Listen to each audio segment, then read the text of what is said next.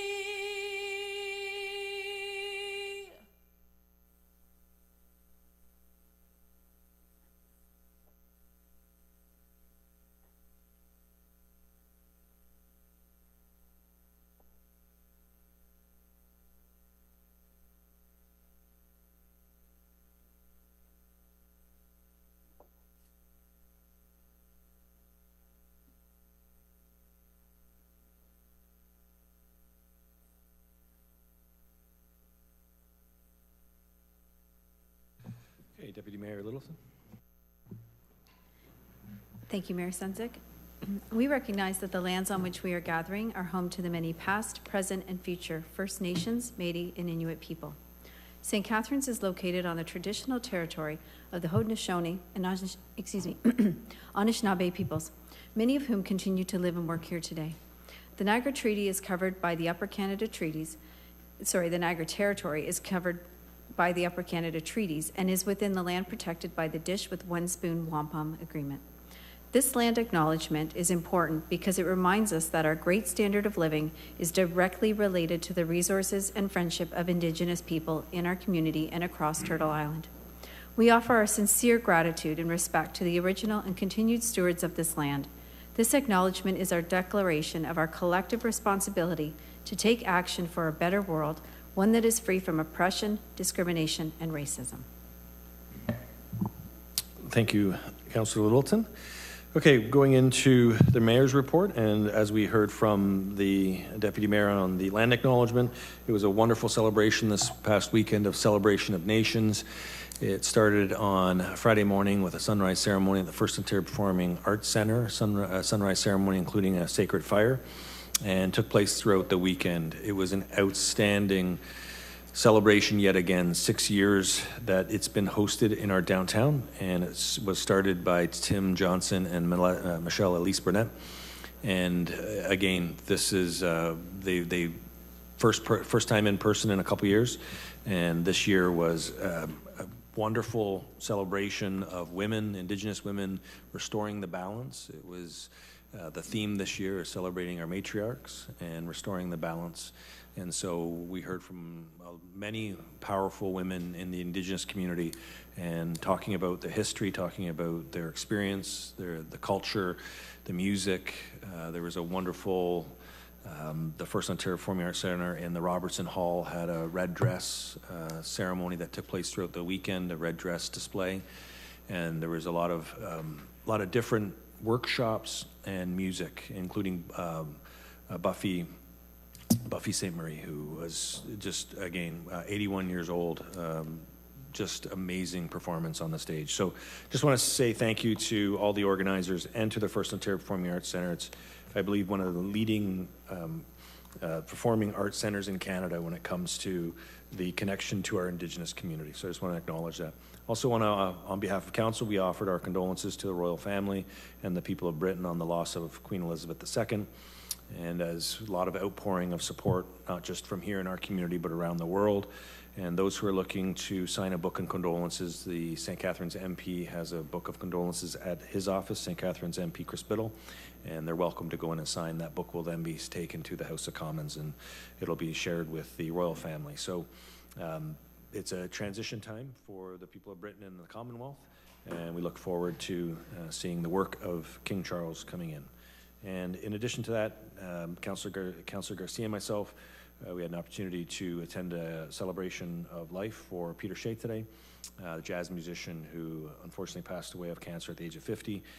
He has there's a performance tonight in his honor. It's taking place at the First Ontario Performing Arts Centre at White Oaks. And then at the end of the month, there's a First Ontario Performing Arts Centre is hosting an event in Peter's honor as well. So it was wonderful to see so many in the community come out and celebrate such an amazing musician whose music and life was taken from us far too short, far too soon. And our thoughts are with Juliette Dunn and the Shea family.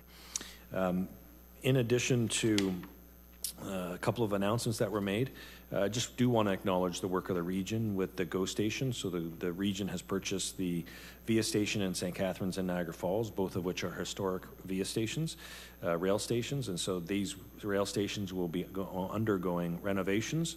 And these renovations will coincide with the increase in the GO schedule coming into Niagara.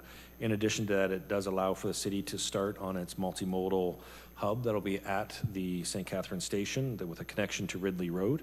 And so I know staff are preparing for a lot of that work that'll take place starting, I believe, next year. And it'll also include a bus loop within the area, taking pressure off of St. Paul Street West.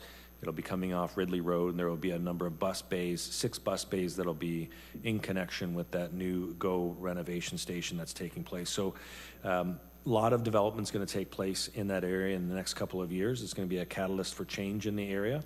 And as we've heard and signaled from the GO Metrolinks, there will be increased service coming. You've already seen the weekend service being extended year-round, which was there previous to COVID. Prior to COVID, we had scheduled GO service every day. It was 2 times in the morning, 2 times at night. We're looking for that to come back in an even greater frequency. And all these investments that are being made do come from these purchases. And I want to thank Councillor Porter for representing the city at that announcement that the region did on September 1st. I also want to acknowledge the work of Councillor Littleton and Councillor Miller for the advocacy of this Meriton splash pad. Labor Day was a great opportunity to be in Meriton, and speaking of splash pad, it was kind of a splash pad kind of parade. It rained the entire time, and I think it was the first time I've been in a parade where it rained the entire time. And it was great to see so many people out. I know Councillor Littleton was there with her team. Councillor Porter was there. Councillor Dodge was there. Councillor McPherson was there. Councillor Garcia, you were there, but you had to go attend another event. And Councillor Cisco and Councillor Harris were also there as well, helping community care. So a lot of people still came out. And the reason why I bring that up about the Splish Splash is the pad and the location in Secord Woods. So there's in-person feedback that's coming up on September 21st, and that's at the site, which is kind of cool. And then residents can also be engaged on Engage STC on the website. So looking for feedback from the community on the location chosen by the Outdoor Aquatics Facilities Task Force and the Recreation Master Plan Advisory Committee, of which Councillor Phillips, I believe you're an active member on that as well. So thank you very much for that. We just did the Trillium Awards that were handed out just a few short minutes ago at Market Square. Pretty much all of council was there to congratulate recipients from each ward. There was a lot of beautiful awards that were handed out. These Trillium Awards are handed out every year, and I believe it's the 17th annual Trillium Awards. And it was beautiful to see all of the different homeowners who have invested in the beautification of their homes in their gardens. And I did want to give a special congratulations to the Mayor's Award recipients at 36 Marsdale. Miguel and Jason have done an outstanding job. So I encourage everybody to check out the city's website. It's posted online. And if you can, just do a bit of a garden tour, mark down some of the addresses that you see. You'll be inspired, you'll be impressed, and I think you'll love to see the creativity that's taking place in our community. So I just want to say congratulations to all those who are investing in the gardens in the Garden City. Take Back the Light. The night is coming up on September 15th. That starts at Market Square at 7 p.m. This is an event to advocate for an end to violence against women and create awareness for services that are available. This is the first year in 3 years that I'll be in person, so looking forward to seeing a lot of folks out to that. September 18th, Lakeside Park. I know Councillor Williamson will be running in the Terry Fox Run. He's probably going to try and do a personal best. I don't know what that number will be, but he's going to try and do a personal best. Councillor Garcia will be encouraging him on, let's just put it that way. But there is a lot of teams that are signing up for the Terry Fox Run, first time back in Port Dalhousie since well before the last couple of years. It was up at Brock for a couple of years. So they're signing up and taking donations as well. I got to say, and I think Councillor Garcia had mentioned this before, there's specific funds on research that are allocated to Niagara. So there is cancer research taking place here in our community at the Walker Cancer Care Facility in conjunction with McMaster University and also Brock University. There's research being undertaken around cancer and cancer prevention and cancer care. And so funds from this kind of run also go back to those kind of initiatives. And the Grape and Wine Festival is coming up, folks, so get your purple ready. The Pied Piper Parade is back on September 17th, and that takes place just outside of Montebello Park, as well as the Grand Parade is back on September 27th. Visit the Grape and Wine website for a lot more information. They are going cashless in the park, so there's not going to be any tokens anymore. They'll be using the debit card and the credit card. And if you do have tokens and left over, they will be accepting them for a refund or donation to community care. So looking forward to seeing everybody back into downtown St. Catharines for what's going to be 2 outstanding weekends of the Grape and Wine Festival. And I know Councillor Phillips is on the board of the Niagara Grape and Wine Festival, doing an outstanding job of bringing the festival back to life here in our community. And Dorian Anderson is doing an outstanding job as executive director as well. And I just want to say welcome back to the students from Niagara College and Brock. Over the last number of days, I've been able to be out and about in our community. It was at the welcome wagon at the Canada Games Park to welcome back students who were going out in the neighborhoods, encouraging students to integrate into the neighborhood and reminding them of their responsibility to keep our neighborhoods not just safe, but also clean and keeping the noise down at certain points of the week.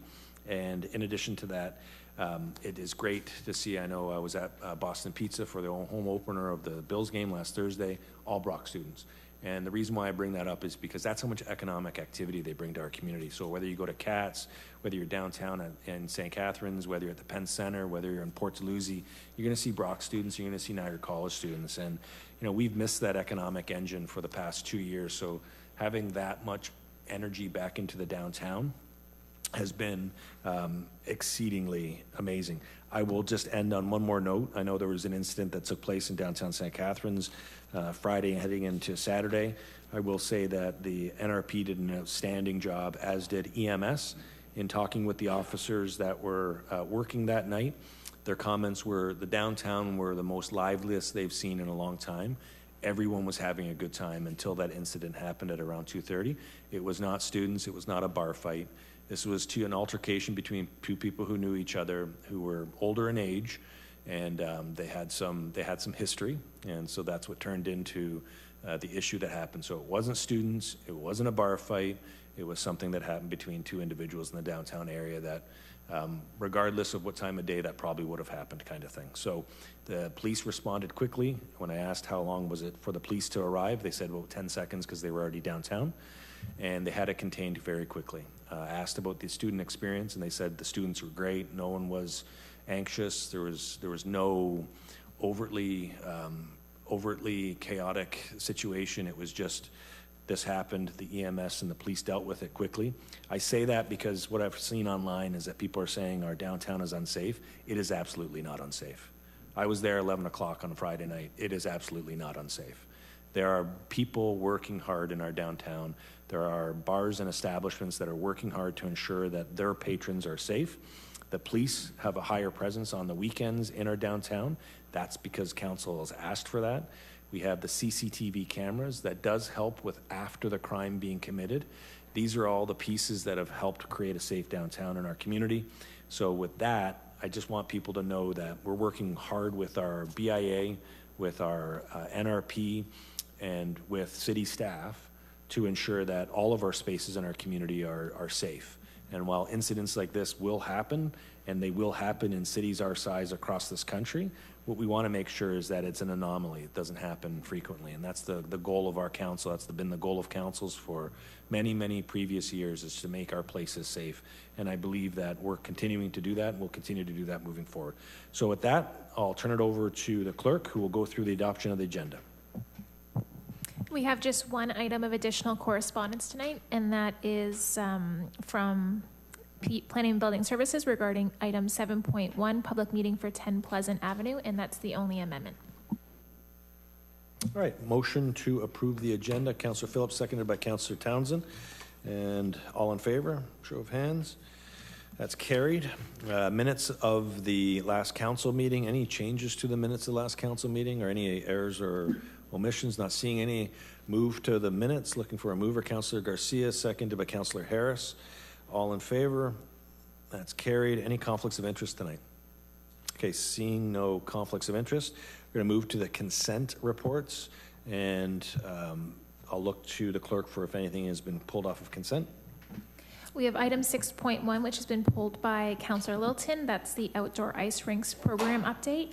And then there's an item of correspondence which Councillor Williamson, he didn't need to pull, but he does have a really quick direction from staff he'd like to have included. Okay, so Councillor Williamson will deal with that, and then I'll come to Councillor Littleton. Thank you, Mr. Mayor. Thank you, Madam Clerk. We have a piece of correspondence from August the 26th from the Biodiversity and Climate Action Niagara Committee. They're asking for a summit to be arranged, so I'd just like to ask staff to communicate with the region and to the other municipalities where possible to get the ball rolling, to start communications towards the possibility of making that happen. Thank you, Councillor. It's a great idea. Councillor Littleton, in terms of, do you need to pull it for a change to the motion, or can you just deal with it here? I'm just going to ask for direction to staff. Okay, so in the report that's before you today, it's talking about the ice rinks, and in one particular part, I thought we should have the conversation. It's talking about the R-zone policy. So in the report, it says on page 4, in 2019, Council approved the R-zone policy, which is a zero-tolerance approach to violence, abuse, and other inappropriate behaviors at city recreational facilities and properties.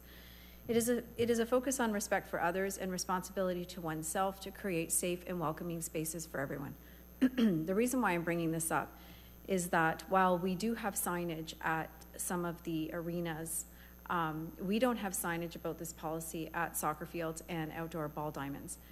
I'm just going to enlighten council on some of the things that are going on at our ball diamonds and our soccer fields. I can tell you firsthand, and this is not about just my family, it's about all the families across Niagara that are dealing with this. This summer, my daughters have ref soccer for quite some time.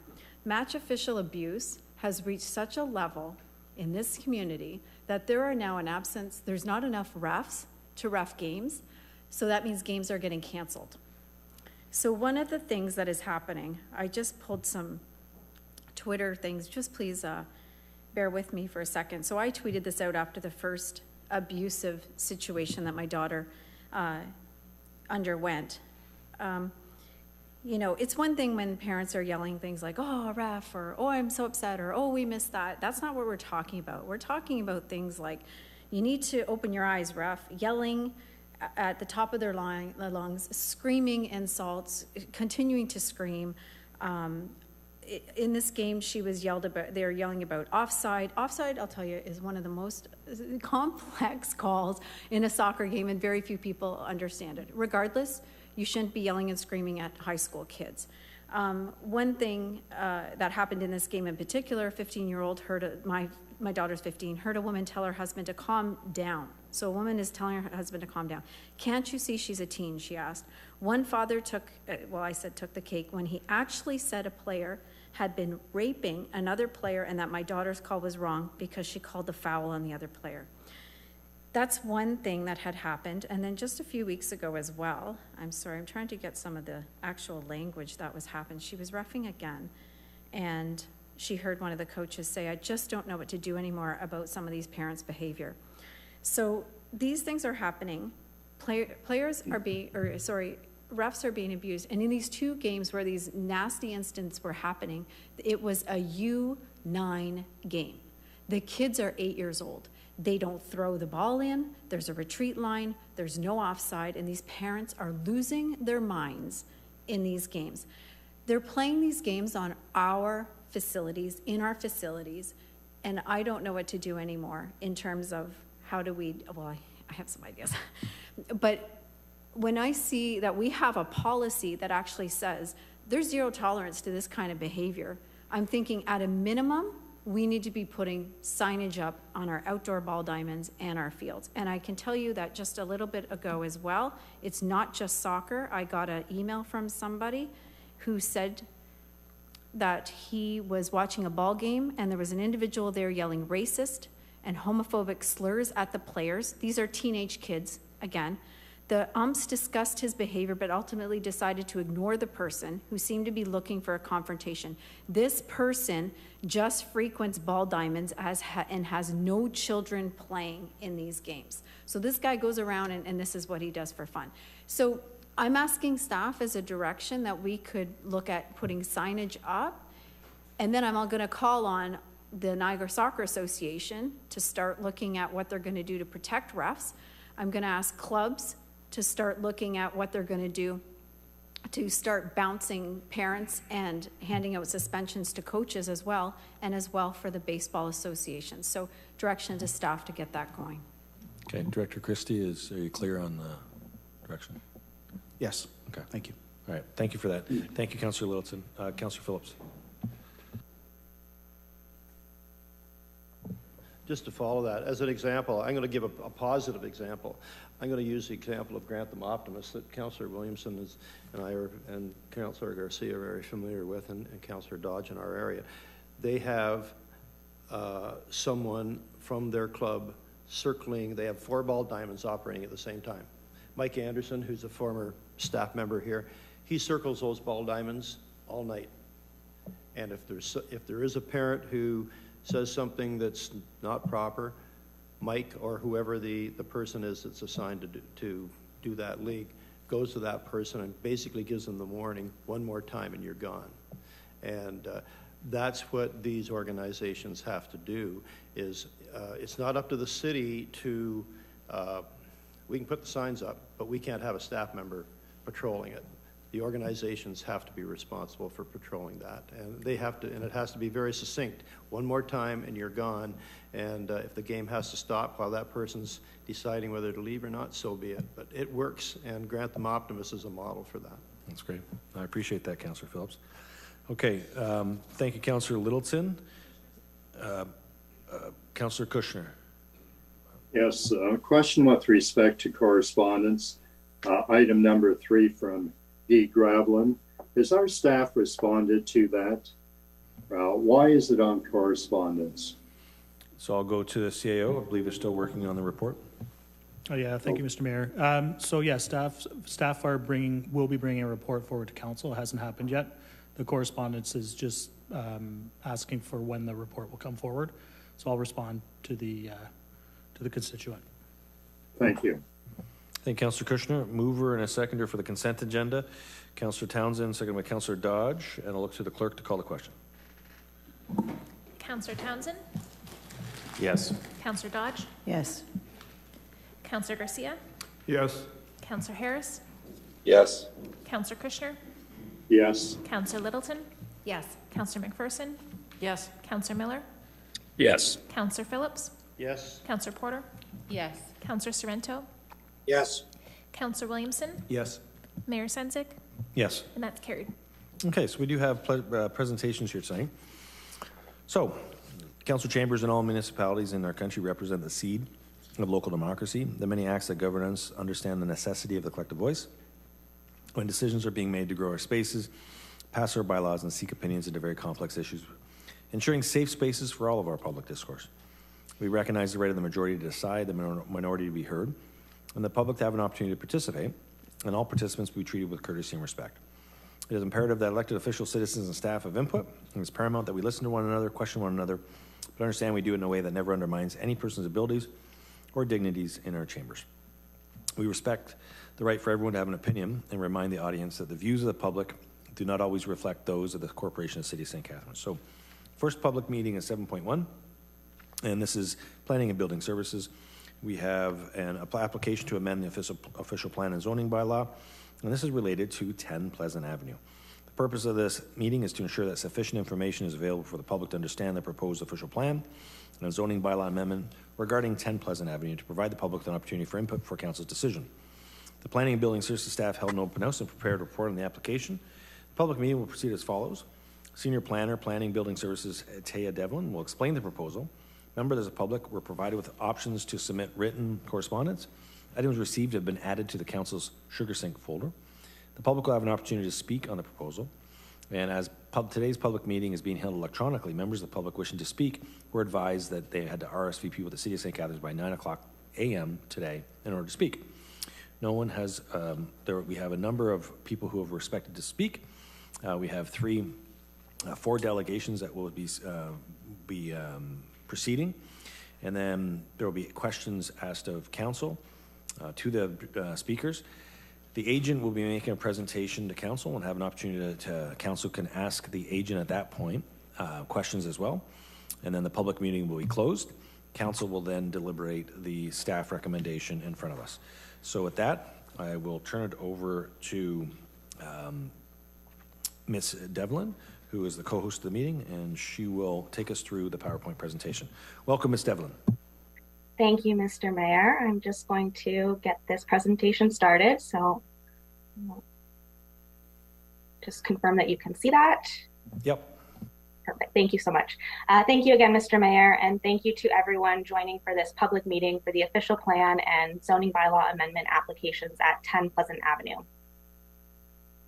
The purpose of the applications is to amend the official plan, changing the land use designation from medium density residential to high density residential, and to amend the zoning bylaw, changing the existing zoning from medium density residential with a special provision and holding provision to high density residential with a special provision and holding provision. The proposed amendments would facilitate development of a 365 unit private road development consisting of a 9-story apartment building, 3-story townhouse units, residential convenience commercial at the ground floor of the apartment, and 359 parking spaces provided on site, with 345 of those spaces provided underground. The subject property is located within St. Patrick's Ward, Ward 4, and has frontage of approximately 98 meters along Pleasant Avenue to the north and 99 meters along Thomas Street to the east. The subject lands were previously used as a parking area serving the former employment industrial lands to the north and west beyond Ontario Street. Alex Mackenzie Park is located to the east of the site and contains a baseball diamond, tennis courts, and indoor arena. Here is a view of the subject vacant lands as seen from the intersection of Pleasant Avenue and Thomas Street. The site extends from the intersection along Pleasant Avenue towards Ontario Street, shown on the left, and south along Thomas Street towards Beach Street, shown on the right. The surrounding land uses include vacant former employment industrial lands to the north along Pleasant Avenue, low-rise residential uses to the south along Thomas Street. Alex Mackenzie Park is located to the east on the opposite side of Thomas Street. A mix of low-rise residential, mixed-use, and commercial buildings are located to the south along Beach Street, and to the west are predominantly commercial and mixed-use sites along Ontario Street. And at the intersection of Pleasant Avenue and Ontario Street, there is a plaza with a mix of commercial and residential uses. The city considered previous applications for the subject lands in 2017, which included an official plan amendment, zoning bylaw amendment, draft plan of subdivision, and draft plan of condominium. The development concept at that time proposed a total of 37 units in a mix of detached, semi-detached, townhouse, and apartment buildings. The applications were approved, establishing permissions for residential uses on the lands. It is worth noting that the approvals for draft plan of subdivision and condominium have now lapsed. The subject lands comprise a part of the former land holdings associated with employment industrial uses on the adjacent lands at 282 and 285 Ontario Street. All three properties are located within the Ontario Street Corridor secondary plan study area. One of the primary goals of the secondary plan study is to support a mixed-use, medium, and higher density node centered around the three properties and providing for a range of housing types and opportunities. Although the lands at 282 and 285 Ontario Street are now designated mixed use in the official plan as a result of OPA 26, they are still zoned employment in the city's zoning bylaw. However, the subject lands at 10 Pleasant Avenue are currently designated and zoned for medium density residential uses. The purpose of the subject applications is to facilitate an increase in the residential density permitted, which is supported by the goals of the secondary plan. In addition, the applications for official plan amendment and zoning bylaw amendment were received and deemed complete prior to council approval to undertake the secondary plan study. Staff are satisfied that the subject applications for 10 Pleasant Avenue can be considered at this time and will not compromise the future development of the 282 and 285 Ontario Street sites. The property is approximately 1.16 hectare in size. An area of 465 square meters will be required to be dedicated to the city for the purpose of road widenings, resulting in a reduction of the lot area to 1.11 hectares. The proposal indicates a total of 365 residential units, including 351 apartment units and 14 townhouse dwellings. 490 square meters of commercial area is also proposed on the ground floor at the corner of Pleasant Avenue and Thomas Street. Parking for the site is proposed to be provided primarily underground. This is the same view we saw earlier of the site from the corner of Pleasant Avenue and Thomas Street. And this is a conceptual rendering of the proposal from a similar vantage point. This is the elevation of the building as it would be seen along Pleasant Avenue and along Thomas Street. And then this is the view of the townhouses as they would be seen from within the site. The city's official plan designates the lands neighborhood residential on Schedule D1. No change is proposed to this designation. The property is currently designated medium density residential on Schedule E4 of the city's official plan. This designation permits a variety of residential uses at a density generally between 25 and 99 units per hectare. The site is surrounded by lands designated mixed use to the north, parkland and open space to the east, medium density residential to the south, and community commercial to the south and west. The application for official plan amendment proposes to designate the land's high density residential.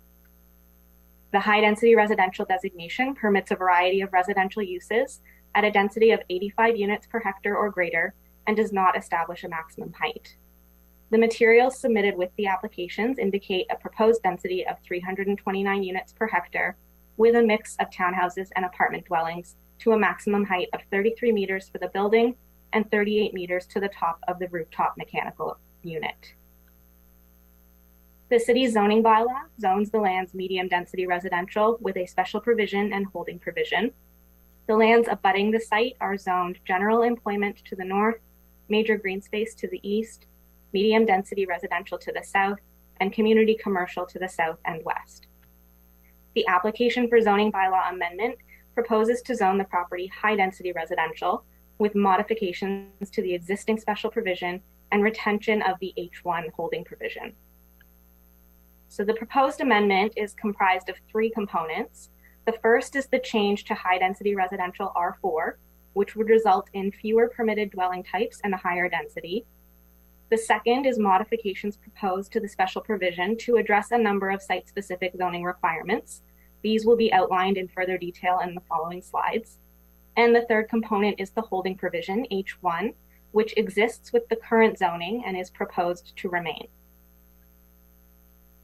So the site-specific provisions pertaining to the apartment building include establishing minimum front yard setbacks from Pleasant Avenue, And the setback is proposed to increase as the height of the building increases, resulting in a stepped building design. Similarly, minimum exterior side yard setbacks from Thomas Street are proposed, increasing with the building height. A minimum rear yard setback is proposed, which provides a setback greater than the height of the building. And a site-specific interior side yard setback is proposed for a portion of the side yard closest to Pleasant Avenue, with the setback again increasing with the height of the building.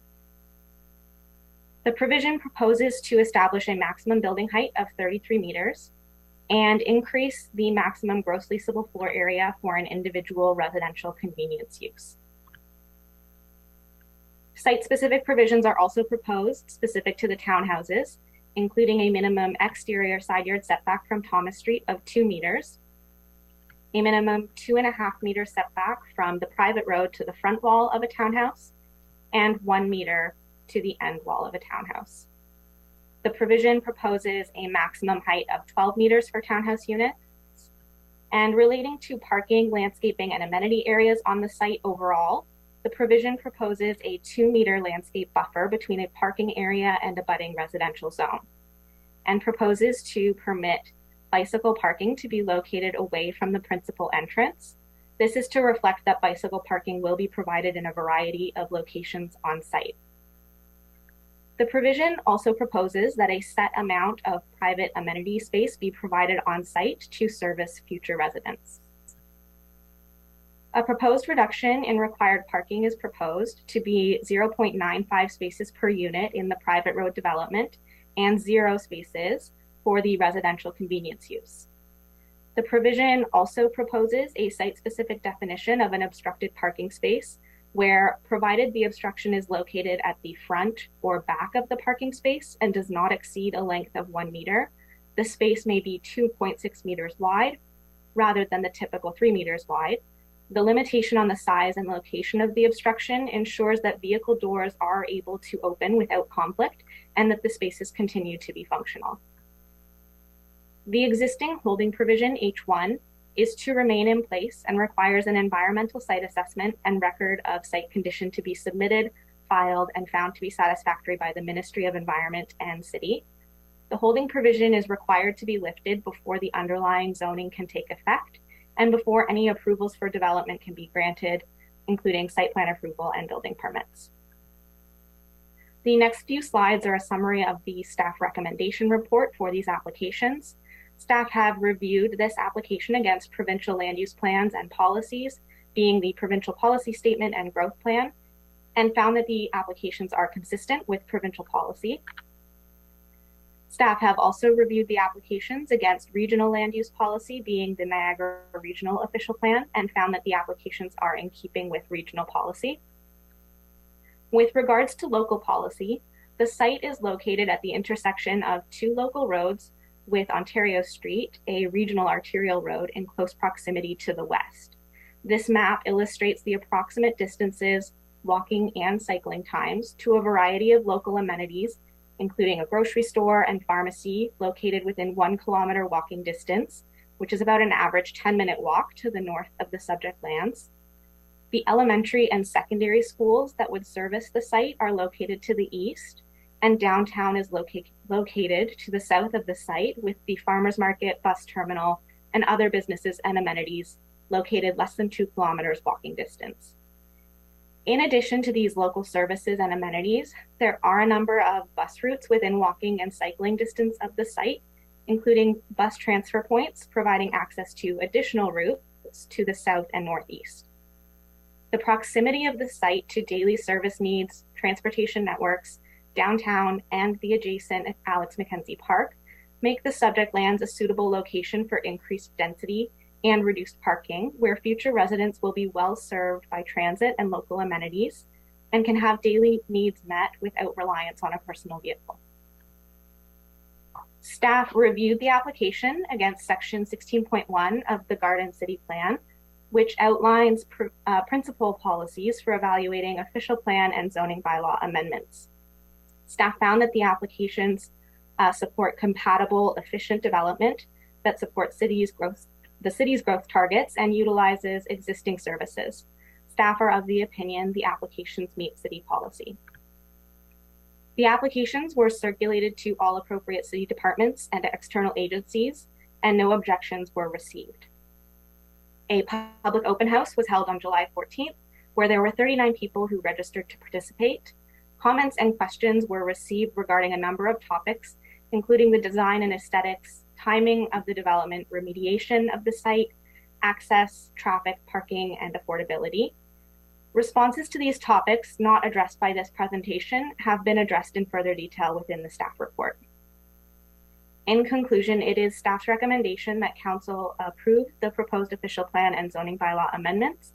The proposal is consistent with the provincial policy statement and conforms to the growth plan and regional official plan. Thank you. Thank you, Ms. Devlin, for a very thorough presentation. And now we're going to go to a list of members of the public who would like to speak on this planning matter. I'll first call Mr. Dennis Adel to present to council. And just a reminder to all the people who are going to be presenting that we are discussing the planning merits of the application for the subject property tonight. So if there are other comments, staff may be getting further information later if requested, but for tonight it's just about the subject matter in front of us. Thank you very much. Welcome, Mr. Adel.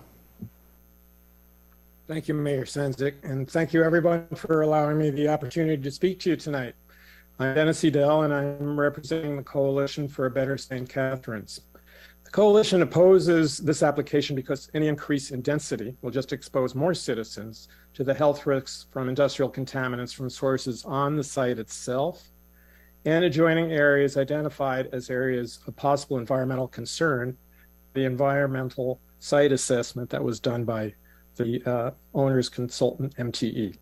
That is our primary reference. It's the recently released MTE Consulting Phase 1 and Phase 2 environmental site assessments for 10 Pleasant Avenue, and I do urge all councillors to look at that site. We would have put some slides up, but unfortunately I missed the deadline. It shows that 1 Pleasant Avenue is highly contaminated site surrounded by another highly contaminated site, which is the 282 and 285 Ontario Street former GM site.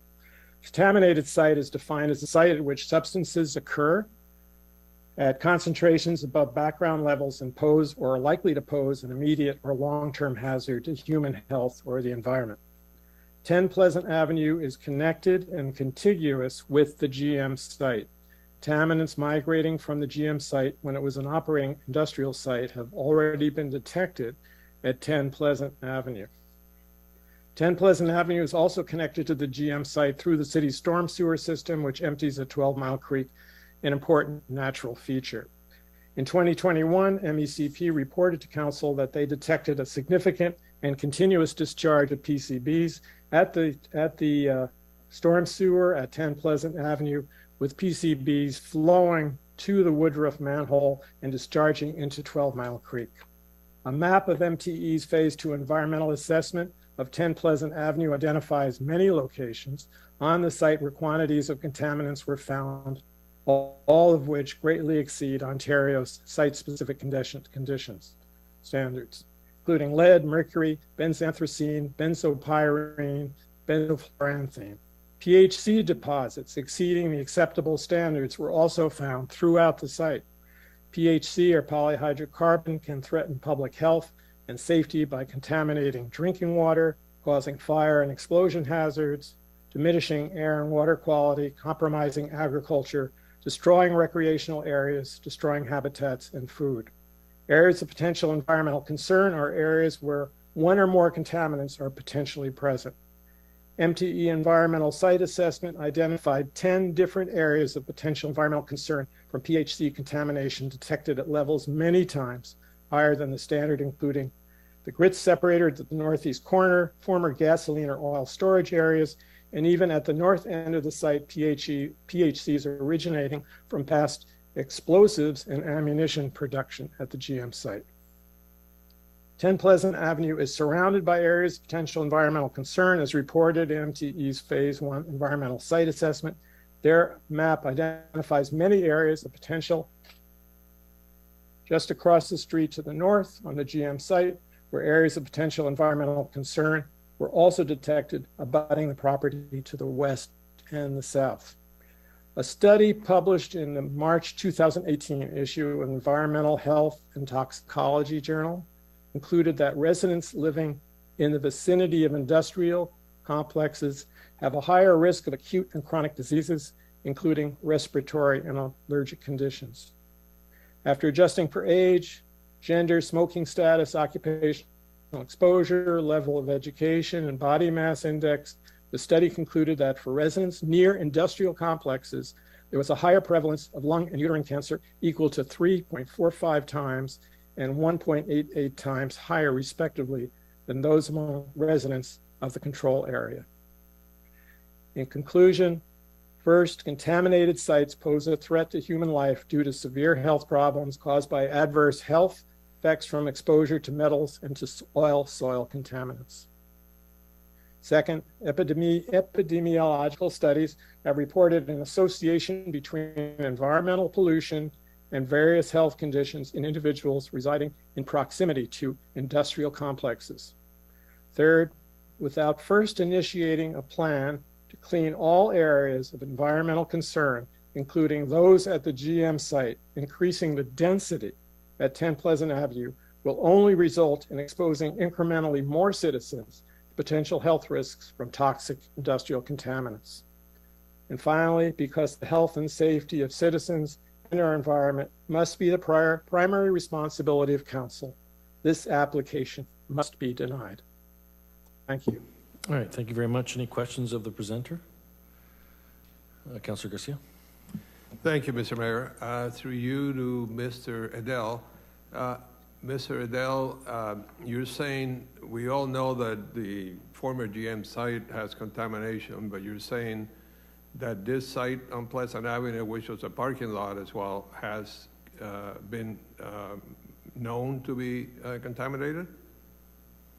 Yes, there's all kinds of contamination on 10 Pleasant Avenue. Right, and I assume your organization is saying that even if you could clean up 10 Pleasant Avenue, it would be risky to have something there when the rest of the site hasn't been cleaned? Yeah, when you're just directly across the street from a highly contaminated site, like the former GM site, and there's even areas of potential concern just abutting the site on the north and east of the site. So there's all kinds of contaminants around that site, surrounding that site. And I think it's a potential threat to the health of any residents on that site to be living in such proximity to that site before those sites are cleaned up. So if you're going to think you're going to have just an isolated site there that will not be influenced by what happens at the GM site, I think that's wrong. We've already seen the leakage of PCBs detected at the manhole at the northeast corner of 10 Pleasant Avenue. So we know that there is some migration. Okay, thank you. Looking to Councilor Porter. Thank you, Mr. Mayor. Mr. Adele, you live in Toronto and Lincoln, correct? I live in Jordan at this time. For Jordan, yeah. and in Toronto as well? Yes, we have a residence there. So when I think about some of the contaminated lands in Toronto, there's various brownfields. I haven't seen any level of objection like this to revitalization of brownfields in the Portlands. So tonight it's a rezoning application from medium density to high density. Doesn't necessarily mean the work is going to go through. What we're considering is a rezoning application, and I understand there's a holding provision on any contaminated lands. For example, one of my neighbors, his father passed away, and he had a house near the dump in St. Catharines, and there was a holding provision because of the proximity to that house near the dump. And before there was a sale, it required an environmental engineer. So my question to you is, have you seen a level of objection to brownfield remediations? We have tons of brownfields in St. Catharines that have been remediated, some in phases. There's There's currently one in Meriton right now, actually. I think it's in its third phase. And I haven't seen any objection from the coalition or any environmental group when these things are done in phases. And I just haven't seen objections like this to a lot of the condo developments in Toronto that have now been built on former brownfields. And in fact, I think, reading what I have read about brownfields, sometimes when you build on a brownfield, that you can get an approval to do commercial or a condo, where you can't get approval to do residential with basements because of the capping that might need to happen depending on the brownfield. So can you speak to that? And I'm also wondering if this opinion is coming from an experience as an environmental engineer. Mr. Adel? That's a lot, Councillor Porter, to answer. The only thing I can do is basically summarize what I have said, is that this site is across the street from 55 acres of an industrial site, as we all know, that's been in constant operation for 110 years. There's all kinds of contaminants on the site. I don't think anyone would deny that. All the reports and environmental assessments have shown that. And to add more people to a site next door to that before cleaning up that major site, I think is a mistake, and it's potentially exposing more people to potential trouble in terms of their health and safety. Councillor Porter? Okay, thanks. So when we think about the Toronto Port lands, which had coal fields, oil coming and going, there were dumps there as well, and it's about 200 acres. Do you think it was a mistake for the development of those areas of Toronto to happen in phases? Or do you think somebody should have cleaned up all of the acres all at once? Do you think that what has happened in other places, like, for example, the development in Meriton, it's Heritage Point development, that also shouldn't have happened in phases? Mr. Adel? Well, I can't comment on what happens in Toronto, but I can just say that once again, that if this is granted, then potentially are we going to have another development that's granted at in a corner of 285 Ontario Street, and we just keep creeping through and not addressing the major problem, which is 55 acres of highly contaminated site.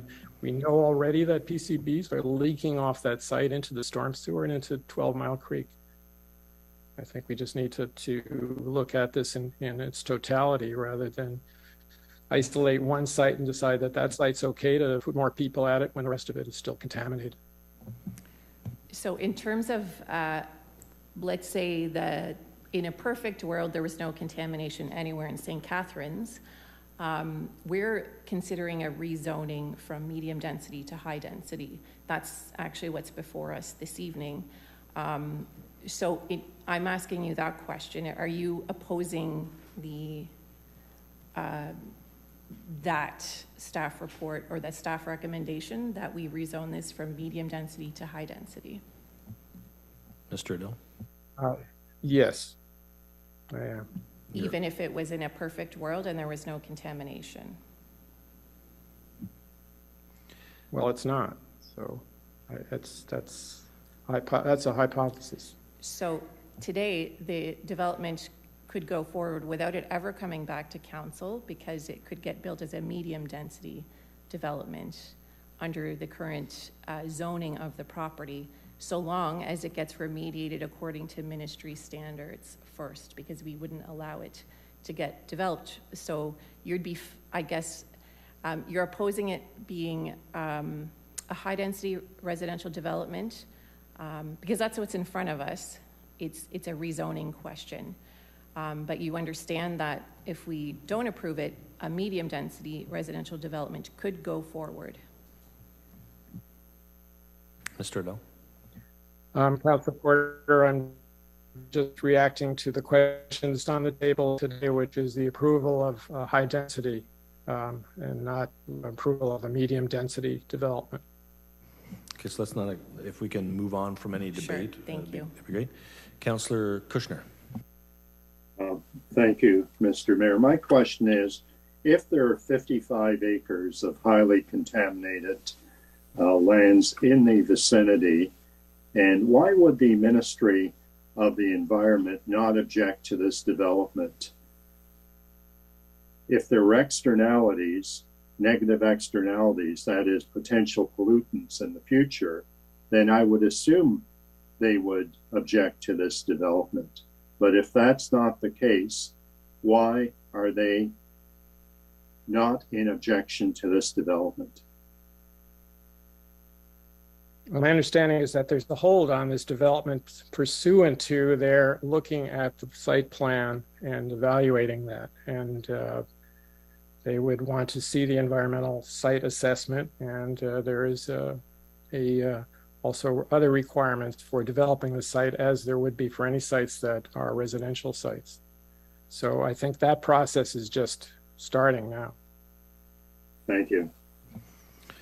Councillor Williamson. Thank you, Mr. Mayor. Through you to Mr. O'Dell. Mr. O'Dell, my impression is that you're here mainly because you're concerned about public health and safety and exposure to contaminants that have been identified both on this site and on the neighboring site. What approach would you prefer to see? Would you prefer to see the entire 55 acres and this site cleaned up prior to development happening, or how would you like to see us approach this? Yes, exactly. Councillor Williamson, I think that is the most prudent approach, is not to parcel out the site, but to recognize that we have an area, a brownfield area, which is a prime development area for the city. And I think we should do it right in a way that's safe for all citizens. That's a very special area of where the GM site is. It's just, and it really can be a game changer, but let's do it right. Thank you. Councillor Townsend. Thank you, Mr. Mayor. Through you, thank you for Mr. Adele for being here tonight. Just to understand your vision going forward. I understand that you're opposed to the high density. What would you like to see? Is it townhouses, semi? I'm just trying to get a vision of what you would like to see on the site. Councillor Townsend, I'd like to see all 55 acres developed and that whole area cleaned up and developed under a vision that comes from the residents and comes from citizens. And I think, once again, you're looking at 55 acres. It's a prime developable area for the city. And if done right and done in thinking about what's really needed for residents there in terms of affordable housing and other amenities, it can be a major game changer for the city of St. Catharines. Okay, thank you. All right, thank you for your questions. Thank you very much, Mr. Adele. And moving on to the next speakers, we have Ms. Susan Rosborough and Mr. Glenn Brooks.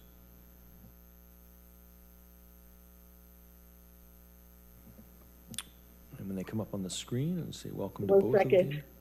Yep, welcome. Nice to see you both. Hi. I'd like to say good evening, Mayor, councillors, and honorable guests. My name is Susan Roseberg. I live right across the street from 10 Pleasant Avenue.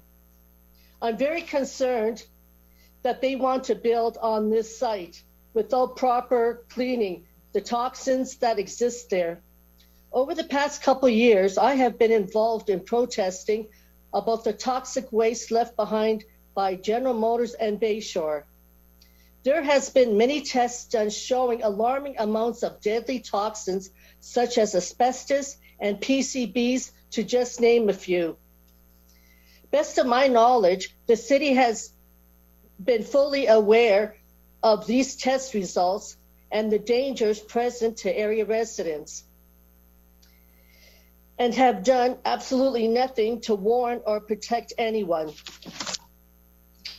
To think that they're planning to build on this site without cleaning all of it, and what about the other 58 acres or 50 acres adjacent that's contaminated? Unthinkable.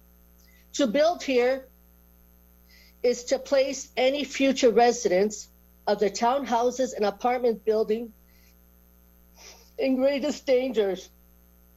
Are the developers and the city going to take any responsibility when a few years down the road, when residents are touched by different types of cancers, as I recently have been touched with breast cancer in my family.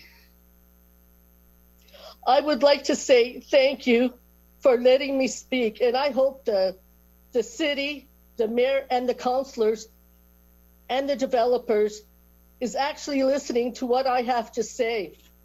Also, I'd like to say thank you to Coalition for Better St. Catharines, who have made me and others aware how dangerous this site really is. Thank you.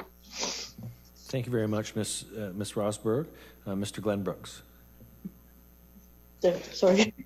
Hi there. My name's Glenn Brooks. I live also across the street from the 10 Pleasant Ave, and I also feel that I feel very dismayed that they want to build here without proper remediation of the site. I live next door to the Ontario Street site, and I was recently diagnosed with breast cancer. Through this diagnosis, they did genetic tests on me, and there was no genetic markers saying that this was hereditary. And after I told my doctors where I lived and what was present there, they said that it's very likely that that was the cause of my cancer. I live next door to it. You're thinking about building on top of one of these sites. So if I'm next door, what's going to happen to the people that are living upstairs of this crap? Okay, that's it for now. Thank you. Okay, thank you very much, Mr. Brooks. Do we have any questions of the presenter? Hope not. Okay, I want to thank both of you for sharing your thoughts with us. Very much appreciate it. It's never easy to talk about your experience and your health, and we wish you all the best. But sharing your thoughts has been very important. So thank you very much. Thank you for listening. And next we have Mr. Don Sawyer. Mr. Don Sawyer will be coming on the screen. Yeah, sure.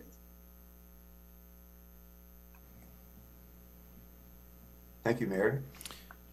Thank you very much. And I don't know if your video is on, but nice to hear from you. Sorry, I'm trying to get there. Should be on. Can you hear me? Yeah, I can hear you. Okay, good. Don't get to see me beautiful face. Again, thank you very much, Mayor and Council. I want to mention that I had a PowerPoint presentation for tonight, which I got into late. So I'm sure you'll all be devastated to learn that you'll be deprived of my slideshow. But in that PowerPoint presentation, I started off with slide 1, which said, Hague neighborhood, we live here. And I'm certainly not speaking on behalf of the neighborhood in any way, shape, or form, but I am a resident in the Hague neighborhood where this proposal is to be located. In fact, when I first moved here 6 years ago, this is what got me interested in municipal issues and affairs, because I saw this, I think we can all agree, a terrible blight on our community just a few blocks away, and it simply wasn't tolerable. And I've spent a good deal of time trying to bring attention to the issues involved. So I want to say that I think we can all be encouraged by the cleanup that's taking place right now. It's significant, it's serious, it's occurring. I think also it's interesting that we now are beginning to see some redevelopment proposals emerge at this early date. And in other words, I think we could very well be on the cusp, finally, of recreating this property into the sort of community-defining gem that it could be. But having said that, I'm afraid that from my point of view, this isn't the place to start. And if I could just, based on being in the neighborhood, there are 4 questions I'd like to raise. The proposal will be part of an established residential neighborhood. Does it fit? Why here? Why now? In my opinion, the approval should await overall redevelopment plan, as Mr. Adel said, for the entire 55-acre parcel. And also the much awaited Ontario Corridor Secondary Plan. I think it's very difficult to make a decision on this site alone without putting it into a larger perspective. Many concerns were expressed at the open house not that long ago. Unfortunately, I don't see those addressed in the recommendation that's gone forward to the council. And I think that's most unfortunate because people raised real concerns about streetscape, traffic construction, noise, parking, school capacity, environmental impact, and so forth. And finally, to the discussion that just preceded this, a report that has just been released through the city and of course is available on your website details not only the level and nature of contamination on this particular site, but also what would be required to remediate it. So we have documentation that is totally independent and actually under contract by the owner and then made available through the city that details the nature of the contamination there. So let's just start off with one comment that I think is kind of interesting, because when we talk about why here, why now, one of the comments that Ms. Devlin made was that we have had a previous proposal that was accepted for the rezoning of this property. And in fact, there was a very detailed proposal that came forward from a Better Neighborhoods that was all single story. If I can just read you from an article. This is from Glenn Barr, who said, "You're going to find this is going to be really cool. With 14 houses on the rear lane, a mix of singles and semis and so forth, it's going to feel just like an extension of Thomas Street." Well, this is not going to feel like an extension of Thomas Street. This is going to be a 9-story, 365 tower that will dominate Thomas Street. And Mr. Mayor, I mean this in the best sense. Your comment at the time, you were quoted as saying, "This is a great first step. It shows a very positive sign." A lot of people in the community were wondering what was going on in the site. I think what they saw today from Better Neighborhoods is the kind of development that we're going to be looking forward to seeing developed in that area. That was 5 years ago, I realize that, but it's hard to imagine anything much different from the original proposal and what we're seeing today. And I think we all need to step back and say, is this the right proposal for this particular parcel? Finally, I think the major point, there are really three issues. You're being asked to make a rezoning, essentially a rezoning decision that would put up a 9-story unit apartment, allow it to be built there. It seems to me that the big question is that you have to, first of all, realize that this cannot be viewed in total isolation. This is part of a 55-acre key parcel of land for the city. And it really just cries out for an overall 55-acre development plan. And this is a plan that would involve public charrettes, community consultation, presentations from leading urban planners from around the country. This is such an opportunity for the city. Let's not let it slip through our hands. The second thing is, I don't see at this point how the council can make a decision on this particular property until the Ontario Street Secondary Plan is completed and filed. That really is defining that entire corridor, and this is very much part of that. And finally, as has already been discussed, I think this is the lever that the council has to force the owner to undertake a full cleanup of the entire site to allow this particular 5-acre parcel to be built on. Is I think allowing the other 55 acres, which we know are already with migrating toxins off of it, it allows it to remain there festering without finally tackling the real fundamental issue.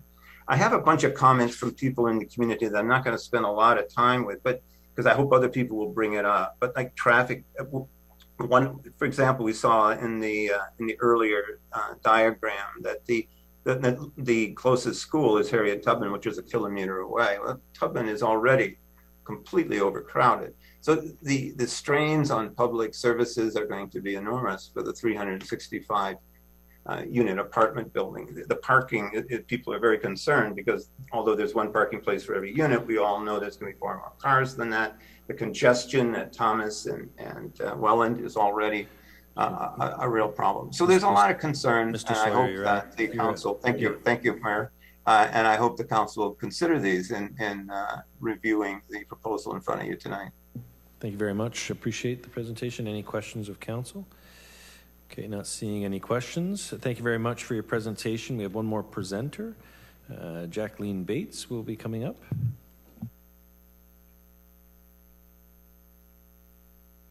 Welcome, Ms. Bates. Thank you very much. I just have the concerns, of course, that everybody else has had. I live at 75 Thomas Street. My property actually cuts into the former GM parking lot.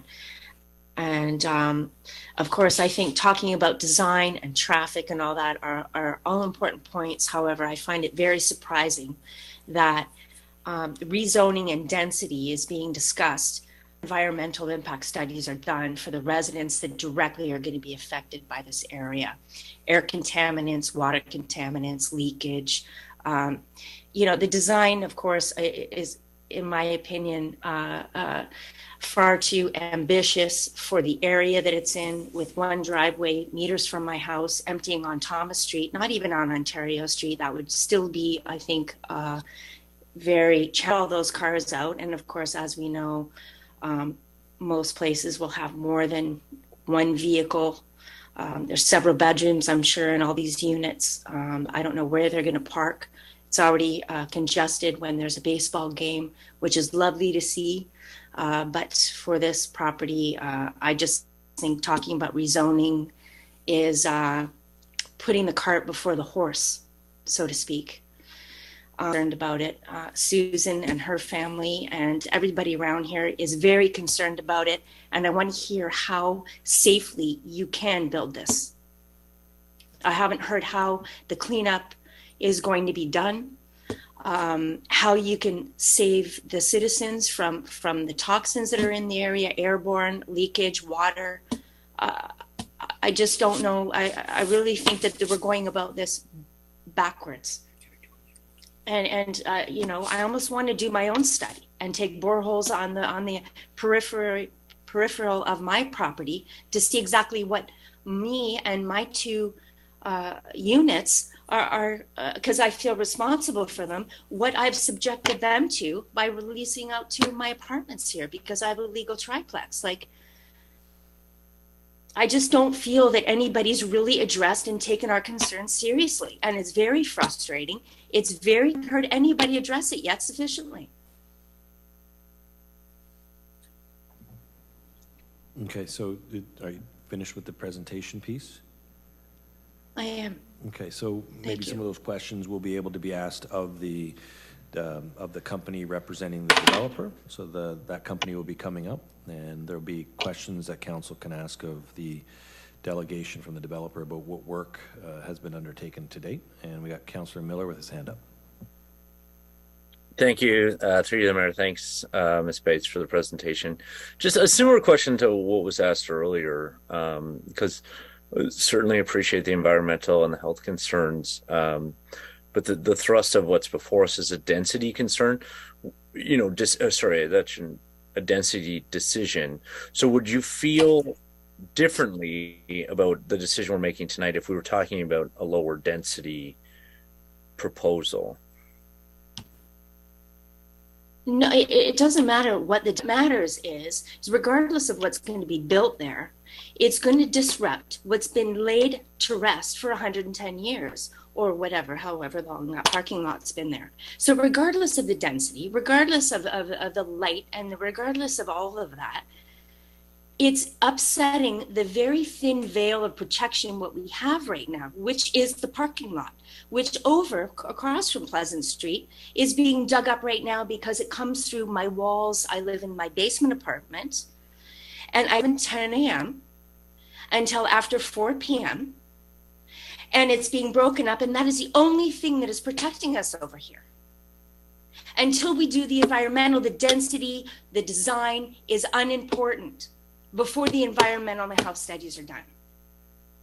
Okay, thank you. And that's what I want to address, and I think council should already know what the answer is to that.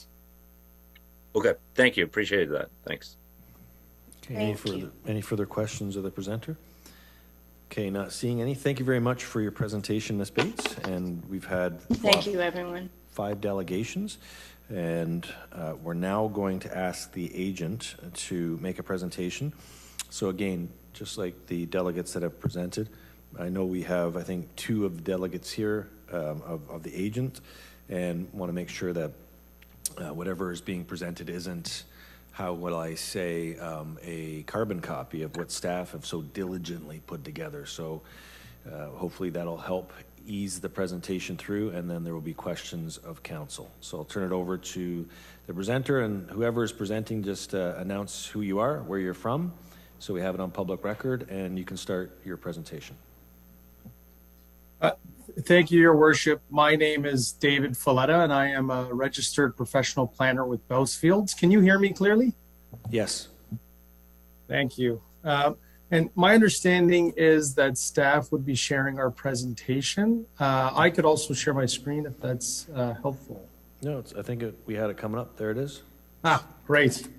Oh, I believe this was staff's presentation. Staff were tricking us, trying to see which one we're paying attention to. Yours will be the shorter one, though, correct? Absolutely. Yes. And who else do you have presenting with you, so that while we're trying to figure this out? Yeah, thank you. So I'm joined by Henry Bernstein, who is the project architect. We'll both be walking through the presentation. And then we also have our team of consultants here to answer any technical questions that may arise. Okay. When the consultants go to answer on your team, just make sure you remind them to identify who they are and where they're from, so we have it on public record as well. Thank you, Your Worship. Again, members of council, we're here today to present to you 10 rezoning and official plan amendment applications for 10 Pleasant Avenue. I'm not going to focus so much on our presentation today because I believe Taya did a great job taking you through all the applicable policies and the analysis that took place. So I do want to thank staff, specifically Taya Devlin, Margaret, I'm going to really screw up this name, Joseph Povich, and Tammy Kate for all their work on the file, as well as the supporting departments and agencies. I think the staff report was very well written and very thorough, and it contains a lot of the answers to some of the questions that were asked tonight.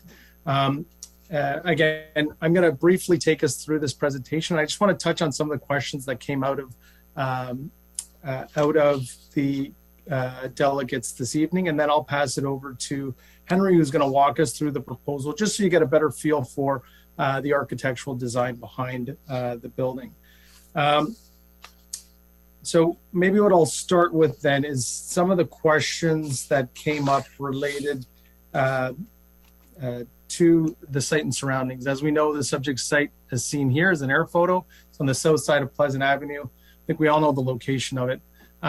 In terms of the corridor, you know, we think this is, and you've also heard from area residents that this is a great opportunity for intensification, great opportunity to create a mixed-use neighborhood.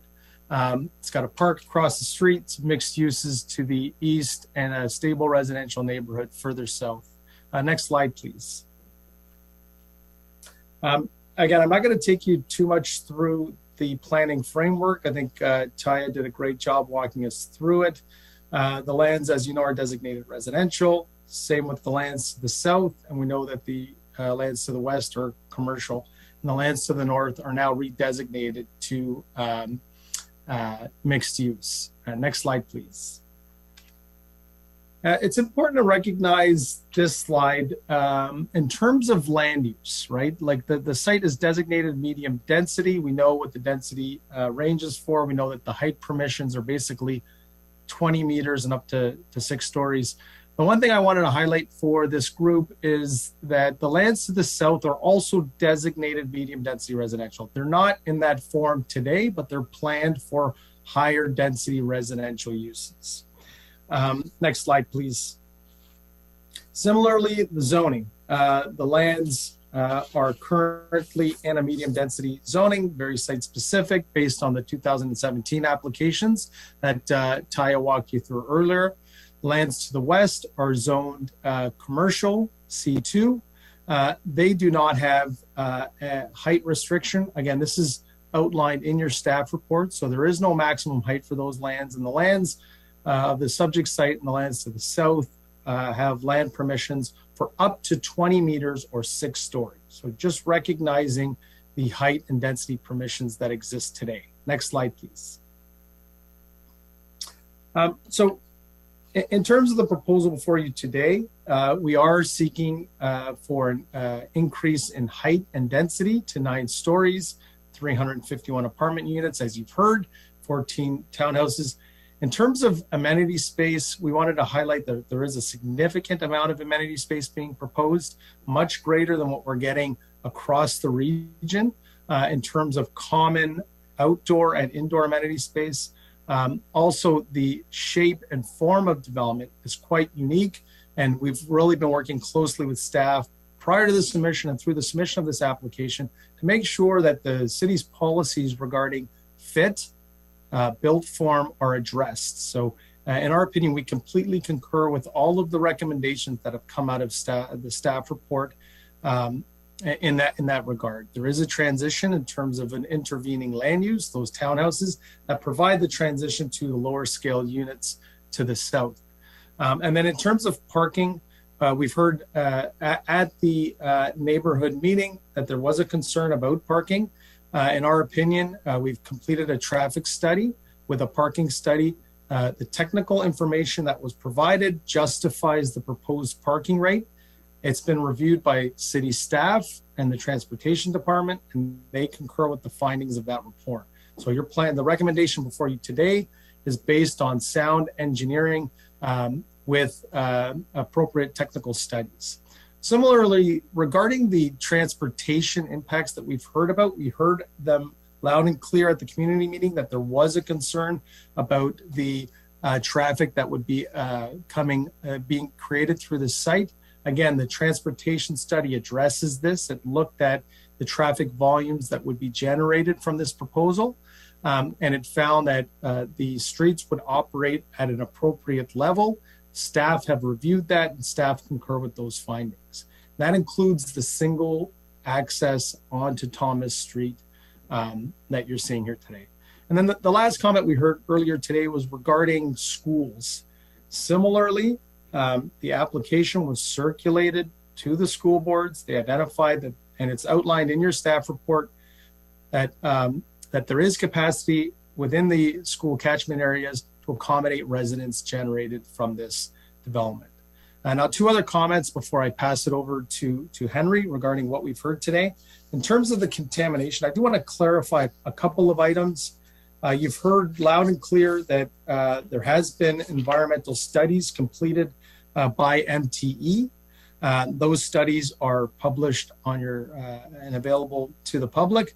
The one thing I do want to emphasize is that those studies found that there are no contaminants that were identified in the groundwater for the subject site, and that there is no evidence to suggest that there's a migration of contaminants from the adjacent lands onto these lands. So those are 2 very important elements. And finally, what we heard earlier from the councilors is absolutely correct. There are safeguards in place to ensure that a record of site condition gets filed for these lands to ensure that the safety of the public is addressed. And that holding will not be lifted until the Provincial Ministry of Environment clears the record of site condition and says that these lands are safe for residential purposes. So that's absolutely an appropriate requirement. That's the requirement that's on these lands today, and we are fully supportive of that requirement. And then in closing, my final comment before I pass it over to Henry is related to the secondary plan. You know, you've heard loud and clear that there is going to be a greater plan for the remainder of these lands, for the former GM lands. These lands are already zoned and designated for residential purposes. In our opinion, the current proposal before you today does not in any way change that process or change how the community will overall develop. I think this plan and this proposal before you is more in line with the vision for the remainder of the corridor being a mixed-use, transit-supportive development that accommodates and creates a new community and new housing for this community. With that, I'm going to pass it over to Henry, and then we'll both be able to answer any questions you have. Next slide, please. Thank you very much, David.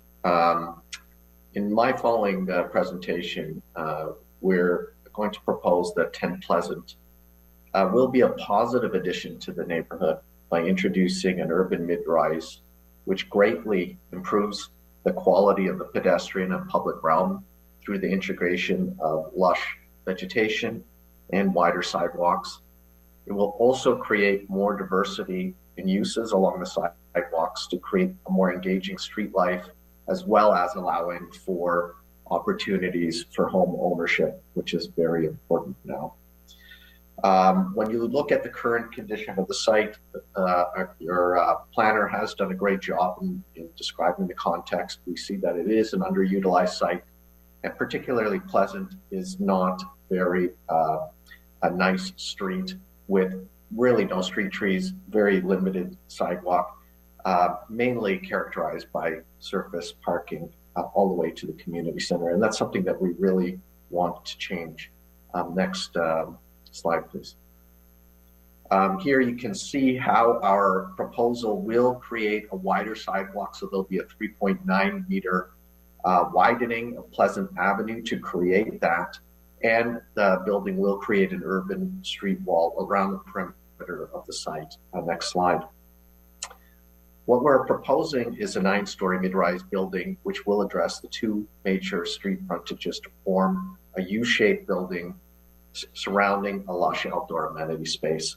The building is terraced in multiple directions with a 7+2 expression at the north and the west, and the east towards the park features an additional step. So we have a step at the 5, 7, and 9.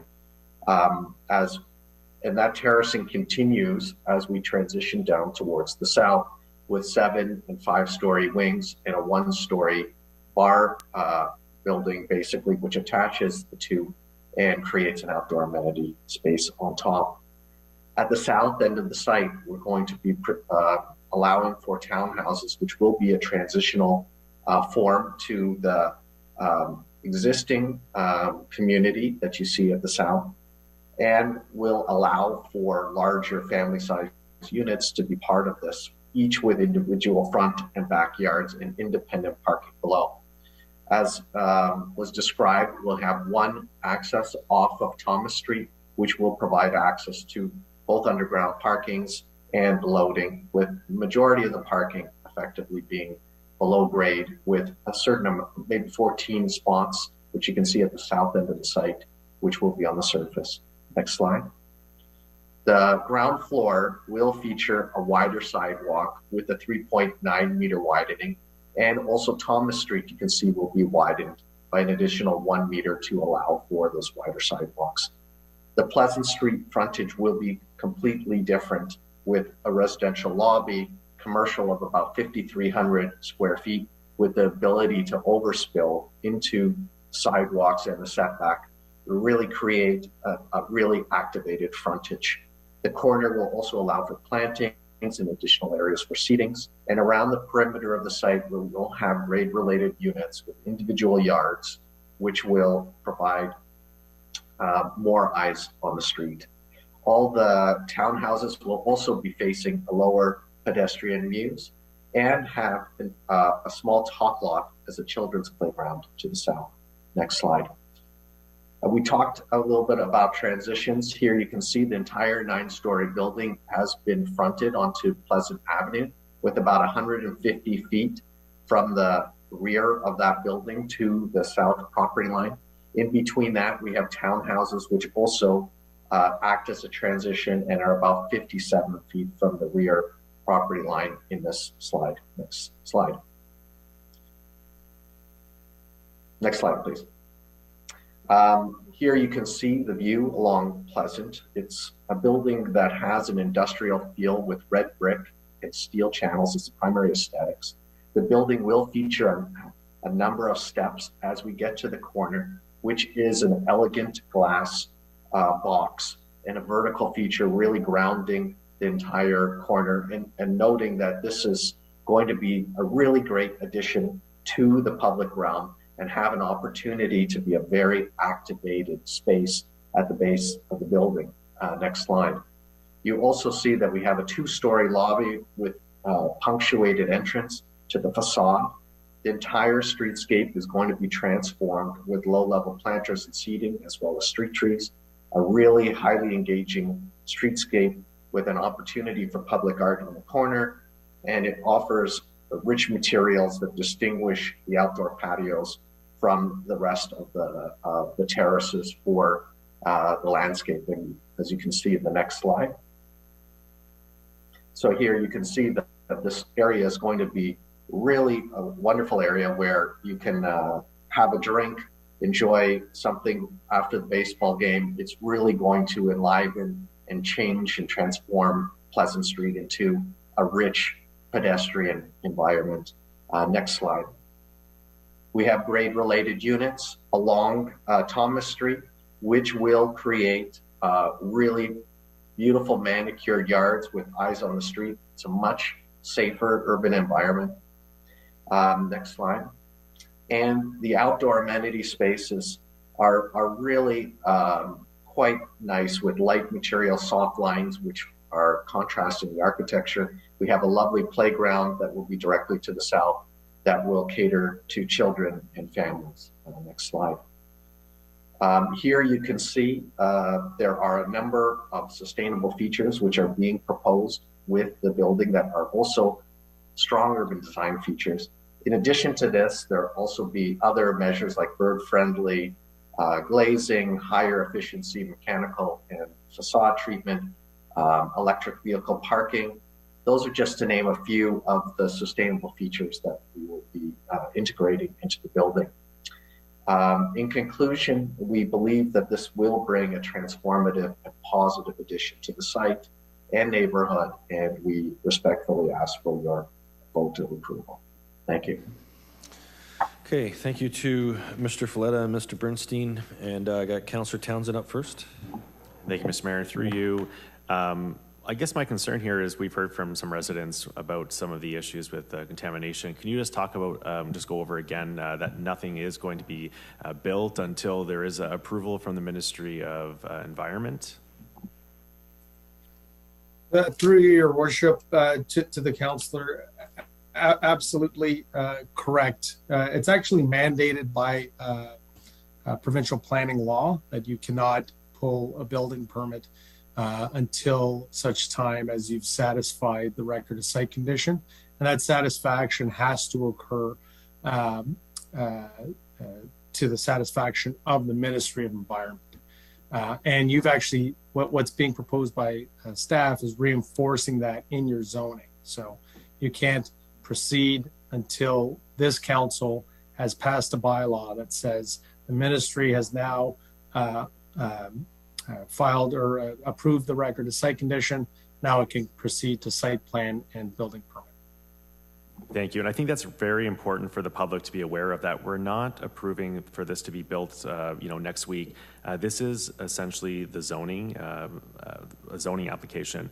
Additional to that, about a month ago, some of us had the opportunity to attend the AMO conference in Ottawa, and one of the presentations that I was able to attend was on smart planning and intensification and renewable energy and how to implement types of renewable projects into your city. You kind of mentioned some of these sustainable elements. Is there any other types of renewable energy that your group is looking at in this type of build?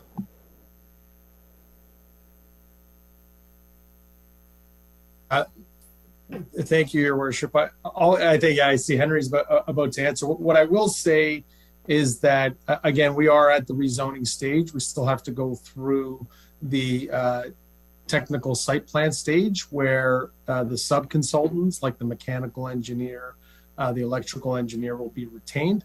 And it's usually at that process where you investigate further sustainability elements, but I'll let Henry add to that.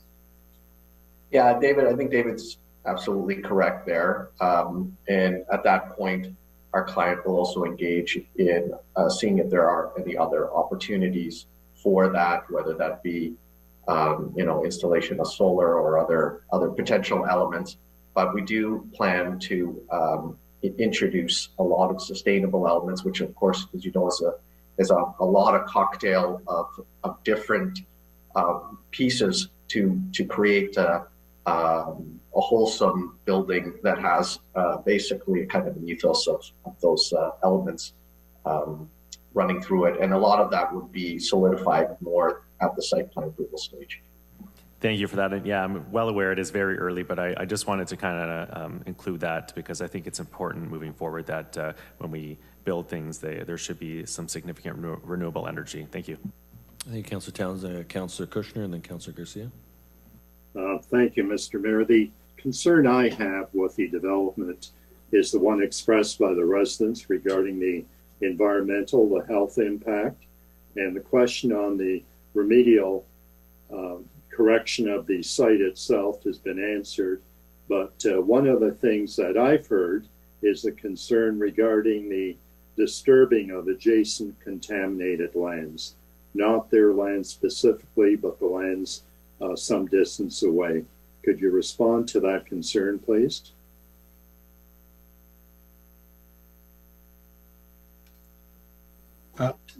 Through you, Mr. Mayor, to the councilor, I believe the question is regarding the cleanup efforts and whether or not that is creating potential contaminants.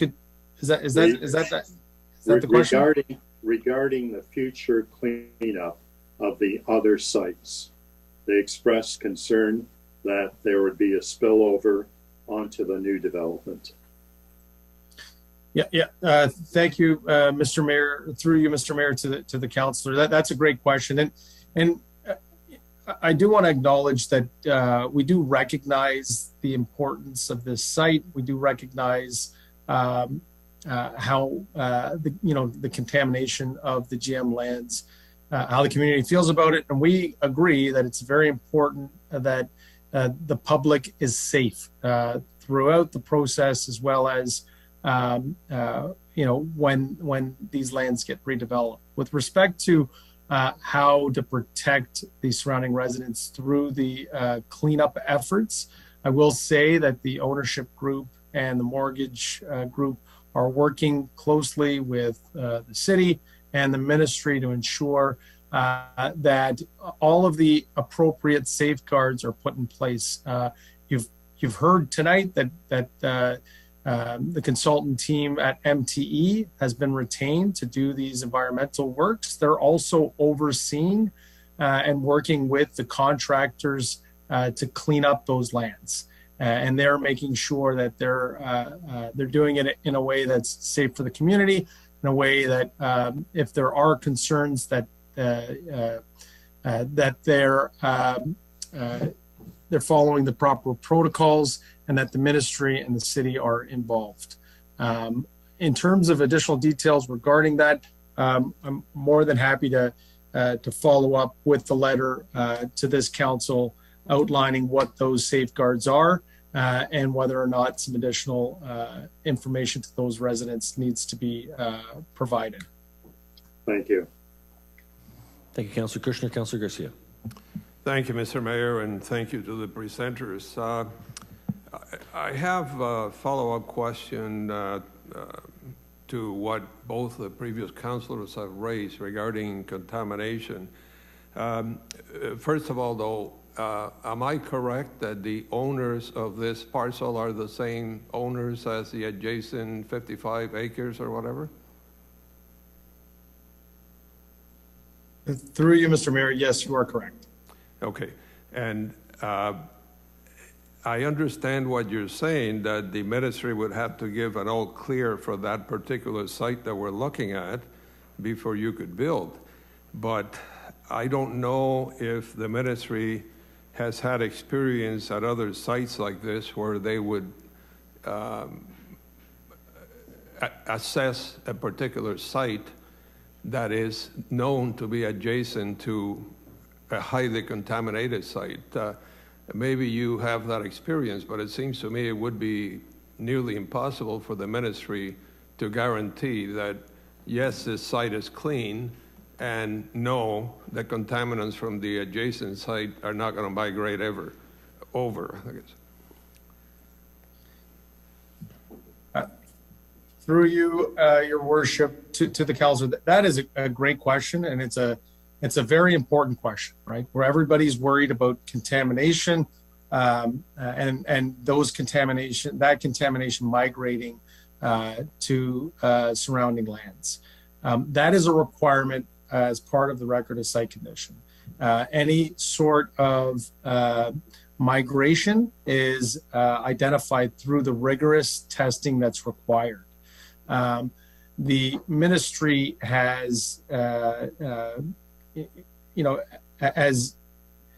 gone through the record of site condition process for numerous sites throughout Ontario, including some of the lands you heard tonight, like the Portlands in Toronto, like some of the waterfront lands in Hamilton.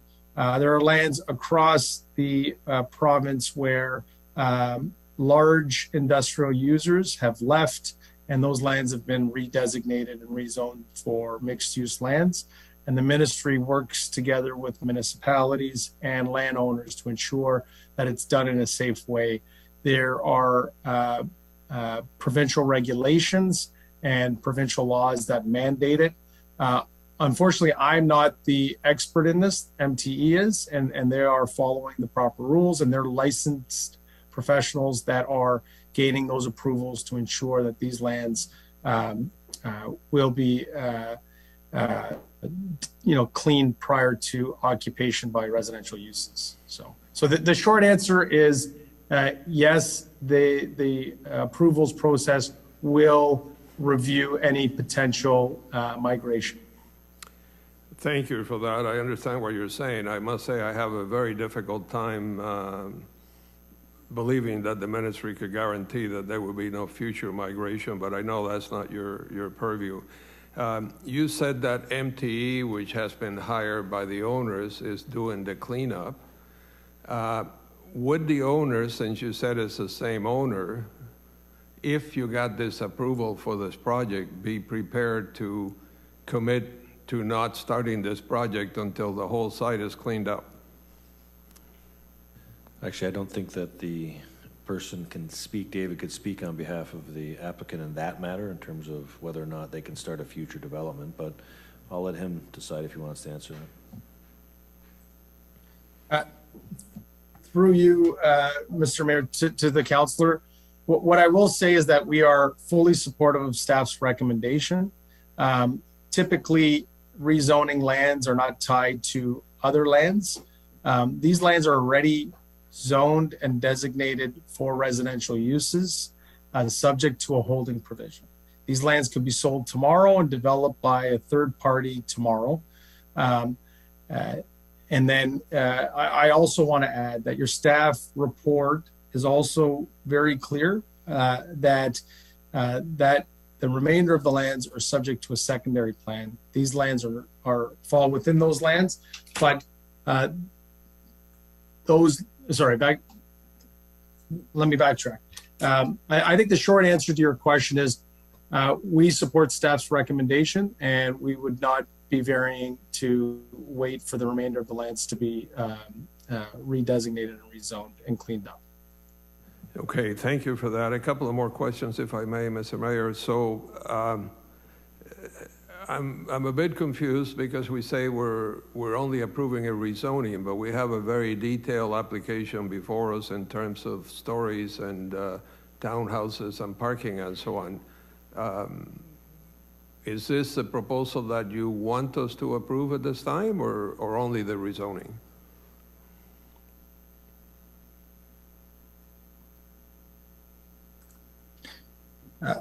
Through you, your worship, to the councillor, the purpose for the detailed concept plan is to rationalize the modifications to the zoning. So what the zoning we're seeking to be approved today is the zoning, which establishes the maximum building height, the minimum setbacks, And what we've added are additional requirements beyond those minimums that establish a built form that we think conform to the official plan, and staff also support those recommendations. There are 2 other approvals that are required before this thing can get built. 3 approvals. The first is a site plan control application, a holding removal, and a building permit. All 3 of those need to occur prior to construction beginning.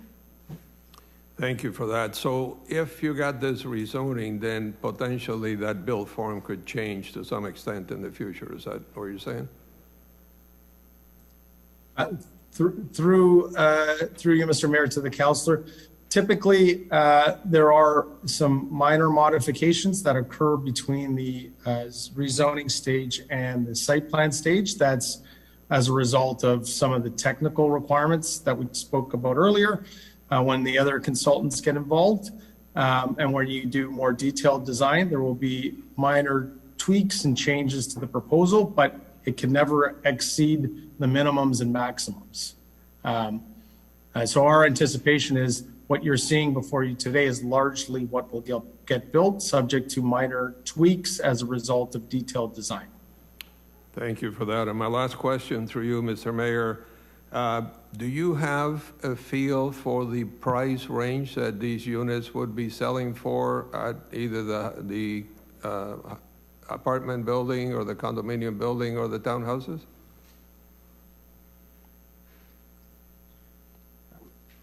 Through you, your worship, to the councillor, at this point we do not. It's early on in the process, and once the approvals are all in place, the project will be marketed for sale or rent. Again, we don't even know the tenure at this point. Thank you for that. The reason I asked the question is I know you're asking for a very significant reduction in required parking, and I understand that it's a very good location and it's very close to transit, but our transit is bus lines, so we're not in Toronto where you can jump on the subway. So depending on the price range, I don't think we can necessarily assume that people who are buying expensive units are not going to have a car. But anyway, that's something you can't decide on today. Thank you for your answers. Thank you for that, Councillor. Councillor Porter? Thank you, Mr. Mayor. Through you to Mr. Falletta, I want to ask your opinion on brownfields in general. Throughout your planning career and your training as a planner, is it a good idea, if you look at the city and where the GM lands are located in the city and everything that's around it and its location to the downtown core, does it make sense from a sustainability perspective, from an environmental perspective, to remediate and redevelop brownfields if we can into mixed use? Is it a good idea?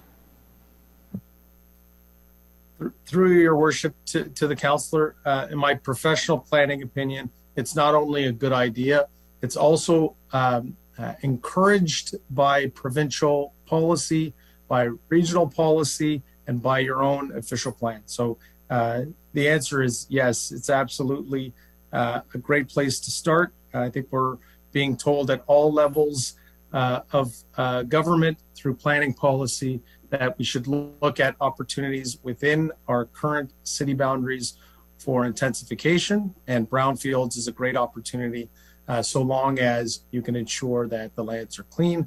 And I think your recommendation before you today provides those safeguards for you.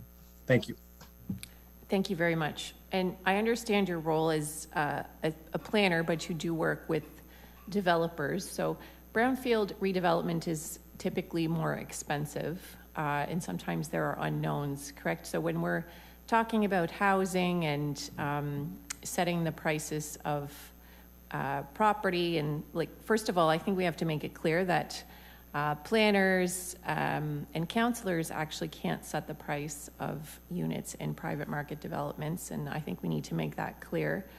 But why is it that brownfields are often more difficult to develop than greenfield development? What are all of the challenges?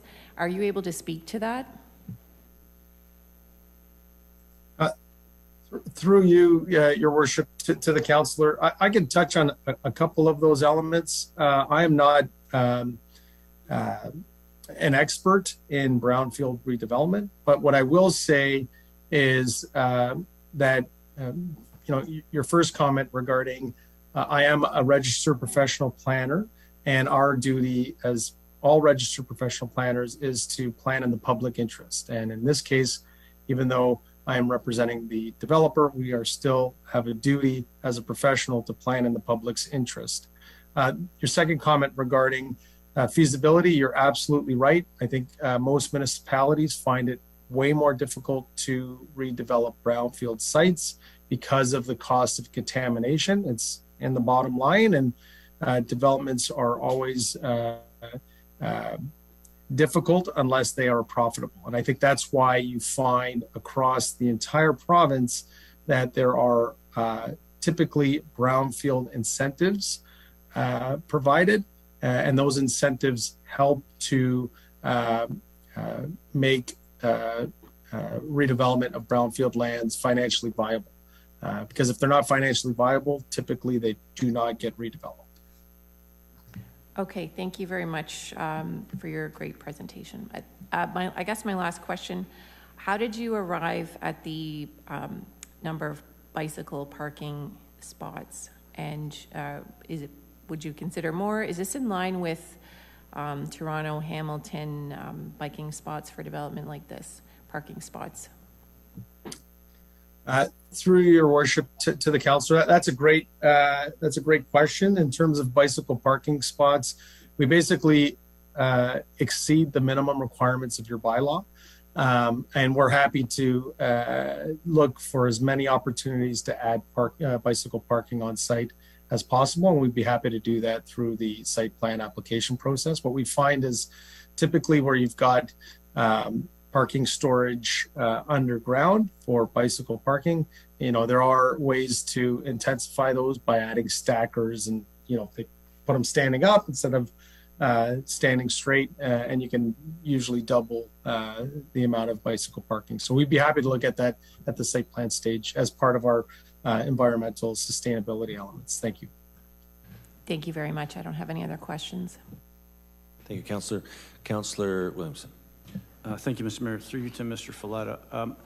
My concerns are also about exposure to environmental contamination, public health and safety issues. And Councillor Kushner raised the issue of you're going to have ongoing disturbance at the larger General Motors site next door as it's being remediated.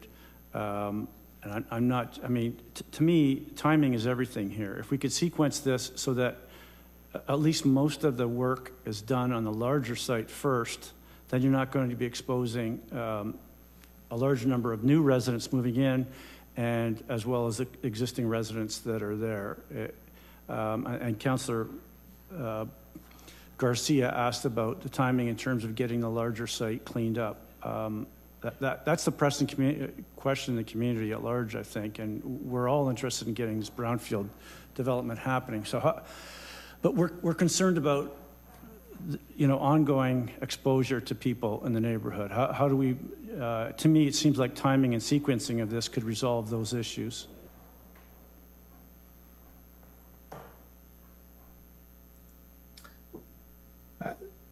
Through you, your worship, to the councillor, I think it's an important question, but I don't think it relates to the timing of this application.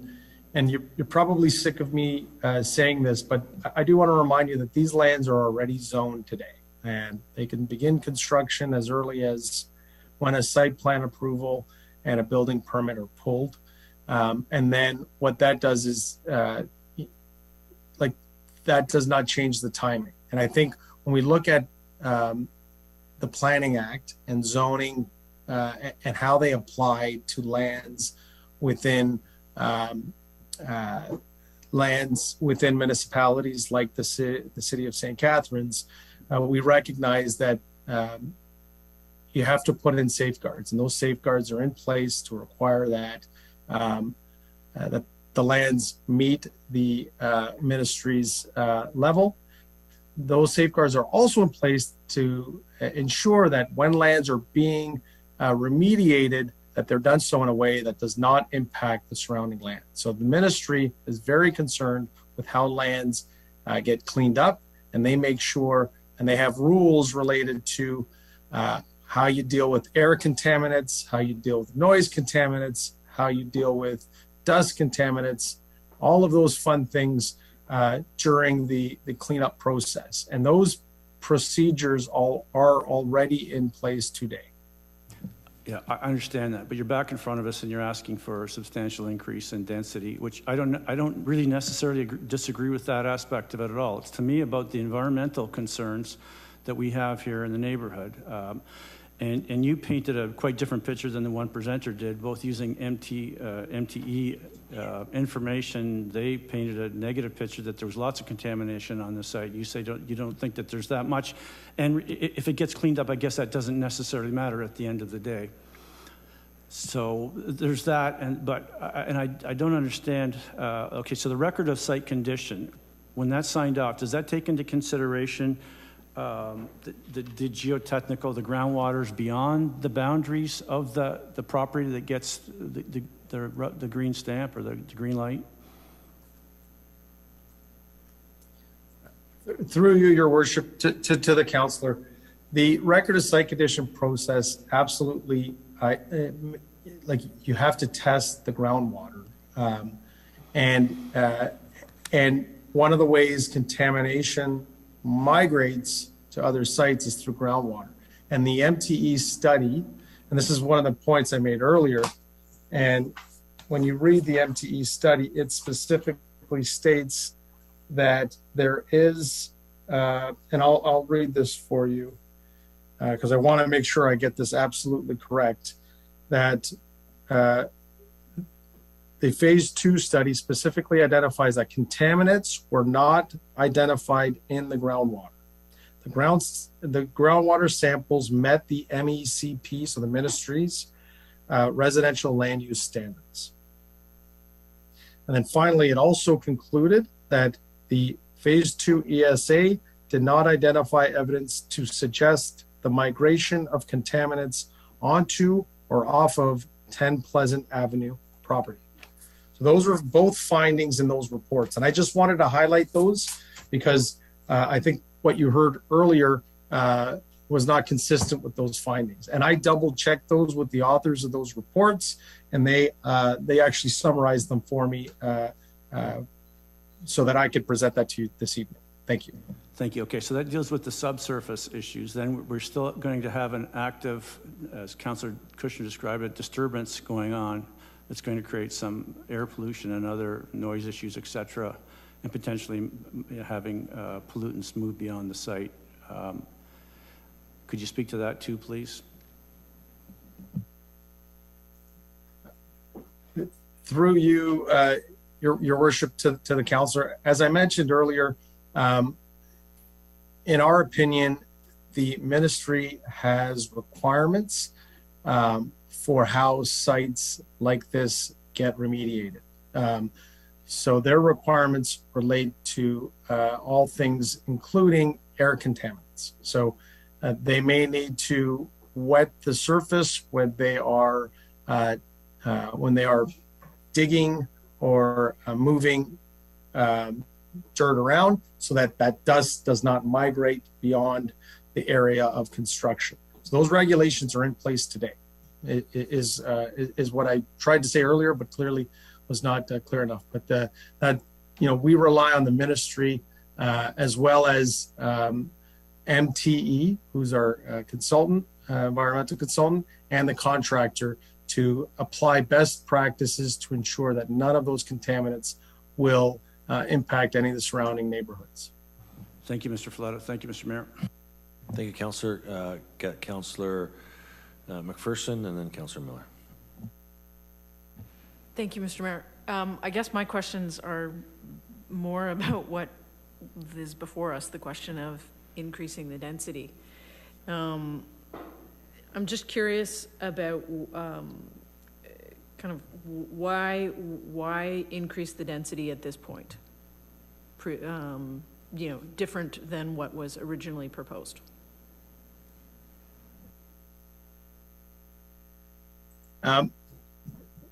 Thank you, Councillor, through you, Mr. Mayor, to the councillor. That's a great question.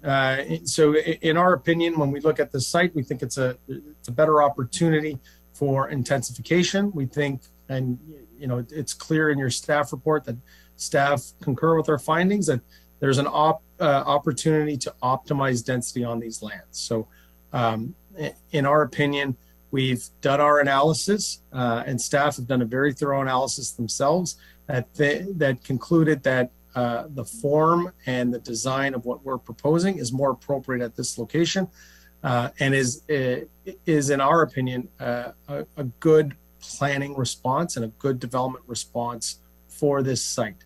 And the answer to your question, why at this time, is because this is an opportunity to start to advance the redevelopment of these lands as a first phase. It's already zoned, it's already designated for development.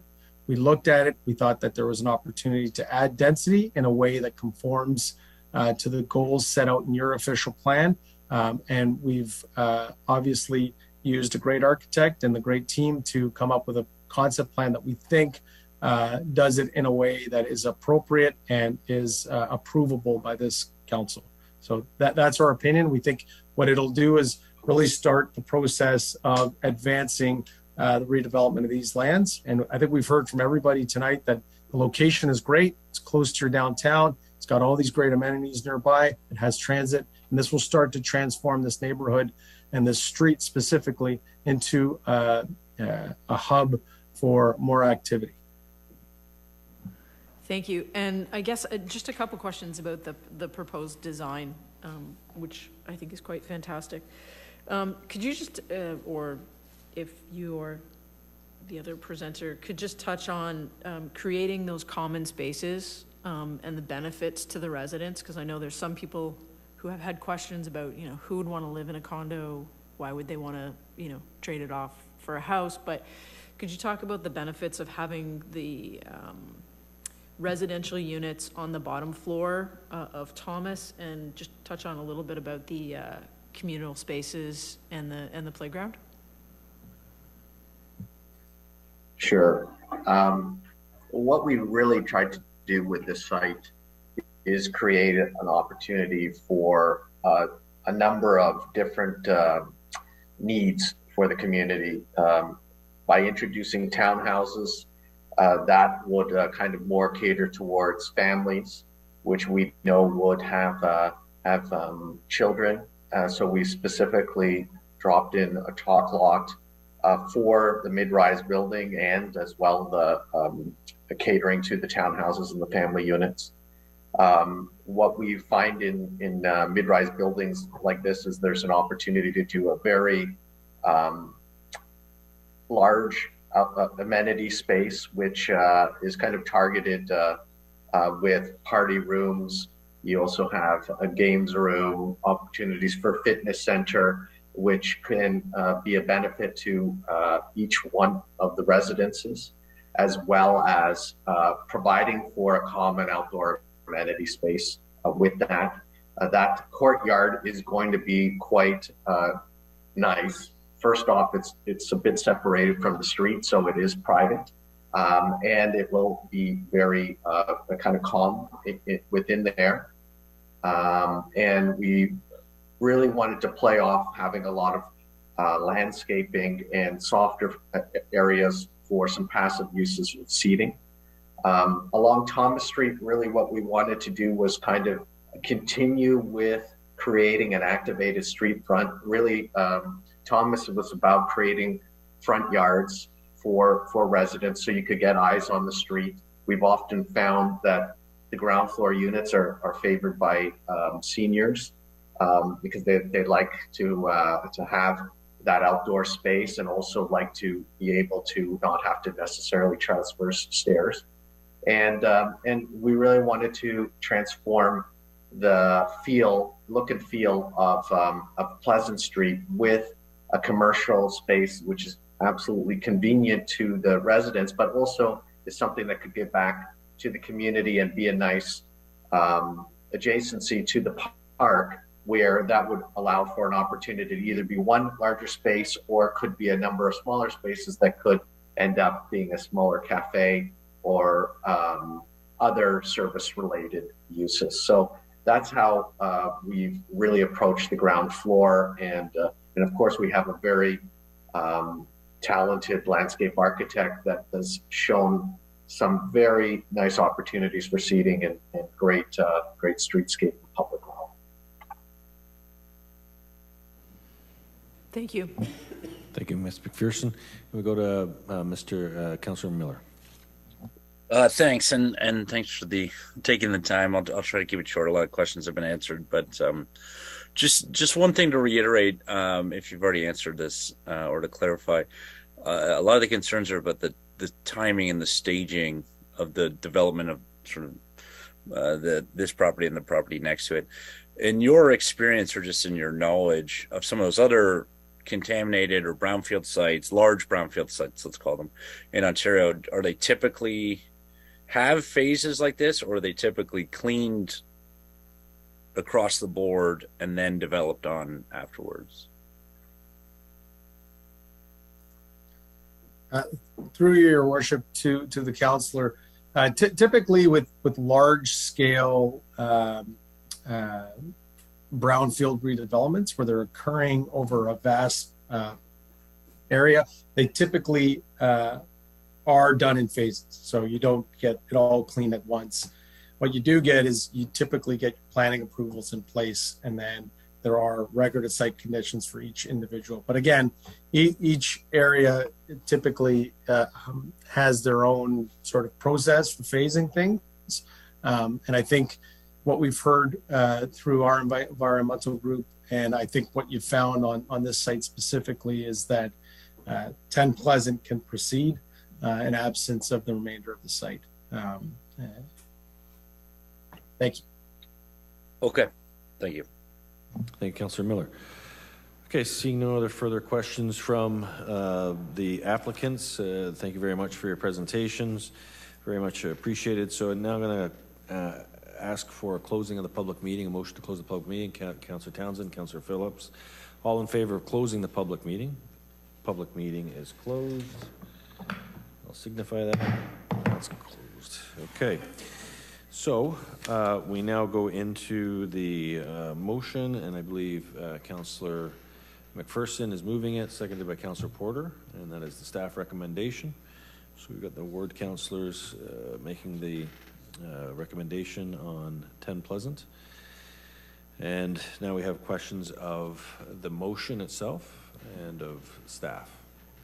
Councillor Garcia. Mr. Mayor, I would like to make a deferral motion. May I do that? You may. Can't speak to it, but you may. No. So I'd like to defer it to the new council, which will hopefully give it time. Okay, so a motion to defer. Recorded vote? Recorded vote for deferral. Councillor Garcia? Yes. Councillor McPherson? No. Councillor Porter? No. Councillor Sorrento? No. Councillor Townsend? No. Councillor Williamson? Yes. Councillor Phillips? No. Councillor Miller? No. Councillor Littleton? No. Councillor Kushner? No. Councillor Harris? No. Councillor Dodge? Yes. Mayor Sendzik? No. Motion to defer is lost. Okay. Any other speakers? Councillor Williamson? Thank you, Mr. Mayor. Through you to Director of Planning. To the issue of how we can minimize exposure to environmental contamination for both the existing residents and the people, the greater number of people that would move into this development. Is there a way we can sequence this or stage this, as Councillor Miller pointed out, that would offer greater protections? Can we somehow leverage the fact that they both are owned by the same owners? Through the mayor to the councillor, it's the ownership is actually irrelevant. It's more the parcel fabric that has more meaning. The RSC that will be filed will be on a property by property basis, not based on ownership. When we are dealing with large sites such as Ontario Street, it does make more sense for it to be cleaned up in phases, but that's not the subject of the meeting tonight. Tonight, we're considering the official plan amendment and zoning bylaw amendment applications for 10 Pleasant Avenue. The safeguards that staff have put in place are the same safeguards that exist from the previous approvals from 2017, as well as what has been captured in provincial legislation, both through the planning and the building sides. So we are proposing that the hold that remains on the properties now continue through, should council approve the recommendation here tonight. That will prevent any construction from taking place until such time that an RSC has been filed with the MOE, which means that the MOE has approved the amount of cleanup that has occurred on property and is comfortable that it's to a residential standard within the confines of that subject property. When there is a ongoing construction project or excavations, there's going to be dust regardless, and the MOE is responsible for the complaints that come through that. We've seen the MOE do testing in this air for airborne contaminants before, and they have reported to this council both with their presentation and their report. So we do know that the MOE is involved in these. We know that they have their standards and that they're the responsible authority for ensuring that those appropriate levels are being met for existing and future residents. Thank you. Thank you, Councillor Williamson. Councillor Townsend. Thank you, Mr. Mayor. Through you, I would just, it was coming tonight was going to be a very difficult decision regardless, but hearing and reading through the 60-page report, thank you to Director Kate and Margaret and Taya for the hard work, because I know a 60-page report is it's a lot of work to do, and it's a very extensive report, and I appreciate all the information that's been provided in this report. Knowing that we do have a very good relationship with the Ministry of Environment, just again to reiterate the point, no development will take place. There is a hold on the property until the Ministry of Environment, which does have very stringent and very strict protocols to follow before any development can happen. Just to reiterate, no development will move forward without Ministry of Environment approval to build on the site. Through the mayor to the councillor, yes, that's correct. Thank you. Okay, I got Councillor Garcia, you wanted a deferral, but then you wanted to speak after it?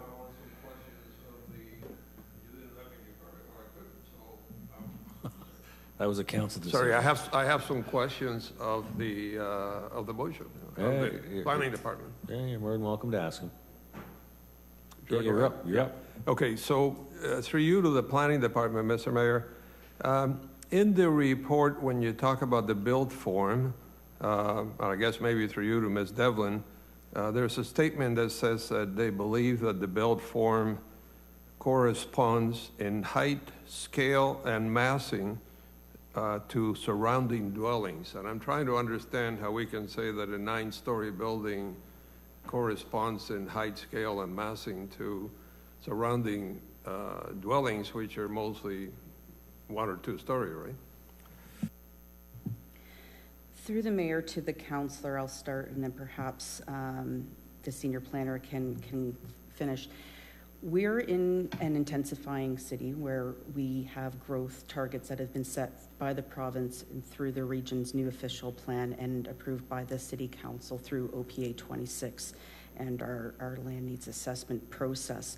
That we are required to meet. And we're not going to do that by having low density 1 and 2-story buildings on our sites that have most proximity to our downtowns, our arterial roads, and our transit systems. We are going to be, the remainder of the secondary plan process will be, it's been spelled out to this council what the terms of reference are. The public engagement strategy has been set out to the public what it's going to be. It will be starting likely in Q1 of this year, but it very much is part of the conversation that we are going from a medium to higher density built form in this area, as well as many other areas in the city that can support it.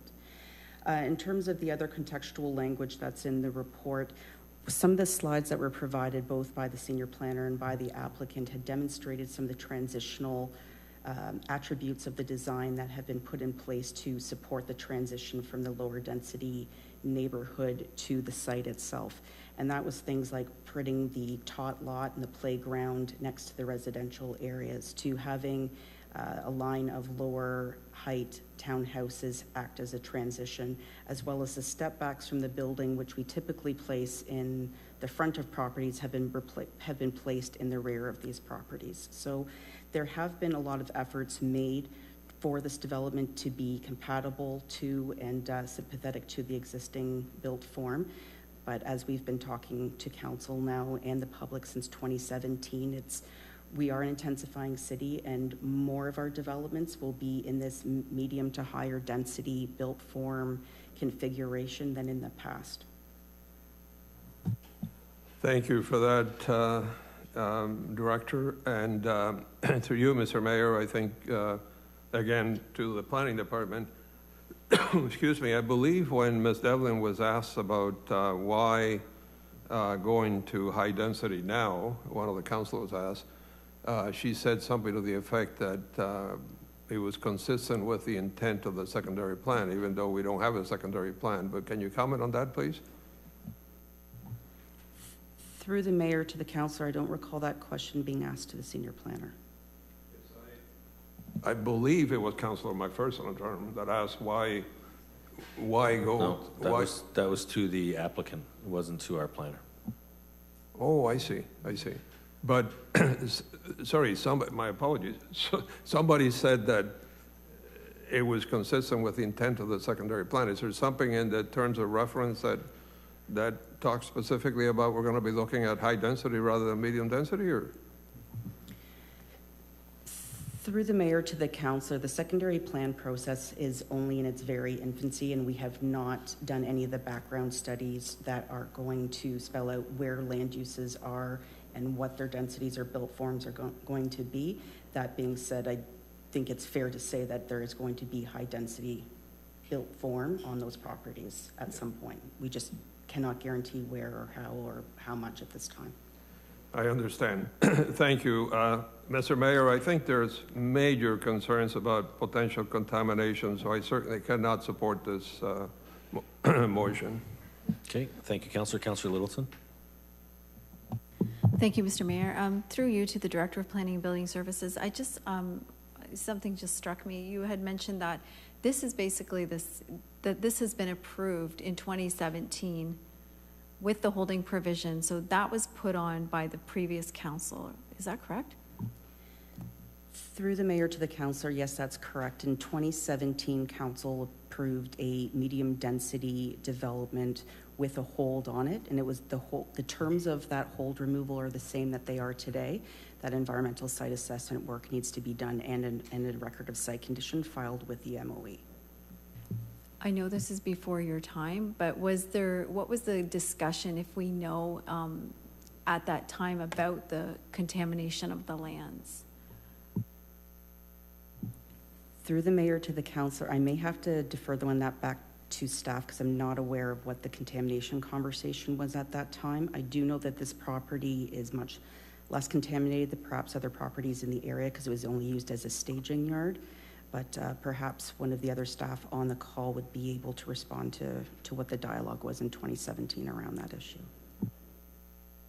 Looks like Senior Project Manager, Mr. Bellows is there. Yeah, back in 2007, so you got to remember the property was zoned commercial back before 2012. It was not an industrial property. It got redesignated 2017 to residential and medium density residential, and now it's just to a higher density residential. I know if you want to talk about the Ontario Suite Corridor secondary plan, the official plan, the whole bit, we're having a meeting on this come December. This is a no-brainer. That's all I got to say. Sorry. Thank you, Mr. Bellows. Councillor Littleton. Thank you, Mr. Bellows. I was just asking when, the reason I asked that question is that it seems like this is new information, or, you know, this conversation about the contamination of the lands, which is a parking lot, which we've heard is really dominating the conversation tonight, which is what's before us is just a change in zoning from medium density to high density. It's nothing else. And I would imagine that some of my colleagues from around this table, I guess I'll look up their voting record and maybe I'll look at the minutes of that meeting, because if it wasn't a concern 5 years ago, it should not be a concern tonight. Thank you. It was if I could respond, it was concern 10 years ago where staff brought up a recommendation to identify the GM lands and surrounding lands as a special policy area. It was denied by council. So we moved forward and we're back today. We've got to move forward. Oh, I'm sorry. So what we'll do is, that's not relevant to the discussion here. Thank you, Mr. Bellows, for that brief history lesson. We'll just stay focused on the matter at hand. Councillor Littleton, you're finished. Councillor Phillips? Yes, to Director Kite, when do you anticipate that the secondary plan will be in front of council? Thank you. So through the mayor to the councillor, when we had presented the terms of reference to council, it did include a work plan that was going to take us to about 2.5 years until it was fully complete. In that includes a number of background studies, work with consultants, work with the region, work with the community, and work with our stakeholders. So it's quite a lot of involvement. Right now, this council has already approved the first steps, being the MOUs with the developers group as well as the region, and then the next steps will be developing the detailed work plans and further terms of references with those groups as per the technical studies and stuff.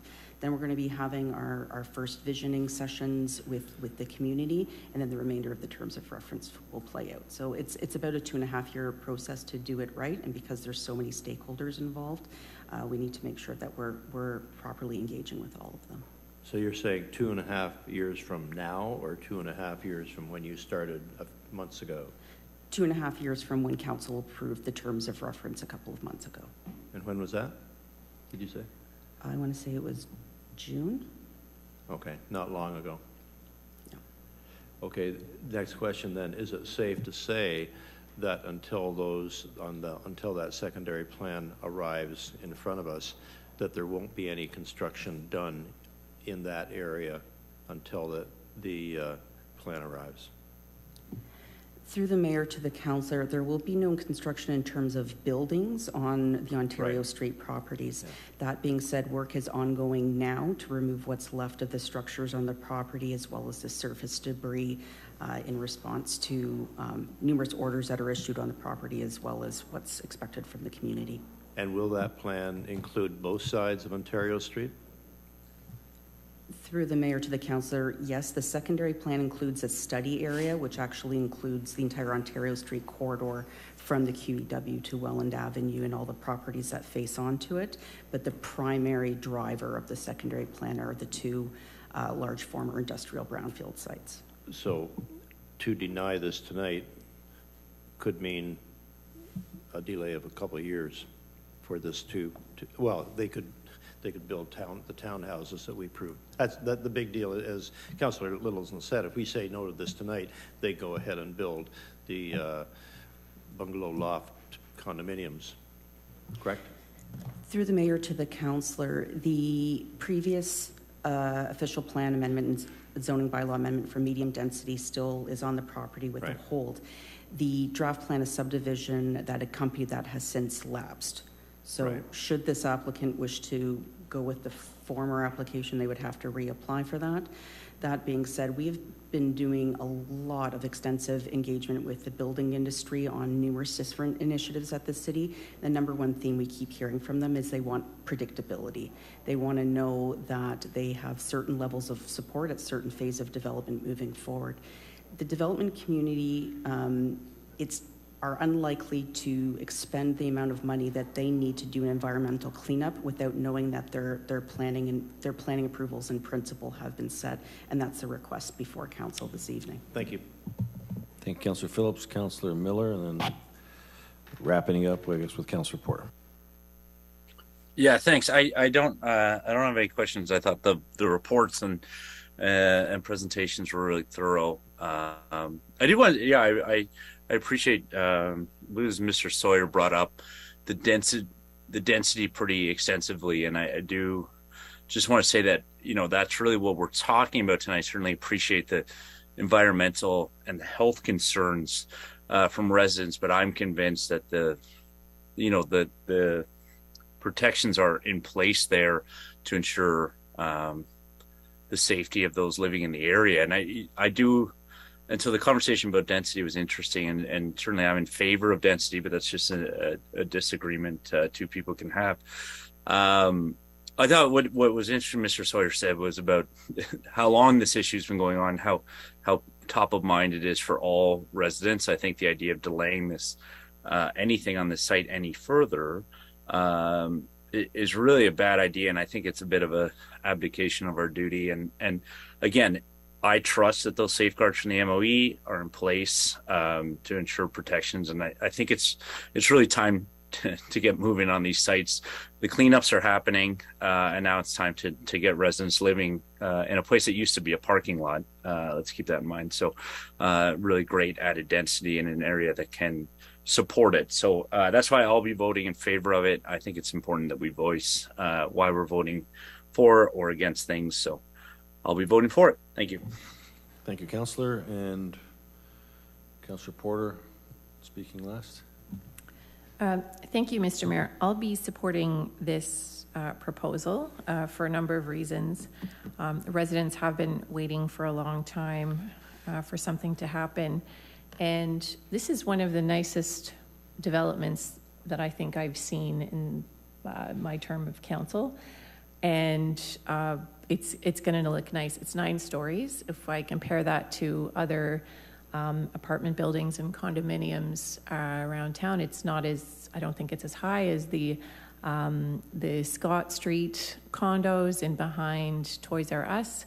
It's about the same size, or maybe a little shorter than the Bethlehem development, the new one downtown, which I think is, maybe it's 8 or 10 stories. It's about the same size. And, you know, when I've gone to talks and followed sustainability planners, and I follow a lot of planners on Twitter, and look at the way that cities are going and the world's going, quite frankly, in terms of addressing climate change. It's all about building cities for people first, and I like the emphasis on the sidewalks, the bike parking, and making this truly a more walkable neighborhood than it is right now. I don't know if you ever walked around there. It's a terrible, terrible place to walk. There's no, like they said, there's no trees.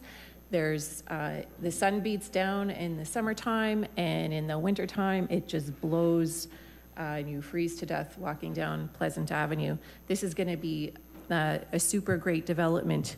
The other reason I'm supporting it is because if we look at the population increases, and this isn't, these aren't even projections, this is the actual population growth over the last 5 years, which people think are made up, but it comes straight from Statistics Canada. We have massive population growth in the Niagara region. If I look at all the numbers between 2016 to 2021, in places like Thorold, almost 27% population growth. All of that population growth from Thorold, Hamilton, Stony Creek, Lincoln, it all has an impact on housing prices if we are not doing our fair share and building what we need to build. Our population growth in St. Catharines at that time was 2.8%. So what happens when everybody else grows and we don't, and we have aging infrastructure, we didn't have development charges for a long time, is we don't get the tax revenue from this new development to sustain things going forward. So there's so many reasons why this is the right type of development. And then when I think about Ontario Street, it is a commercial corridor. On one end of the street, you got the QEW. On the other end of the street, you got the 406. It's probably a 15-minute walk into our downtown. So near two 400 series highways. And so I guess I'm having a struggle because we've paved over prime agricultural land in St. Catharines over the last 50 years. So in the North End, where lots of people have single-family homes, they live there, they own them. They don't want to see a condo. They don't like the idea of it. But when we think about planning, and when the planners talk about planning in the public interest, we're not just thinking about, from yesterday, we're thinking about who's moving here, who is trying to move here and can't afford a place to live. Our children who are growing up and are 20 years old, where are they going to find housing? Does everybody need to live in a 3-bedroom house on half an acre? Has that been good for the environment to build acres and acres of low-density suburban sprawl on prime agricultural land that requires us to use automobiles? Has that been good for the environment in North America? And the answer is no. So for all of those reasons, a 9-story, reasonably sized condominium development with walkable sidewalks, wide sidewalks, an emphasis on bicycles, mixed use, which is going to have some commercial downtown, makes a ton of sense. So it was very interesting a couple of years ago when this came before council, zoned from commercial to medium density, it got widespread approval. It was in everybody who was on this council approved it. So I think today we're not actually talking about contamination. How many brownfield sites have been developed in St. Catharines in front of many members of this council, and we're talking over and over again as if we don't understand how the records of site condition happen. If we don't know this by now, I'm quite frankly embarrassed about all of the questions tonight. It's kind of shocking. I can think off the top of my head a dozen brownfield developments in St. Catharines over the last 20 years, and it's like this one's brand new. So that's all I have to say. Thank you. Okay. So I think we've heard from council, and I'll turn it over to the clerk for the recorded vote. Councillor Porter? Yes. Councillor McPherson? Yes. Councillor Littleton? Yes. Councillor Phillips? Yes. Councillor Kushner? Yes. Councillor Miller? Yes. Councillor Harris? Yes. Councillor Garcia? No. Councillor Townsend? Yes. Councillor Williamson? No. Councillor Dodge? Yes. Councillor Sorrento? Yes. Mayor Sendzik? Yes. And that's carried. All right, thank you very much. I'm just going to quickly ask the Director of Planning, there is a meeting coming up at the end of September? Yes, that's correct. Thank you. Through the mayor to all of council and those at home, on September 28th, there will be a special meeting of council where the Ministry of Environment, Conservation and Parks will be making a presentation to this council on updated results from testing and sampling in the area and what the future work plan is going to look like. Thank you. And in addition to that, do you anticipate that the property owner will be there? Through the mayor to council, yes, my understanding is that the developers group will also be in attendance to speak to council about their cleanup efforts on the site. Okay. I just bring that up for council, but also for the public, because we did hear language tonight from certain presenters that's can be considered alarmist and shocking. But what we need to be understood of is that, when we did hear from the applicants, they did indicate there is no surface water movement towards the property on Pleasant. And in addition to that, looking at the air contaminants, we'll be able to get a full picture. That being said, I just want the public to understand 90% of the buildings have come down that were on that GM property. air particulates that would be coming out of there have been removed in terms of if there are any to be any demolition. So we're really talking about surface issues, where issues related to what could be on the actual surface and or subsurface. And so that meeting will be instructive as to what we can do. And then the only final point I'll make is that the migration of some of these, what members of the public are describing, we have to be mindful of the public that there is a public roadway that goes between those two properties. At no point have I heard anyone raise any concerns about the fact that to get from point A to point B, you actually have to go over a public piece of roadway. So if there is real concerns about what's happening in and adjacent and around that property, you would also think that you'd be requesting from the city to understand what's going on underneath its roads, which I haven't heard any questions about that yet either. So I think that meeting will be very instructive as to what we can expect. But today's decision, I think, is a reflection of the community's interest in the property. I can say after 8 years of being mayor in this community, that property, the entire property, has been an area of interest. I think tonight's decision is the first step into hopefully seeing redevelopment start to take place adjacent to the significant piece of property, and hopefully that'll be the first step of many steps in which future councils will be deciding what gets to be built in the proper piece of the GM property that is going to be the matter of the subject for the secondary plan. But we are at that point where hopefully we'll see activities taking place in the coming months on that property. But for the public and for Councillor Williamson, that meeting at the end of September will be instructive as to what's on that site as well. So with that, I'm going to call for like a 5-minute recess. And the reason for the public that we're doing a 5-minute recess is because we can't leave council chambers once we start the next public meeting again. So if 5 minutes is good, give everyone an opportunity to stretch their legs, and then we'll start back here at about 8:45, okay? Thank you.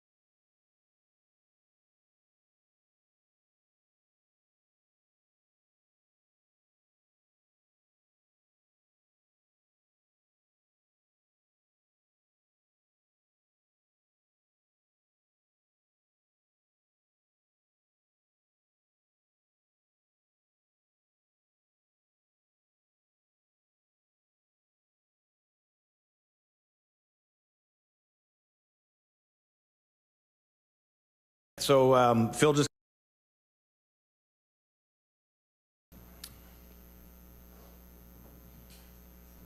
And we are live. Welcome back to City Council. Just took a bit of a break there because we have another public meeting that is coming forward. And it is regarding the city's official plan, and it's for 406 Lakeshore Road. Again, the purpose of this public meeting is to ensure that information is available to the public as the proposed official plan amendment regarding the location of 406 Lakeshore Road, and to provide the public with an opportunity for input. Planning and Building Services held an open house and prepared a report on the application. Mr. Scott Ritchie, a senior planner at Planning and Building Services, will explain the proposal. Much like the previous discussion that we just had, members of the public were provided options to submit written correspondence. Any of that correspondence is in the council's folders.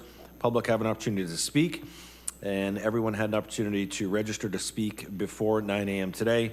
We do have a number of individuals who will be speaking, and they will speak first. Then there will be the agent of the planning group will present, and then the public meeting will be closed, and then council will consider its staff recommendation. So I'll now call upon Mr. Scott Ritchie to take us through the staff proposal, the staff recommendation, I mean.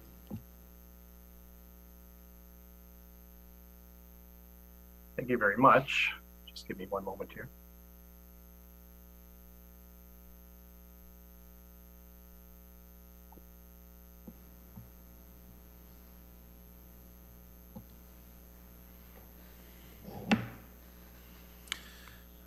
As Mr. Ritchie's calling up his presentation, I'll once again thank Mr. Christie Director Christie for his correct identification of the flowers that have been behind me for the evening as they were part of the Trillium Award. So Mr. Ritchie, over to you. You've got your presentation up. Yes, apologies for the delay. Thank you, Mr. Mayor. Thank you and good evening, everyone. I'm going to provide an overview of the proposed official plan amendment for 406 Lakeshore Road and outline staff's recommendation. The full staff report can be found in the agenda package. The property in question is located on the south side of Lakeshore Road in the northeast corner of the city, also known as Port Weller East.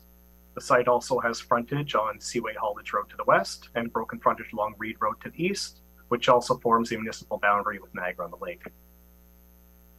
One moment.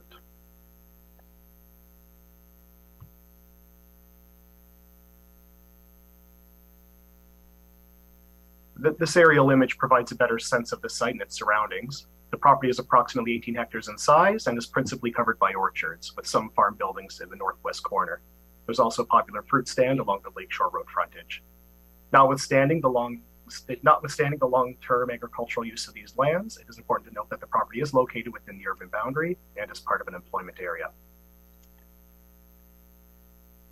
In terms of surrounding land uses, the site is located opposite the Heddle Shipyard and Stubby's concrete facilities to the west at the Port Weller Dry Docks. Opposite to the site to the north is a mix of industrial facilities, including FBT and specialty print, that form part of the Port Weller Industrial Park. Lands to the east and south are tender fruit land located in the Greenbelt and are principally farmed as orchards with some smaller vineyard and greenhouse operations. There are also several rural homes along the Reed Road and Lakeshore Road frontages that were a result of historic farm severances. The character of the surrounding area is very much a mix of agricultural and industrial, providing a transition between the city and the protected farmland to the east. The applicant has requested land use permissions that would allow the lands to be developed principally as a residential subdivision.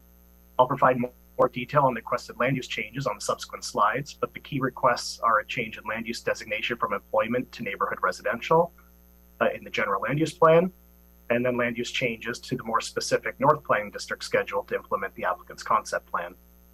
I note that the applicant has also requested that council approve what is known as a Class 4 designation for the lands, which has the effect of lowering noise impact requirements. The applicant has requested the Class 4 designation due to the reduced proximity of the plant's sensitive uses to existing industrial facilities, most notably the Heddle Shipyard. This is the concept plan that was submitted by the applicant in support of their application. It also corresponds to the requested land use permissions. The plan includes a strip of land along the Seaway Haulage Road frontage that would remain designated for employment uses. This block is intended to provide additional buffering between the proposed sensitive uses and the presumably more significant land use impacts from heavier industry at the dry docks.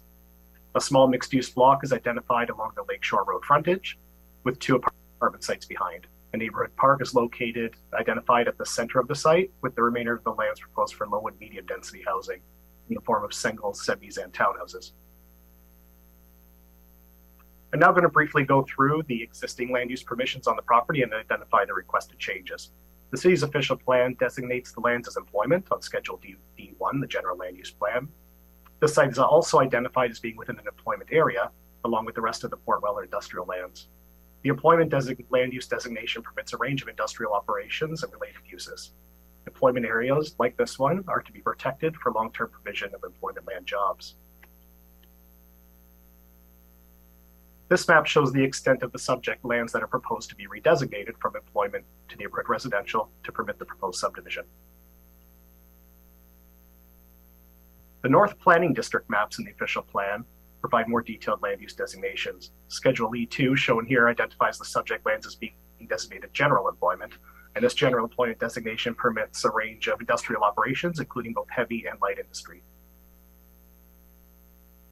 The full official plan amendment requested by the applicant is attached as an appendix to the staff report, but this image reflects the requested land use designation changes on the property, which corresponds to the applicant's concept plan.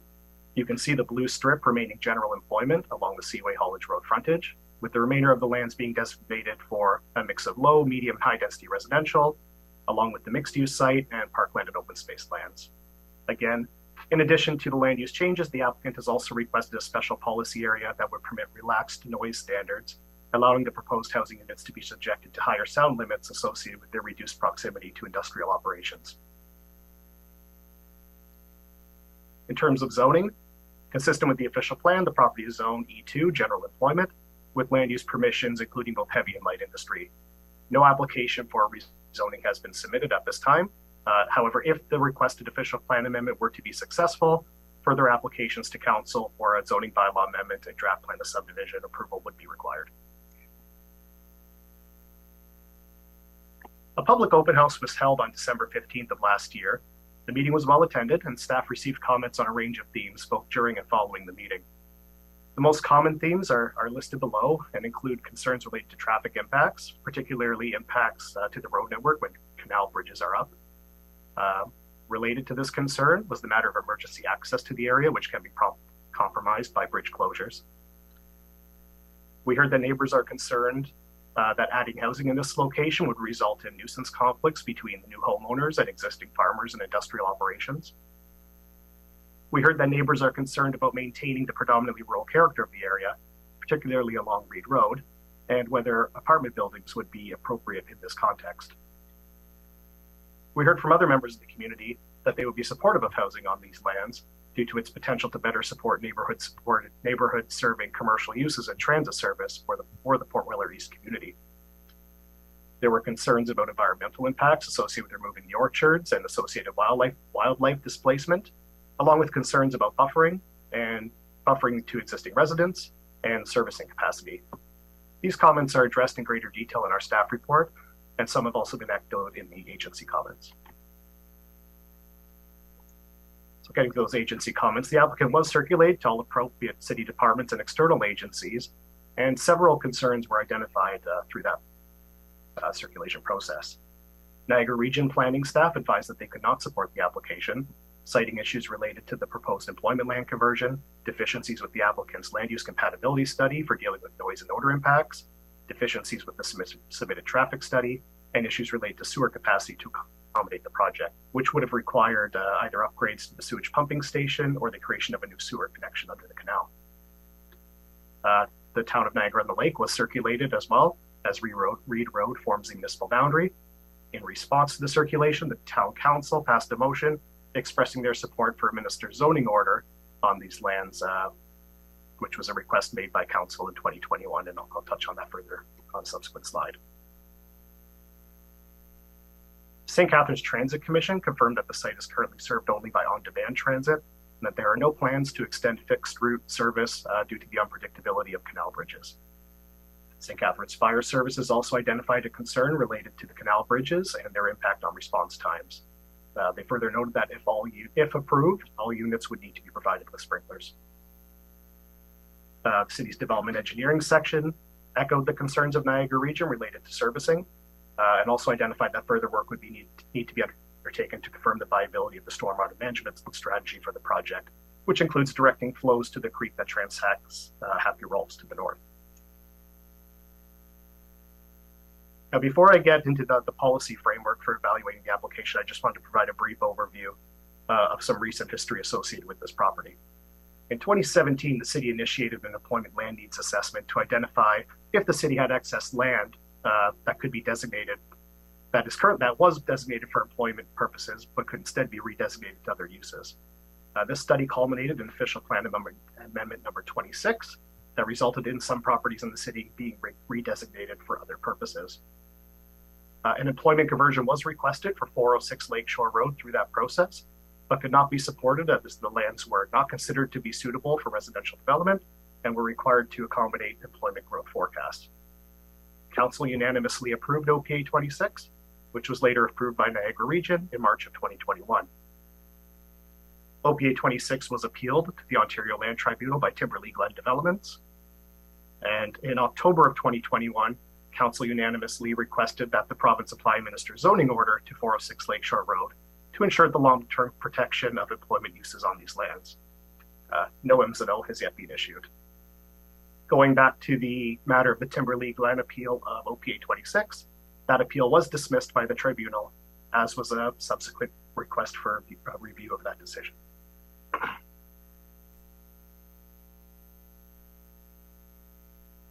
Just briefly getting into the policy context, there is a lot of provincial policy that relates to an application of this nature, and staff provided more detailed overview in the report, but I wanted to highlight a few pertinent items from provincial policy statement and growth plan.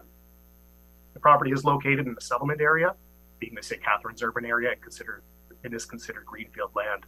The property is also located within an employment area, which refers to areas designated in an official plan for clusters of businesses and economic activities, including but not limited to manufacturing, warehousing, and offices. These employment areas are to be protected and preserved for both current and future employment uses, and residential uses are prohibited within employment areas. The PPS also describes that adverse impacts related to odor, noise, and other contaminants must be avoided where possible to ensure the long-term viability of major facilities, meaning industrial operations here. Housing should be directed towards locations where appropriate levels of infrastructure and public service facilities are or will be available. Further, the growth plan provides population and employment growth forecasts that must be accommodated in municipal official plans.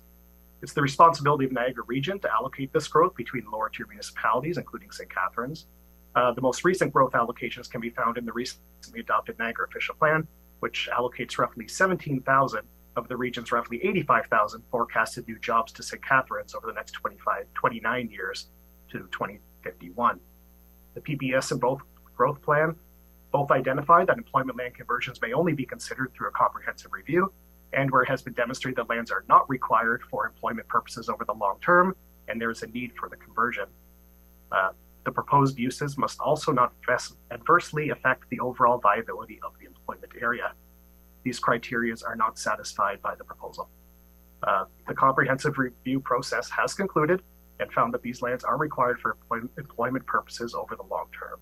Further, the additional greenfield residential land is not required to achieve the city's population growth forecasts.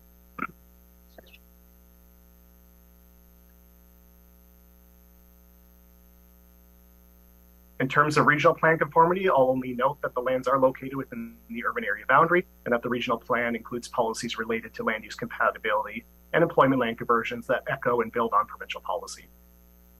As referenced on the previous slide, Regional Council recently adopted a new official plan, which provides updated population and employment growth forecasts to 2051.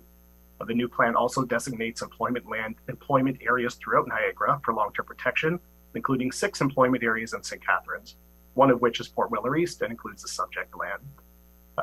This new plan is awaiting final approval from the province. In terms of the city's official plan, I just wanted to specifically highlight the plan's approach to housing accommodation. The plan acknowledges the need to accommodate population growth through the construction of new housing, but strongly prioritizes that this growth be accommodated through infilling, intensification, and redevelopment. In fact, 95% of all new housing is to be accommodated annually through intensification rather than through greenfield residential subdivisions. The proposed uses would be more appropriately directed to planned intensification areas and through neighborhood infilling. The official plan, again, does identify the subject lands as forming part of an employment area, which are to be protected to accommodate long-term employment, land jobs, and opportunities. The subject lands are an appropriate location for industrial and manufacturing employment uses, as they are contiguous with an existing and long-established industrial area, are appropriately sized to accommodate a variety of employment uses, and are located near a major goods movement corridor, being the Welland Canal. Based on staff's review of the application and consideration of the feedback received, staff recommend that council deny the application to amend the official plan. The request represents the conversion of lands in an employment area to a non-employment use and fails to satisfy the requirements for considering such a change. Further, the proposed development does not achieve an appropriate level of compatibility with surrounding uses and would represent an undesirable development pattern that is not consistent with the city's established growth management framework. The proposal is not consistent with the PPS, does not conform with the growth plan, the regional plan, or the Garden City plan, and is not consistent with the principles of good land use planning. Staff recommend that the application be denied. Thank you. That concludes the presentation. Thank you, Mr. Ritchie, for that thorough presentation. Very much appreciated. We now have members of the public that will be speaking. We've got 2, 4, 6, we got 7 speakers. We're going to start with Miss Linda Crouch. Miss Linda Crouch, welcome to council. Thank you very much. Can you hear me? I can hear it. Thank you. Okay, thank you. Okay. Good evening, Mayor Stenzik, members of council, and also to the public, whom I include because many people are watching this very important meeting tonight. My name is Linda Crouch. I am a resident of Port Weller East, a board member of the Port Weller Residents Association, and additionally, I'm here tonight in a new capacity. For full disclosure purposes, I'm a registered third-party advertiser, which means that I can support, promote, or oppose any candidate running for any position in the city of St. Catharines. I consider the 45 acres of orchards and farmlands at 406 Lakeshore that have been zoned industrial since 1964 to be a failed 58-year experiment. The city has not benefited from the low taxes paid on the farmland. My Port Weller Residents Association has been wrongly called NIMBYs by some councillors. But for 406 Lakeshore, we have consistently been what the province said that all Ontarians need more of to get more affordable housing, as stated in their tax force report. We are actually YIMBYs, YIMBS, which means we support smart housing in our neighborhoods. We want to work positively with the city and the developer. These lands have been marketed by realtors widely for years, including to Toronto and beyond, yet the 45 acres remain vacant today. It's not logical that you've previously been so firmly against the lands being developed for residential and the very much needed mixed uses in our isolated, orphaned community of the city that is a tremendously incomplete community, making residents and employees in the industrial park car dependent. On August 22nd, the Standard had an article stating that Niagara needs 32,000 additional homes by 2031.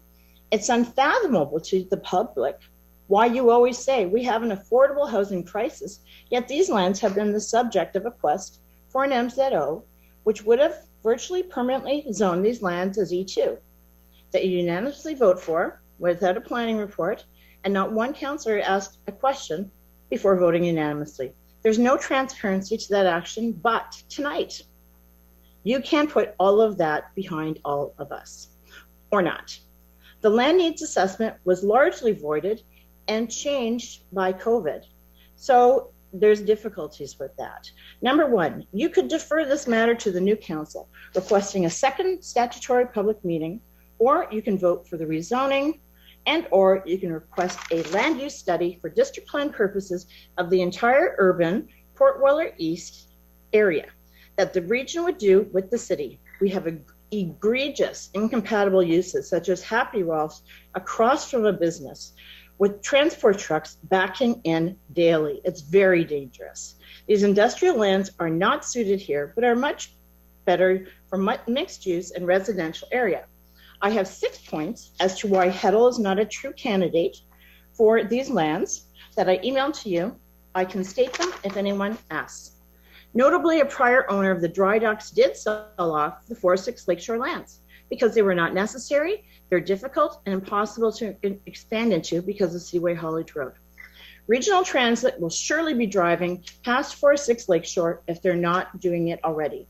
There's a city bus transit hub already, a kilometer away from 406 Lakeshore at Lakeshore Road and Niagara Street.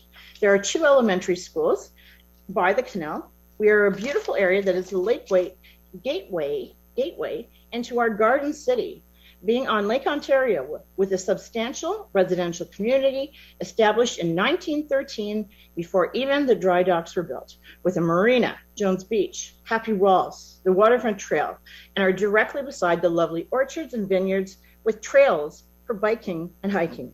We are an idyllic area to live in. This OP amendment makes perfect sense.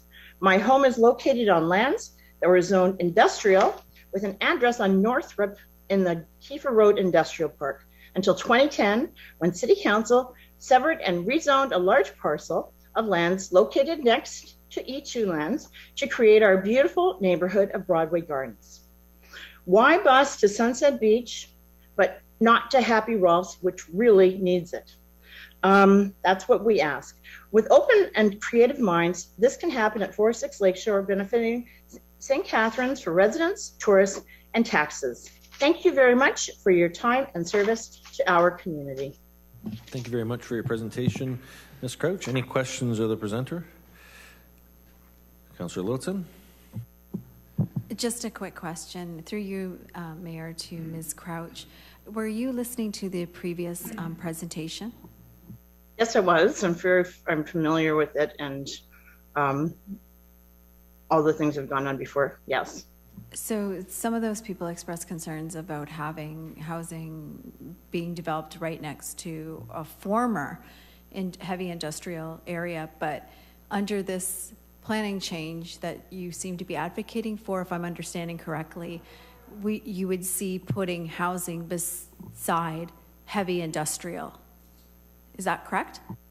Well, we already have housing on Reed Road. And actually, inadvertently, and needs to get fixed, these houses are all zoned heavy industrial. I brought that up to the region when they're doing their new draft official plan, and they didn't change that. These people who say that they don't want to have residential behind them, the alternative is, are you going to have industrial, are you going to have E2, or are you going to have residential?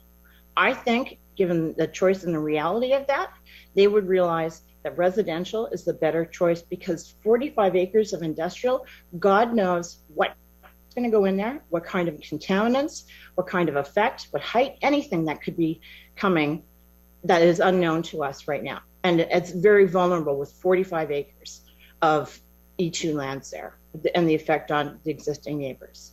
So I think they haven't really thought it through. Thank you. Oh, Councillor Townsend. Thank you, Mr. Mayor. Through you to Mrs. Crouch. Would you say the majority of the Port Weller Residents Association is in favor of changing the zoning on this property? I would think yes. Yes. We had a board meeting about a week and a half ago. Yes.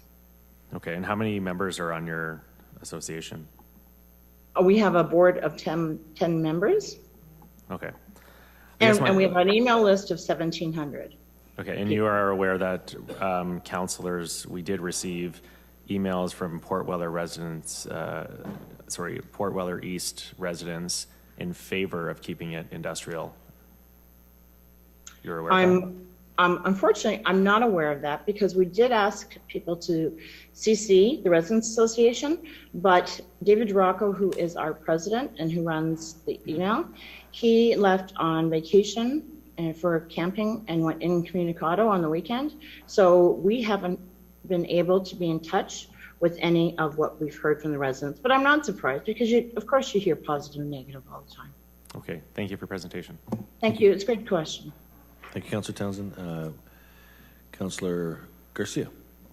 Thank you, Mr. Mayor. Through you to Ms. Crouch, thank you for your presentation. I think I understand what you're recommending.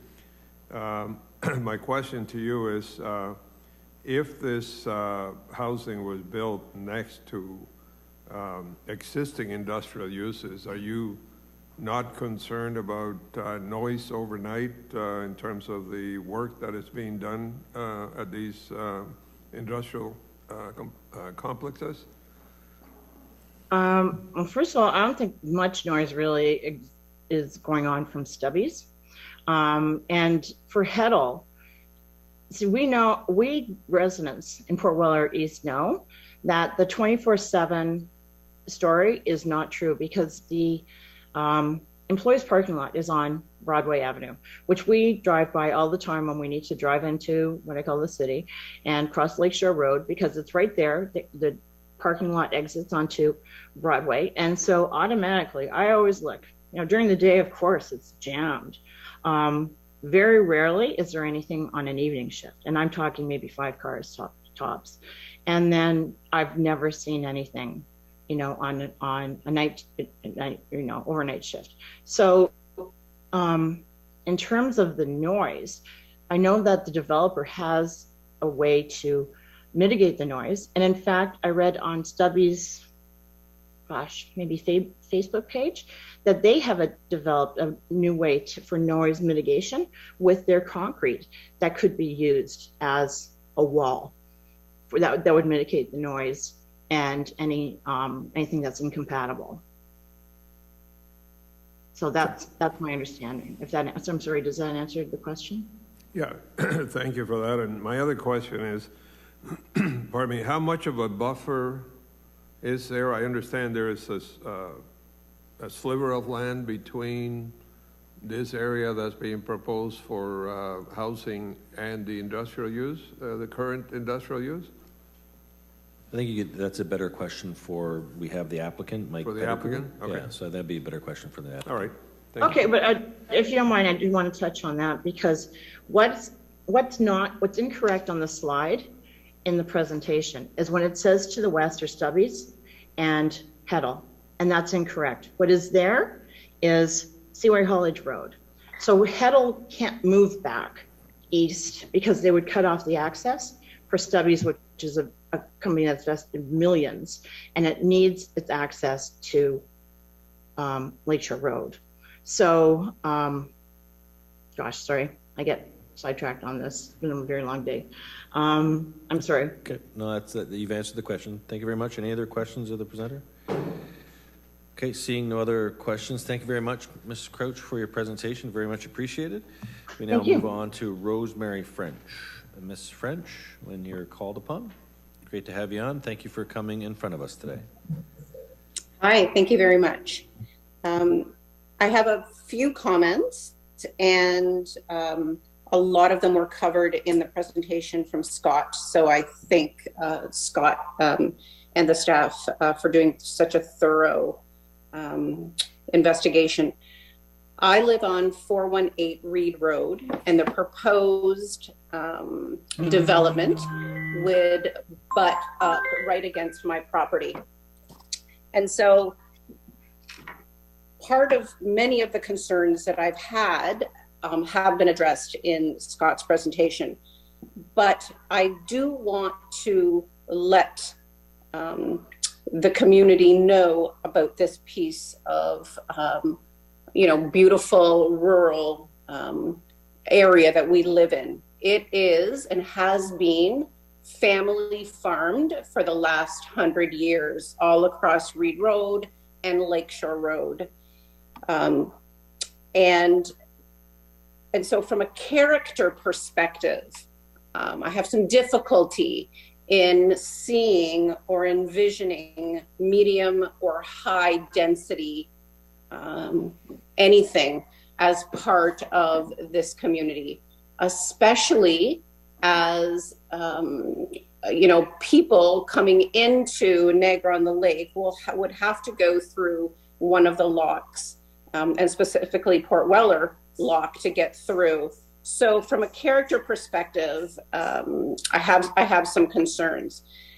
But I think most importantly is that there is there is no real infrastructure to support an influx of 1,000 or 2,000 people in this area. There are no buses. There are no easy access to emergency services, police, and fire, because everything is coming from St. Catharines. So unless there is a proposal to increase all of the infrastructure to support a development, I think that has to be something that is a real concern for everyone.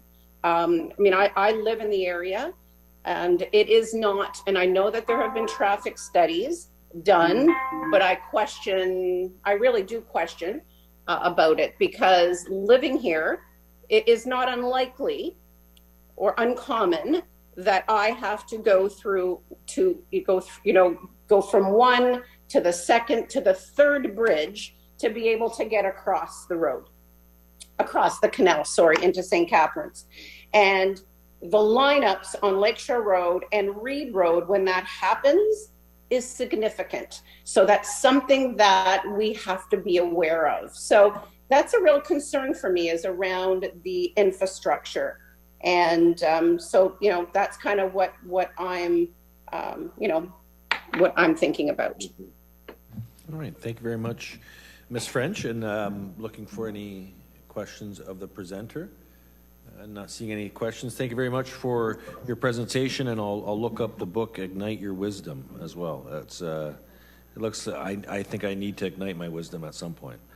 All right, I'm on page 79 of the book. Thank you very much for your presentation. We're now going to move on to Mr. Steve Martin, and no, it's not the banjo playing actor that we know and love. It's a member, I believe, of the Stubbies team. Good evening, Your Worship, members of council, staff. Sorry, you're going to catch me a little bit out of breath. You literally called on me as I was putting my children to bed, so I came running down. All right. I thought you were going to say you were playing the banjo. So like Your Worship stated, my name is Steve Martin. I'm here to represent 348 Lakeshore Road, Inc. and the Stubbies group of companies. This probably won't come as a big surprise, but we're here to show support for the staff recommendation. We feel that 406 Lakeshore Road should remain as employment lands. The applicant has previously stated that this is not a desirable location for industry or businesses. We feel qualified to question that statement. It is desirable based on its location and proximity to the Welland Canal, or as we locally known as Highway H2O. Companies like ourselves, if you're not familiar with us, we've been operating in Port Weller for about 21 months now. We've invested $15 million into the facility so far. We're currently evaluating another 30 to 40 million over the next 5 years. We are a living wage certified employer. We do operate on the facility 24 hours a day, 6 days a week. We do not work on Sundays. And obviously we feel that some of our operations will be adversely affected by having residential so close to us. Guys, I'm going to be honest with you. It's been a long night already for you. It's going to be a longer night. So I think the rest of my comments are kind of rather echoed elsewhere. So that's it for me. Like I said, we're here to show support for the staff recommendation. Thank you, Mr. Martin. Very much appreciated. And also thank you for Stubbies investing in our community. Councillor Phillips, got a question? Thank you, Mr. Mayor. Thank you for your presentation also. I see you have a ship almost ready to leave. The federal CETO it looks pretty empty today. Do you have plans for expansion at the dry docks? What are your plans right now? I know you're unloading using cranes with bags of cement and then filling your trucks from there because you don't have an unloading facility. What are your plans going forward? I mean, at this stage, everything is still fluid. for those of you that have been through those buildings, you'll be familiar with the fact that the floor in them is 18 inches thick of concrete. There's 5 overhead cranes. We have the ability to lift almost 500 ton in the air at one time. As a company that started and our prime business is still precast, that's a very attractive infrastructure for the manufacturing of precast concrete. You know, we do operate other types of companies. We operate within the ready-mix world and you know, deliverable concrete. So, you know, to say that there's an ironclad plan in place today, there isn't. There are infrastructure projects that we've quoted on that we're in various stages of kind of pre-construction. So, you know, but some of those projects take anywhere from 2 to 5 years to come to fruition. So sitting here today, I can't tell you with 100% certainty what our plan is, but there's a lot of balls up in the air. But there's no talk of constructing a cement plant on that site at this time. Is that correct? So that's correct. And I just want to clarify a couple things. So, and I have this argument even with my own family all the time, but just for those watching, I want to make sure that everybody understands the difference between a cement plant and a concrete plant, because they're not the same. So a cement plant, there's only been one cement plant, new cement plant constructed in Canada in probably the last 50 years, and that was out on the East Coast in the Gaspé region. Manufacturing a cement plant is not an easy task, and you're only going to do it where there's a limestone deposit, because you don't want to truck your limestone very far. It's okay to truck your finished product. It has a higher value than the original limestone. So a cement plant, you know, to be quite honest, it would never be erected in Port Weller, because unless there's a hidden limestone deposit that none of us are aware of, and again, then you get into, you know, blasting and mining and all of that stuff. So the reality of it is I don't foresee there being an actual cement plant ever built in Ontario again. Well, I'm talking about your type of plant that you have, that you're manufacturing now. So you're talking about a concrete plant, a precast manufacturing plant? My mistake, right. So yeah, there definitely could be conceivably a precast concrete manufacturing plant there. Okay, thank you. All right, seeing no other further questions, thank you very much. Hope we maybe get back to your kids and read them a nice book story about Bob the Builder. I don't know. I'll leave it at that. Good to see you again, Mr. Martin. Okay, we're going to go to Mr. Rob Vander Zalm. Mr. Rob Vander Zalm will be coming up. Thank you. 1 second. And there you are. Welcome. Okay. So you can hear me clearly? Clear as day. Okay. So, yeah, thank you, Your Worship Mayor and Council, for the opportunity to give both my personal and business perspective. As you've mentioned, my name is Rob Vander Zalm, and I'd like to present to you why it would be more favorable for Port Weller East and St. Catharines and the Niagara region if 406 Lakeshore property were considered for some form of mixed residential and commercial. And I mean, I'm not the developer, but I could see still expanding or keeping part of the employment lands. As opposed to just rubber stamping and keeping this as a permanent employment land. Having grown up and also being part of a family business, that being Colonial Floors, for all of my 46 years of life, I believe I can share some helpful observations. First, I believe it is essential in today's business climate that for industrial businesses to succeed, for the most part, they need to have quick access to the 400 series of highways. And Port Weller East is not exactly the first option for many new businesses. And to make matters worse, I would say that as much as the Welland Canal, and it does seem that in this case, obviously for Heddle and for Stubbies, this does seem to be a benefit, but for most businesses, the Welland Canal actually is a stumbling block. We ourselves probably a good 10 years ago. So we even had a meeting with the city and members from the St. Lawrence Authority to discuss the at-length time that the bridges are up and the multiple bridges consecutively up that are at the same time. And the challenge is that this gives, well, residents, but especially businesses, when every time is money, and it is a huge stumbling block when in some cases you're waiting 30 to 40 minutes. Bridge number, I think they consider it number 3, but Carlton Street is definitely not favorable for truck traffic, especially transport trucks. And so then if your option is to go to Queenston Bridge, well, now, unless you're going across the US border, if you're heading towards the Toronto or 400 series, where the population is, this is just another setback that you have to go all the way out that direction to get onto the highway to then start heading west. So I do see those two areas as being so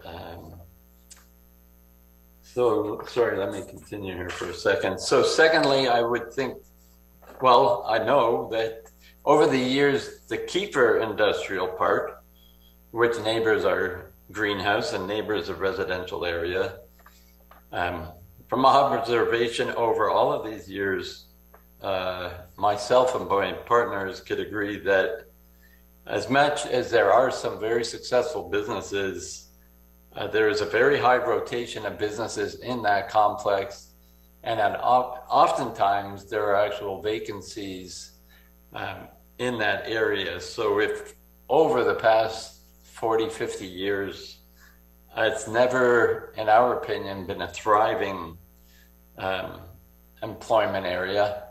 And I think if the city is considering 406 Lakeshore as an employment land, I think this is a misnomer. If we want to keep it green because of the fruit fields, I think that is one thing. But to consider it employment lands, I would say, as far as the farming goes, then you're dealing with a lot of offshore labor, and that's not a good base for the city and property taxes or that. So, and and lastly, I'd just like to say that over the last several decades, and we see that ourselves, our neighbors, which was Broadway Gardens,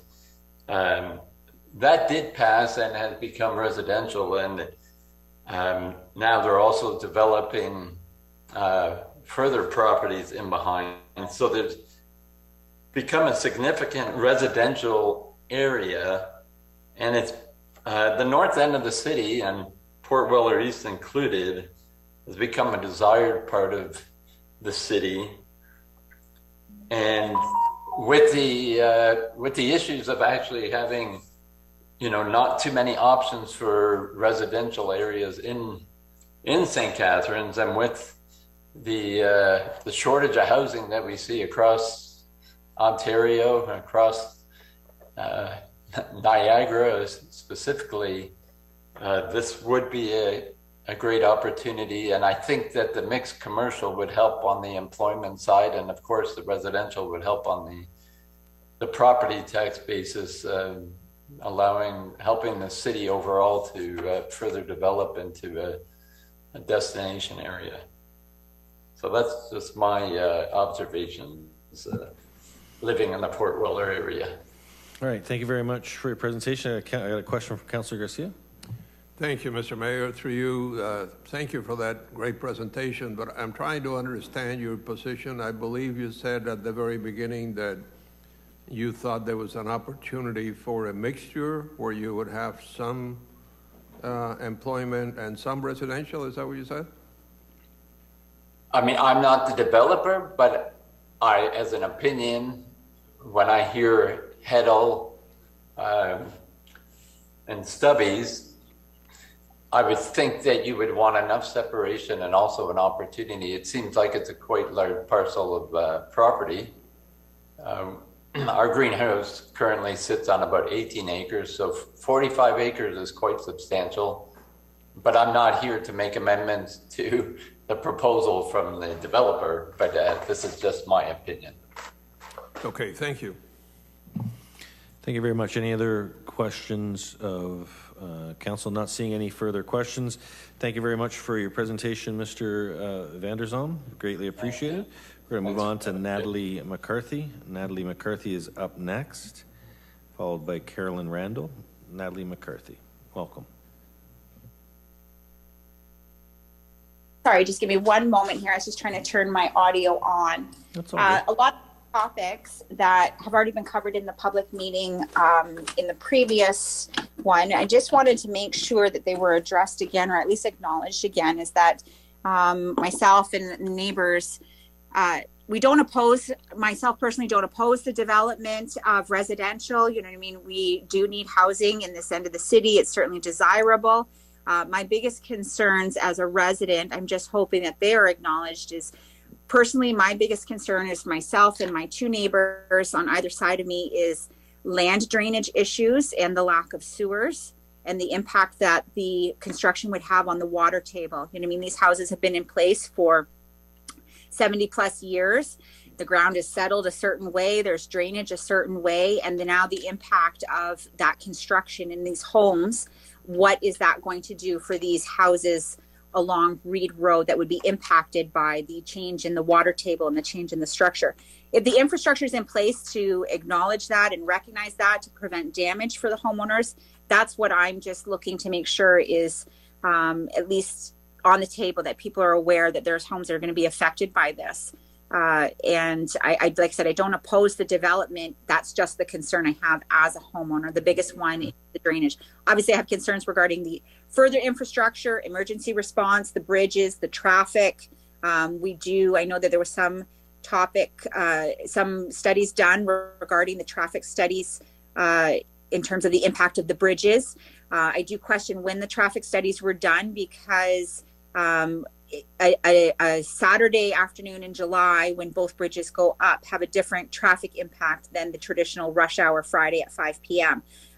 When we're on this side of the road or on the side of the bridges. But if all those things are taken into consideration, then I would support the development, because I do like the idea of the development of the residential area. It has a lot of positive things, but I don't want it to come as a cost to the people that are already have built their lives here. Okay. And very, very well articulated, Ms. McCarthy. And what will happen is we do have our staff that are making notes as to what members of the public are saying, and they will be addressed as part of the staff response. So pay attention to that part, and you'll hear some comments about the drainage and some of the sewer capacities as well. Perfect, thank you. Thank you very much. And next we have Miss Carolyn Randall. So coming up, Miss Carolyn Randall. Yes, hi. I don't have much to say. Ms. French and McCarthy told the same thing as I would have said. We don't oppose, but we're concerned about these. And the only thing is Ms. Crouch was talking about the noise. Probably she lives too far. If a noise is a concern for you, yes, there is noise. You can have noise on Saturday nights, Friday nights. There is noise. So if she says that there's no noise, well, it's not as accurate. But other than that, that's the only thing I needed to say. Okay. And thank you for that clarification, Ms. Randall. Very much appreciated. Okay, we're the last speaker is now Mr. Ted Kirkpatrick. Hi, good evening. Can you hear me okay? Yes. Great. Oh, perfect. Thank you. Thank you, Mr. Mayor, councilors. On behalf of Heddle Shipyards, the current operator of the Port Weller Dry Docks, I would like to speak to you in response to the application to amend the City of St. Catharines official plan at the 406 Lakeshore Road property. As the operators of this historic industrial facility, we greatly appreciate the opportunity to reiterate our support for the City of St. Catharines Official Plan Amendment number 26, which recommended that the 406 Lakeshore Road property be designated as employment lands.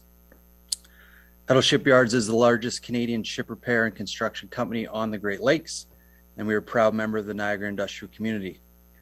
Since taking over the Port Weller Dry Docks in 2017, Heddle Shipyards has invested millions of dollars to revitalize the facility and increased employment from 0 to over 100 full-time employees. Heddle Shipyards recently completed the $14 million vessel life extension of the CCGS Munson, which you see in the picture, at the Port Weller Dry Docks. This was the single largest project in the history of our organization. Next slide, please. Under the National Shipbuilding Strategy, the largest government procurement program in our nation's history, the Canadian Coast Guard has embarked on a 2-decade program worth over $2 billion to extend the lives of vessels in the Coast Guard fleet. As part of this program, Heddle was recently awarded the $35 million vessel life extension of a Canadian Coast Guard light icebreaker. Although this second project will be executed at our Hamilton shipyard, this trend of major vessel repair projects coming to Ontario shipyards is an unequivocal indicator of the growth and potential in the shipbuilding and ship repair industries. As recognition of that potential, Heddle recently hosted the Ontario Liberal Caucus at the Port Weller Dry Docks. We are proud and excited to highlight that a growing number of federal MPs have voiced their support for an increased Ontario presence in the National Shipbuilding Strategy. It is simply a fact that the Government of Canada needs additional shipyard capacity to support both new build and vessel refit activity.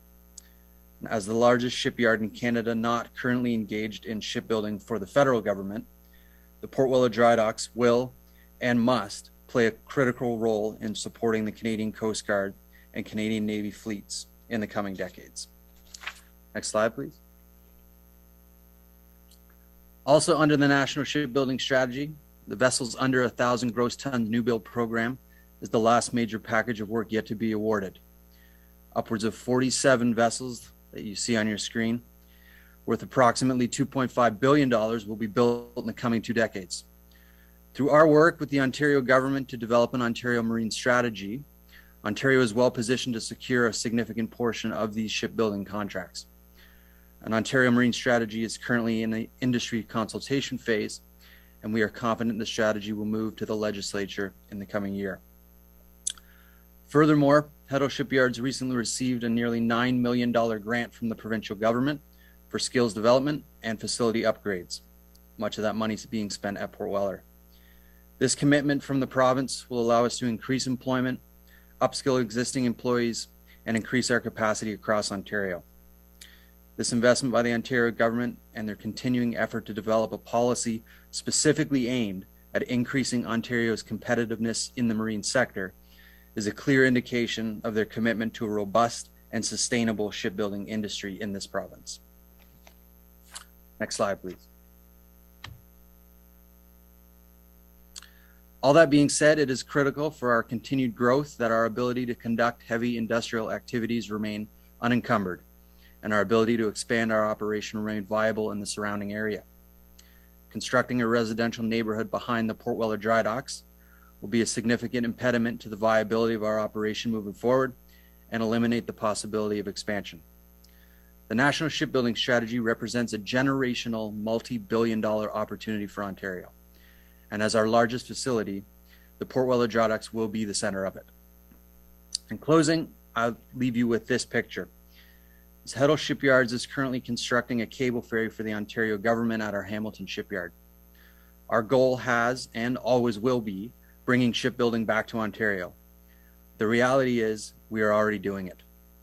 The federal government is behind us. The provincial government is behind us. What we are asking today is that this council stand behind us by keeping the land surrounding the Port Weller Dry Docks a place for our industry to grow and to thrive.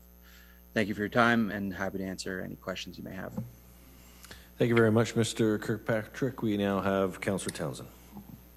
Thank you, Mr. Mayor. Through you to Mr. Kirkpatrick. In the last 5 years, how many employees has Heddle grown by?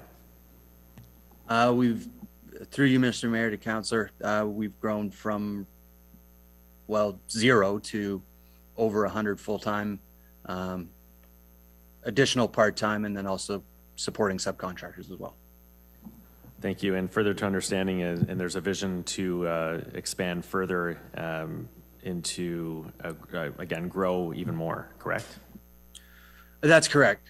Through you, Mr. Mayor, as I've tried to outline here today, what we see in front of us is really a generational opportunity in the shipbuilding and ship repair industry. The Port Weller Dry Docks once employed upwards of 2,000 people. I'm not going to sit here and say that we're going to get back to that, but getting back to a number half that size is certainly achievable with the amount of work in shipbuilding and ship repair that we see coming through the Canadian government in the coming decades. Thank you. And my last question is Heddle capable of building a high-speed ferry link that could connect St. Catharines with Toronto across Lake Ontario? Through you, Mr. Mayor, we're working on it. Thank you so much. Thank you very much, Councillor Phillips. Thank you, Mr. Mayor. Thanks for your presentation, Mr. Kirkpatrick. As a former employee of Port Weller Dry Docks 50 years ago, which is a long time, a true story, I was. Anyways, do you see any business expansion opportunities? You and Stubbies, I know dredged outside your fitting out dock today, or this winter. Going down the road, is there anything else that you see, that any opportunities as far as unloading other types of cargo? Through you, Mr. Mayor, Councillor Phillips, we do. We're obviously kind of in the first stage of that with the reach just being dredged. We have a great working relationship with the Stubbies Group in order for them to bring in cargo. Yes, we would definitely explore other opportunities, whether that be third-party cargo, or we would possibly be exporting products manufactured by Stubbies, or possibly products manufactured by ourselves. When I talk about shipbuilding, I'm not just talking sometimes about a whole ship, but there's opportunities out there in terms of supporting the National Shipbuilding Strategy programs that are going on around the country with modules and ship components. You've partnered with the dock out west, right? That's correct. With the dock out west. Last question. Do you see any possibility, would you ever expand onto the parcel of land that we're talking about in employment now? I know it's, is that something that you would consider, or you don't need that piece of land? Through you, Mr. Mayor, Councillor Phillips, yes, we would certainly consider it. When you look at the fact that Stubbies is growing in their on their kind of portion of what used to be the Port Weller Dry Docks, and the growth that we're looking for, I think it's natural that we would be looking to expand at some point, especially with there's just the breadth of opportunity that's before us. I think that's a natural a progression. And I think the second point to that is that the shipbuilding industry is not just what goes on at the shipyard. I think there's a tremendous opportunity for a lot of the support services that we rely on to make a home close by to us. And if that was an option right next to the shipyard, that would be something that would be, one, incredibly attractive to us, and two, very advantageous to our operation in a major shipbuilding, looking at major shipbuilding. Thank you. Thank you. Councillor Garcia. Thank you, Mr. Mayor. Through you to Mr. Kirkpatrick, and thank you for all you're doing for our city. It's really appreciated. Following up on Councillor Phillips' question, so there is a possibility you may expand. That is a very large parcel of land next to you that we're talking about tonight. Is it possible for you to have enough land for expansion and still there be some land beyond that could be housing, or do you feel that you may need that whole parcel? So I'm going to jump in here. I don't think it's in the purview of the owner of the land adjacent to project whether or not additional housing should be left aside if they're able to purchase. I think you're asking for hypothetical question to be answered, which it's not what we're dealing with tonight. And I apologize, but I don't think it's for the presenter to answer that question. Well, Councilor Phillips just asked a similar question, right? He asked about the capacity for them to continue to grow and expand. You're asking about whether or not property should be held as housing. That's not an appropriate question of the presenter. No, whether he thinks he would need that whole parcel is what I'm saying. Then you asked about whether or not there should be housing adjacent to it. So if you could, we've already asked the question about expansion, so he's answered that question about the expansion. Okay, so can I ask, does he feel that he would need all of that parcel regardless? Again, you're putting a presenter on the spot who currently owns the land, but I don't think he can project out the next 10 years whether or not he's going to need all that land. I think you're putting him in an unfair position to project his business growth over the next 10 years in terms of acreage of property. Okay, thank you. Any other questions of the presenter?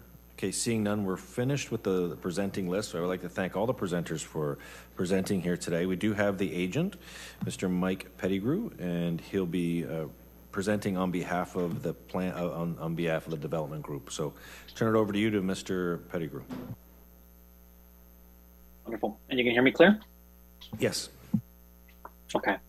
Good evening, Mr. Mayor, members of council. My name is Mike Pettigrew. I'm senior planner with the Bigley Area Group, and I'm here on behalf of the it's a number company 1984396 Ontario Inc., who are the applicants here for 406 Lakeshore and Port Weller. I'm here first and foremost to say that this bringing of the private OPA application forward at this time is completely premature. And the reason for that is that although you heard in Mr. Ritchie's presentation, OPA 26, the appeal was dismissed by the OLT, and that was upheld after a request for review.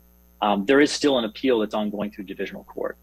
And so because OPA 26, which placed this into an employment area designation, the private OPA is separate. It deals with the employment lands designation, where the employment area was an overall sort of overlay that talked about areas for protecting employment.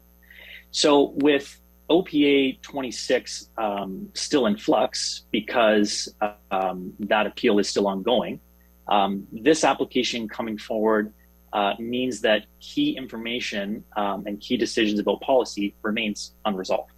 And for that reason, I would recommend that council defer a decision on this because you don't have all the information, all the facts, and there has not been adequate or fair time for our client to respond to any of these comments that have come forward. We did not ask for this application to come forward to council tonight. In fact, we said the opposite. In speaking with Mr. Ritchie, when asked about revisions to the application, we indicated yes, that we would be anticipating that as far back even as April this year. When we were told this application may come forward first in August, we said that we felt that it was premature at that time, and that even at that stage, the OLT had not even made their review, and we had not actually heard that. So it was not even in full force and effect at that time. So I'm not going to go through a full background. I think you heard some from Mr. Ritchie, but I wanted to add to that, that when we became involved, which would be in November 18th, 2021, this was right before the OPA 26 was being heard, and the case being, or the motion that was being put forward was to dismiss a portion of the appeals that we had. As you already heard, the decision was to dismiss it in full. When we had the OPA for the private amendment, which is what we're talking about here today, I attended that open house. I don't agree fully with the way that Mr. Ritchie had sort of indicated in his report that there was an even split between members of the public that had comments and concerns about employment versus residential. I think you heard a bit of a split today. And certainly when I attended a Port Weller East Residents Association meeting, there was again, further discussion and the general trend towards something that would be more compatible with the existing residents that are there, which would be somewhat along the lines of the application that's before you. In terms of following that December 5th meeting, the city and the region provided comments. Those comments came, in fact, the region's comments came after the OLT's first decision to dismiss, which we then subsequently requested the review. So the region provided their comments after that stage, after that dismissal had occurred. And since that time, given the fact that there was still our ongoing request for the review from the OLT and the subsequent appeal that's still out there to divisional court, we again indicated that there is not fair or adequate time for us to bring forward any revisions to the proposal without having OPA 26 resolved. So I just wanted to again reiterate that the decision that you have today, you are going to be making, is not fulsome of all the facts. It's not fulsome or final in terms of that process, which I think staff's report relied upon, which was that, you know, OPA 26, if it is in full force and effect, this would not conform with that. Again, because that is unresolved, I would disagree with the recommendation that would move forward to deny this at this time, given its prematurity. And the opportunity for council to defer this to a time when that is actually resolved may still result in the same recommendations from staff. But what will happen is staff will be able to provide either a more fulsome recommendation or, as indicated in the report, if this is not denied tonight, there may have to be an outside second opinion. But that may still result in the same recommendation, and perhaps council will make the same decision on the application at that time. But a deferral does not prevent you from, at this stage, making that further decision at a future date with all the facts at hand. So again, just finally, I'll reiterate that we do not believe that this was the appropriate time, that it is premature that it has come forward, and that our client has not been given sort of the due process to go through and respond, as you heard in Mr. Rich.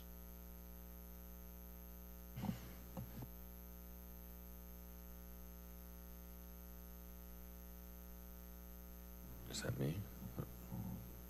Mr. Pettigrew? Their client. So my request to you, my request to you, council, is that you consider instead to defer this application to a later date in the next council. Okay, thank you very much for your I'm happy to answer any questions. Great. Any questions of the presenter? Okay, seeing no questions of the, Councillor Kushner. Yeah, thank you, Mr. Mayor. This has been in the works since 2017, and you've been part of the process. The process has been very comprehensive and very transparent. When did your client get involved? Through the mayor to the councillor. Get involved in which process? I think I need clarity on what do you mean get involved. In the official plan amendment. For OPA 26? Yes. Yeah, so for OPA 26, back in 2020, before the OPA 26 was approved, my understanding, this was through IBI, who was the planning consultants at the time, but my understanding is that they were involved and provided comments and feedback to OPA 26, which gave them the opportunity to have those appeal rights, which they exercised when it was passed by council. So they've been involved at the appropriate time when the information came forward, and our client, through their consultants at the time, provided comment and response, and ultimately filed that appeal. Okay, when you filed the appeal, you held up the amendment with regard to the GM lands and the West St. Catharines lands. Why would you have done that to make the appeal more complex? Why would you not have appealed on your own merits? So through the mayor to the councillor, being that I was not involved at that time, I can't speak to the specifics of the strategy at that time that appeal happened. I came on because IBI ended up having a conflict with one of the other affected landowners, let's say, from OPA 26. So when I was brought on, that's when the appeal had already been filed. In terms of my overall understanding of OPA 26, it's very specific. It deals with specific lands that they were going to be either designated for employment areas, or they were going to be redesignated to other uses, institutional, mixed use, and so on.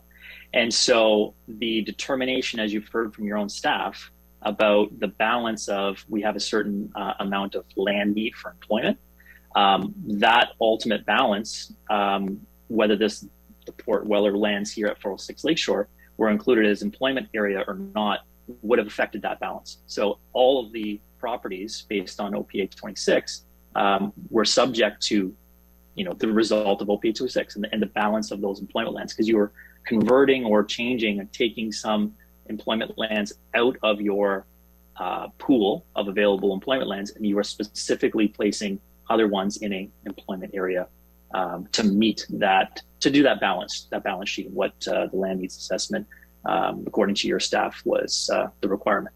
So that's, I think, why all the parties and all the parts of the land that were part of OPA 26 were included. That's my overall understanding from why they had to be included in that appeal. You've also indicated that we should defer it to give you an opportunity to, in a sense, strengthen your request for an amendment. Now, you indicated that the community was somewhat mixed. I would submit that the evidence is so strong that if we did defer it, the end result would be exactly the same. When you say the community is divided, I look at the presentation that was made by the Niagara Industrial Association. That was very strong. That was very unanimous. So I don't know why you want to give us the impression that the community is divided. So through the mayor to the councillor, I'll maybe back up a bit here because there's a couple things that came forward. The reason for the deferral isn't to bolster our client's rationale for this proposal. It's so that the official plan OPA 26, that's resolved.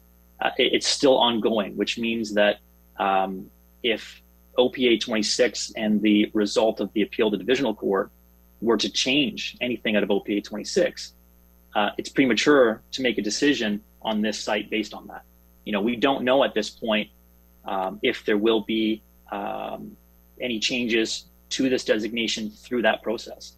So it doesn't seem, in my professional opinion, appropriate to make a decision on a site without all facts, with all these other processes, which is really predicating, the OPA 26 is predicating the recommendation of why this should remain as employment based on OPA 26. If that's to change, then this application therefore has different policies that it could look at. And that may end up being a partial change to the site. I think it was already talked about a couple times here. The application began as residential. It had further changes that had some of the areas as employment. There could be even more changes that come through that process. So it's not, the deferral respectfully is not to give us more time to bolster our arguments. It's so that we have a complete picture so that we can actually make an informed planning justification for that.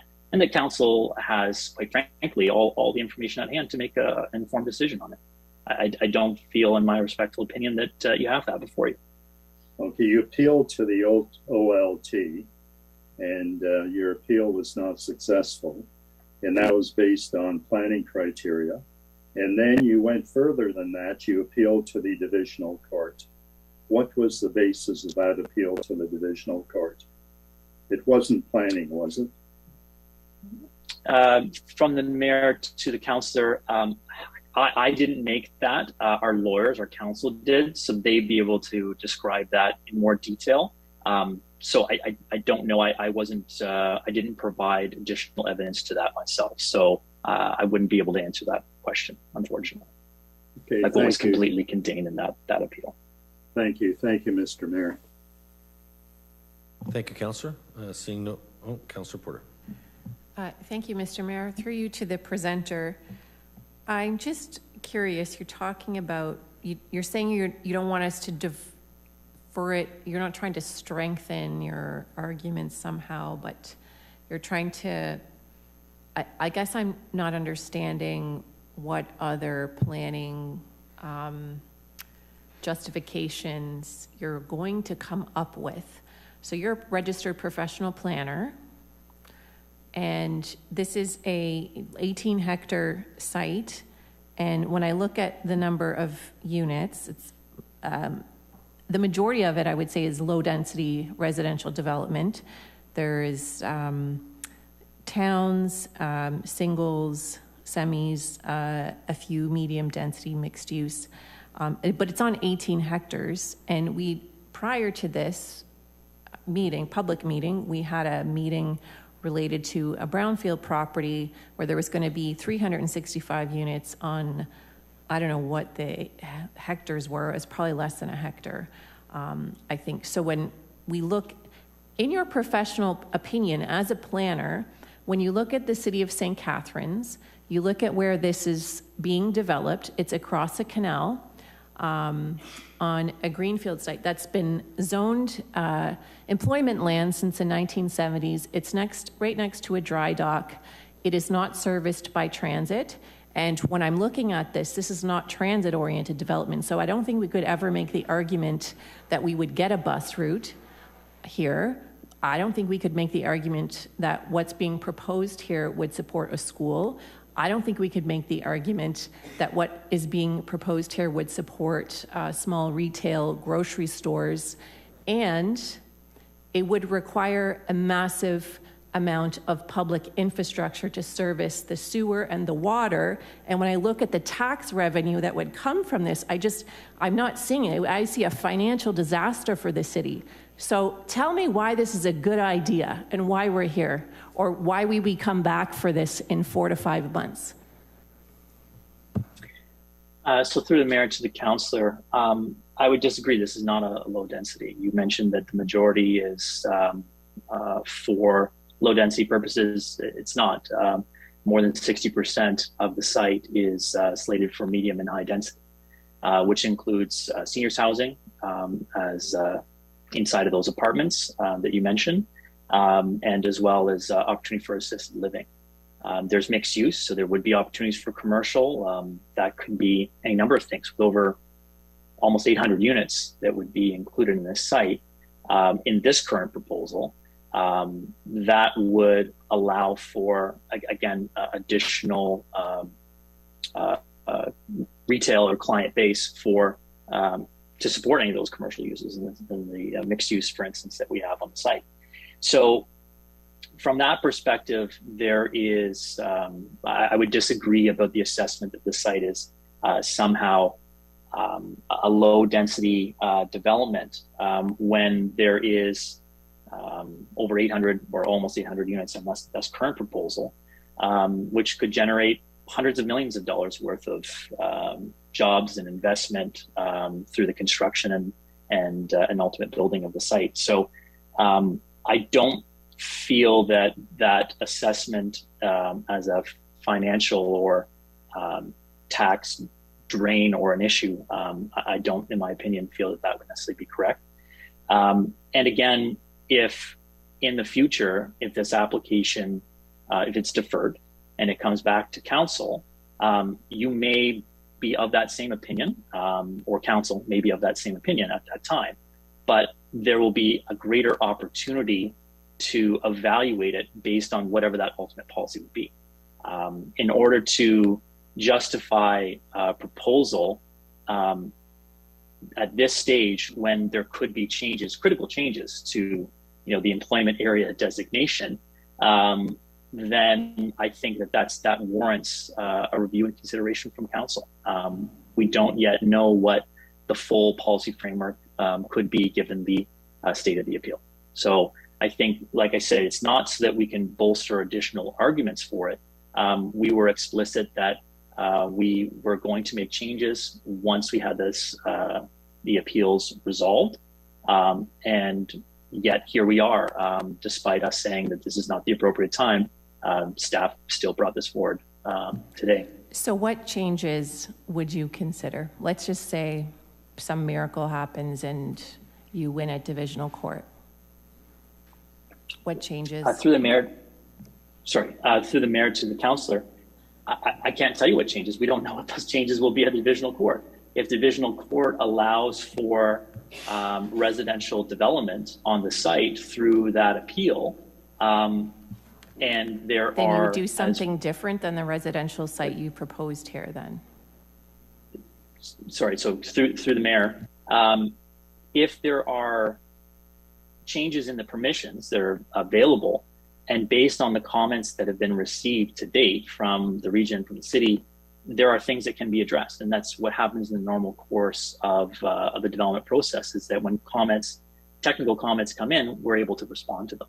And we haven't been given the opportunity to respond to them, given that the policy framework was still in flux.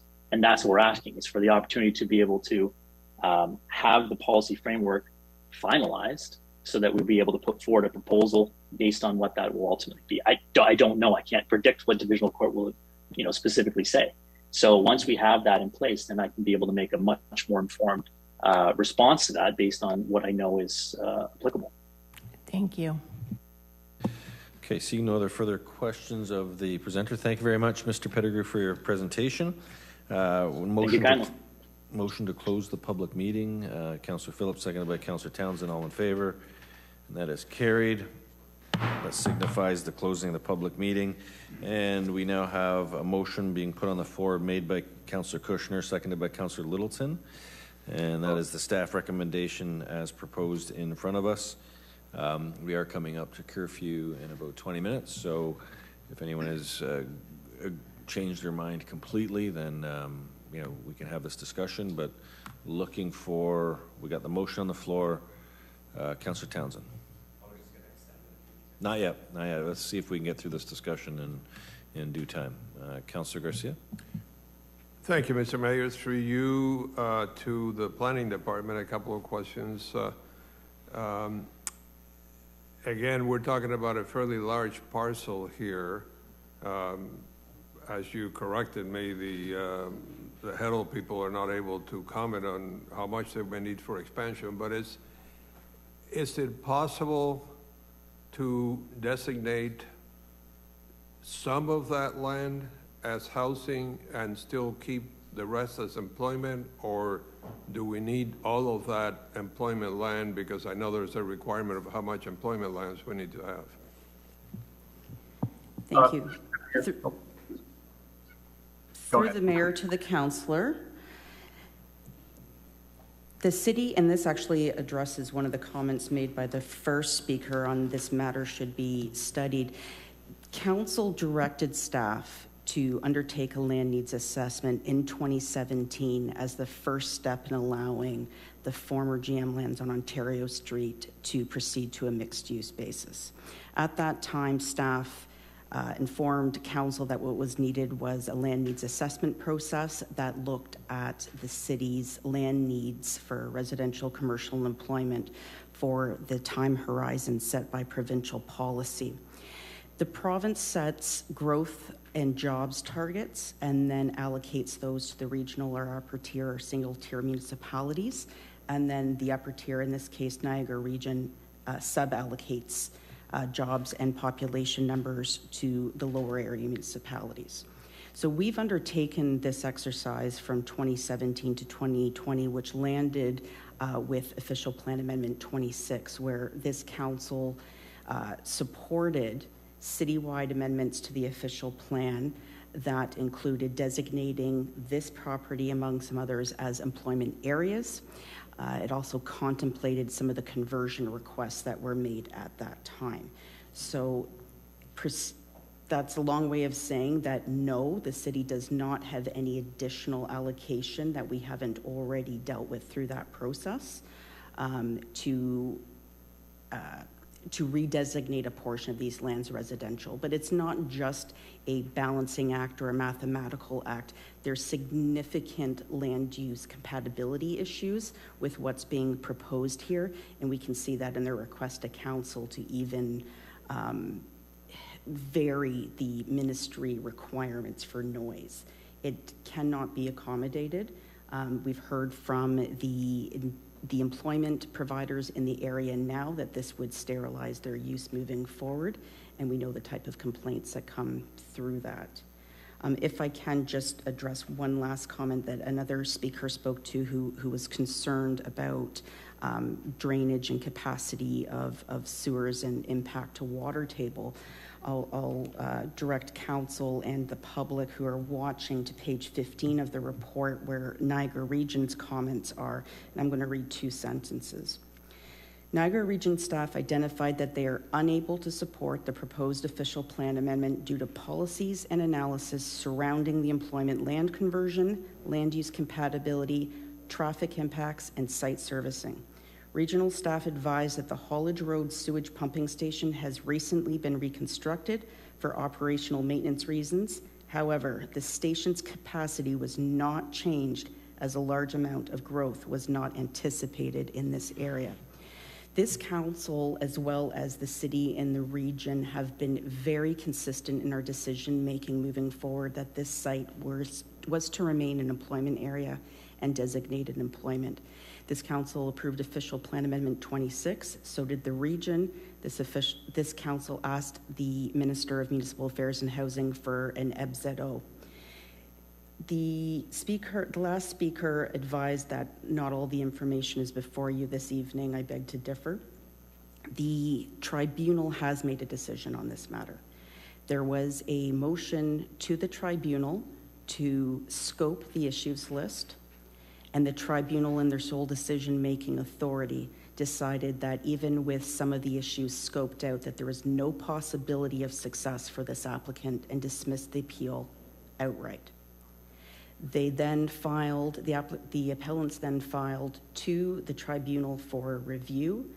The board heard a motion on that review, and that was also denied.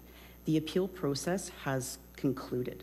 So to be told this evening that the appeal process has not been dealt with is a falsehood. What is remaining is that the applicants have filed to divisional court for a leave to appeal. That is a request asking permission to have another hearing. I do have the 4 issues that they've raised with that, and none of them are to contemplate the land use on this property. So that was spoken to this evening.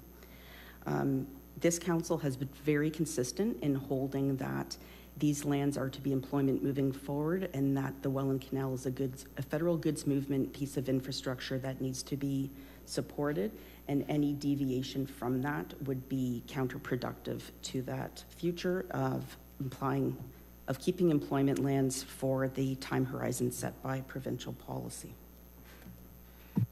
Thank you for that. So I know you covered a lot of territory there, but I believe in answer to my question, you were very definitive that you could not contemplate that not being employment lands. Through the mayor to the councillor, we cannot support. Okay. Yes. Okay. And through you, Mr. Mayor, one more question. I know that we're always told that you have to consider any application on its own merits. I think somewhere in the report you mentioned that there is another application from the developer, but that is not being addressed in this report. This is the only application that's before us. So my question is, if we deny that we support staff recommendation, are they still able to present another application and we would have to consider it? Or? Through the mayor to the councillor, the only application before us this evening is the official plan amendment. They have not submitted for any of the other implementing tools at this time. But yes, if council, after council's decision tonight, and should it be reflecting the staff recommendation, they can certainly apply in the future. But I think this city and this council has been very clear on what our expectations are moving forward.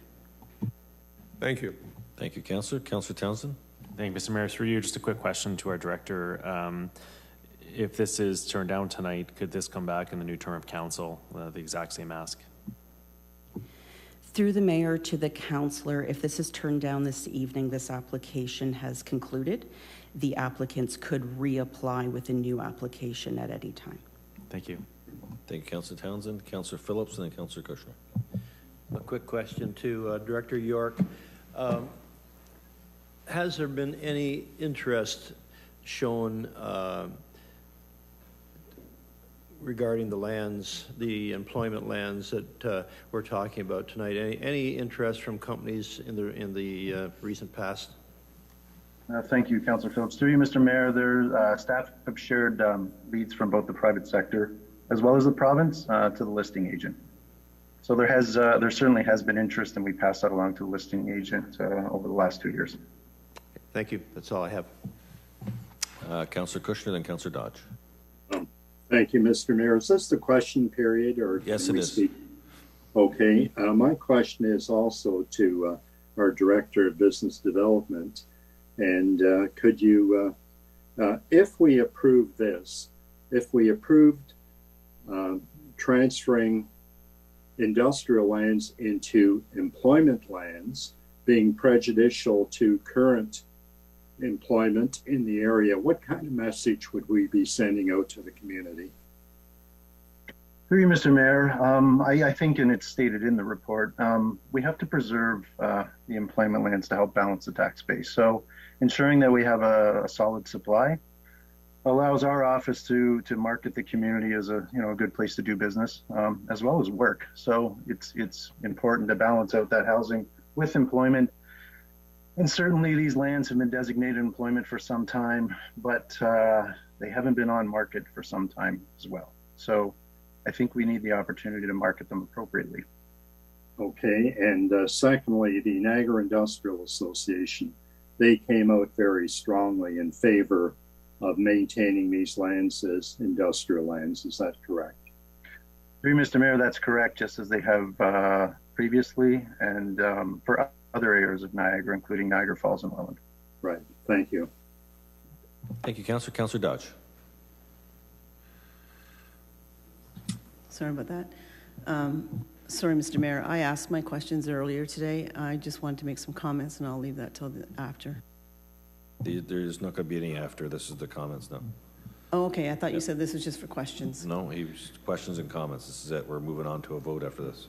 Okay, so I just wanted to comment and first of all thank staff and all the residents that have come forward and asked questions and shown their concerns about this development. Indeed, it's a very complex development with many cogs going in this wheel and stuff, and I often say that we need to have good neighborhood planning when we're moving forward and we're making decisions about where we're going to be putting subdivisions and whatnot.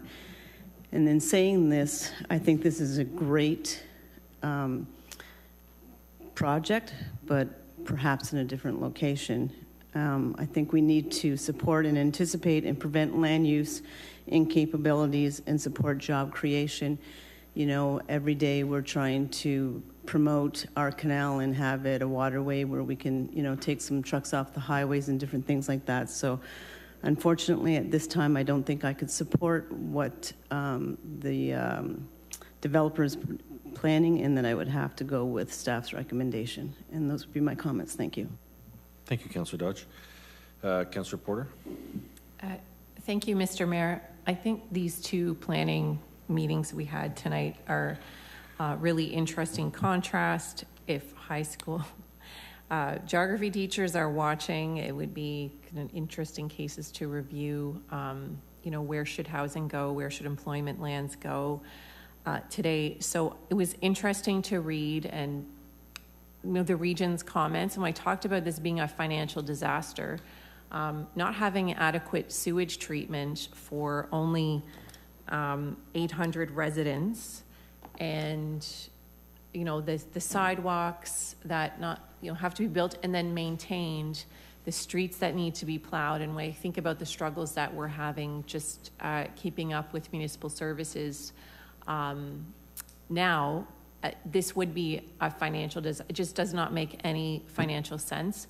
We need employment lands to support residents, or we turn into a bedroom community where people have to drive to Hamilton, Welland, all these other places to go to these types of industrial jobs. And that's actually bad for the environment. So for all of those reasons, I'm supporting this staff recommendation. Thank you for your work. I really wish you didn't have this on your plate because it is now an absolute waste of time. Okay, seeing no other further comments from council, I'll turn it over to the clerk for a recorded vote. Councillor Kushner? Yes. Councillor Littleton? Yes. Councillor Dodge? Yes. Councillor Phillips? Yes. Councillor Garcia? Yes. Councillor Harris? Yes. Councillor McPherson? Yes. Councillor Miller? Yes. Councillor Porter? Yes. Councillor Townsend? Yes. Councillor Williamson? Yes. Mayor Senzik? Yes. And that's carried. Okay, we got a few minutes to curfew. Just want to say thank you to staff, planning staff, for 2 outstanding reports that were presented to council tonight. And on the final report that we just deliberated, I would like to say I hope people were watching along at home who were interested. There was misinformation that was circulated prior to the meeting, which generated a number of emails to council. And as a direction to some of those individuals, I said, watch the council meeting so that they can get a better understanding of our responsibility under the Planning Act, how it relates to the Provincial Planning Act, the Regional Planning Act. There's a lot of complexity to the decisions that we have to make, and it's not simply a black and white issue that we often see. This is complex details that staff have to put countless hours into in order to for us to make a decision. And again, I'd like to say to Director Kitay and her staff, thank you very much for all the work that went into this, and looking forward to seeing the work of staff in the next term of council, as these issues will probably become more frequent as we look to build our community up. So keep up the great work, and I know that the decisions that we make today will have an impact on our community moving forward. And with that, I think we just got a couple more things on our agenda, and I don't want to have to do the where are we now? So we did that one. We're up to calls for notice of motion. We don't have any notice of motion. Committees and task force. We got a motion to receive and file the minutes of the ABCs. Councillor McPherson, seconded by Councillor Garcia. All in favor? And that is carried. And we don't have any closed session. Bylaws, reading bylaws, agenda A through D to be read a first time, considered and passed, and that they be signed and executed by the mayor and clerk. And I need a mover and a seconder for the bylaws. Councillor Phillips, seconded by Councillor Dodge. All in favor of the, and get all in line, all in favor. That's carried unanimously. And with that, adjournment. So there is 2 more meetings of council. We've got one coming up on the 26th of September.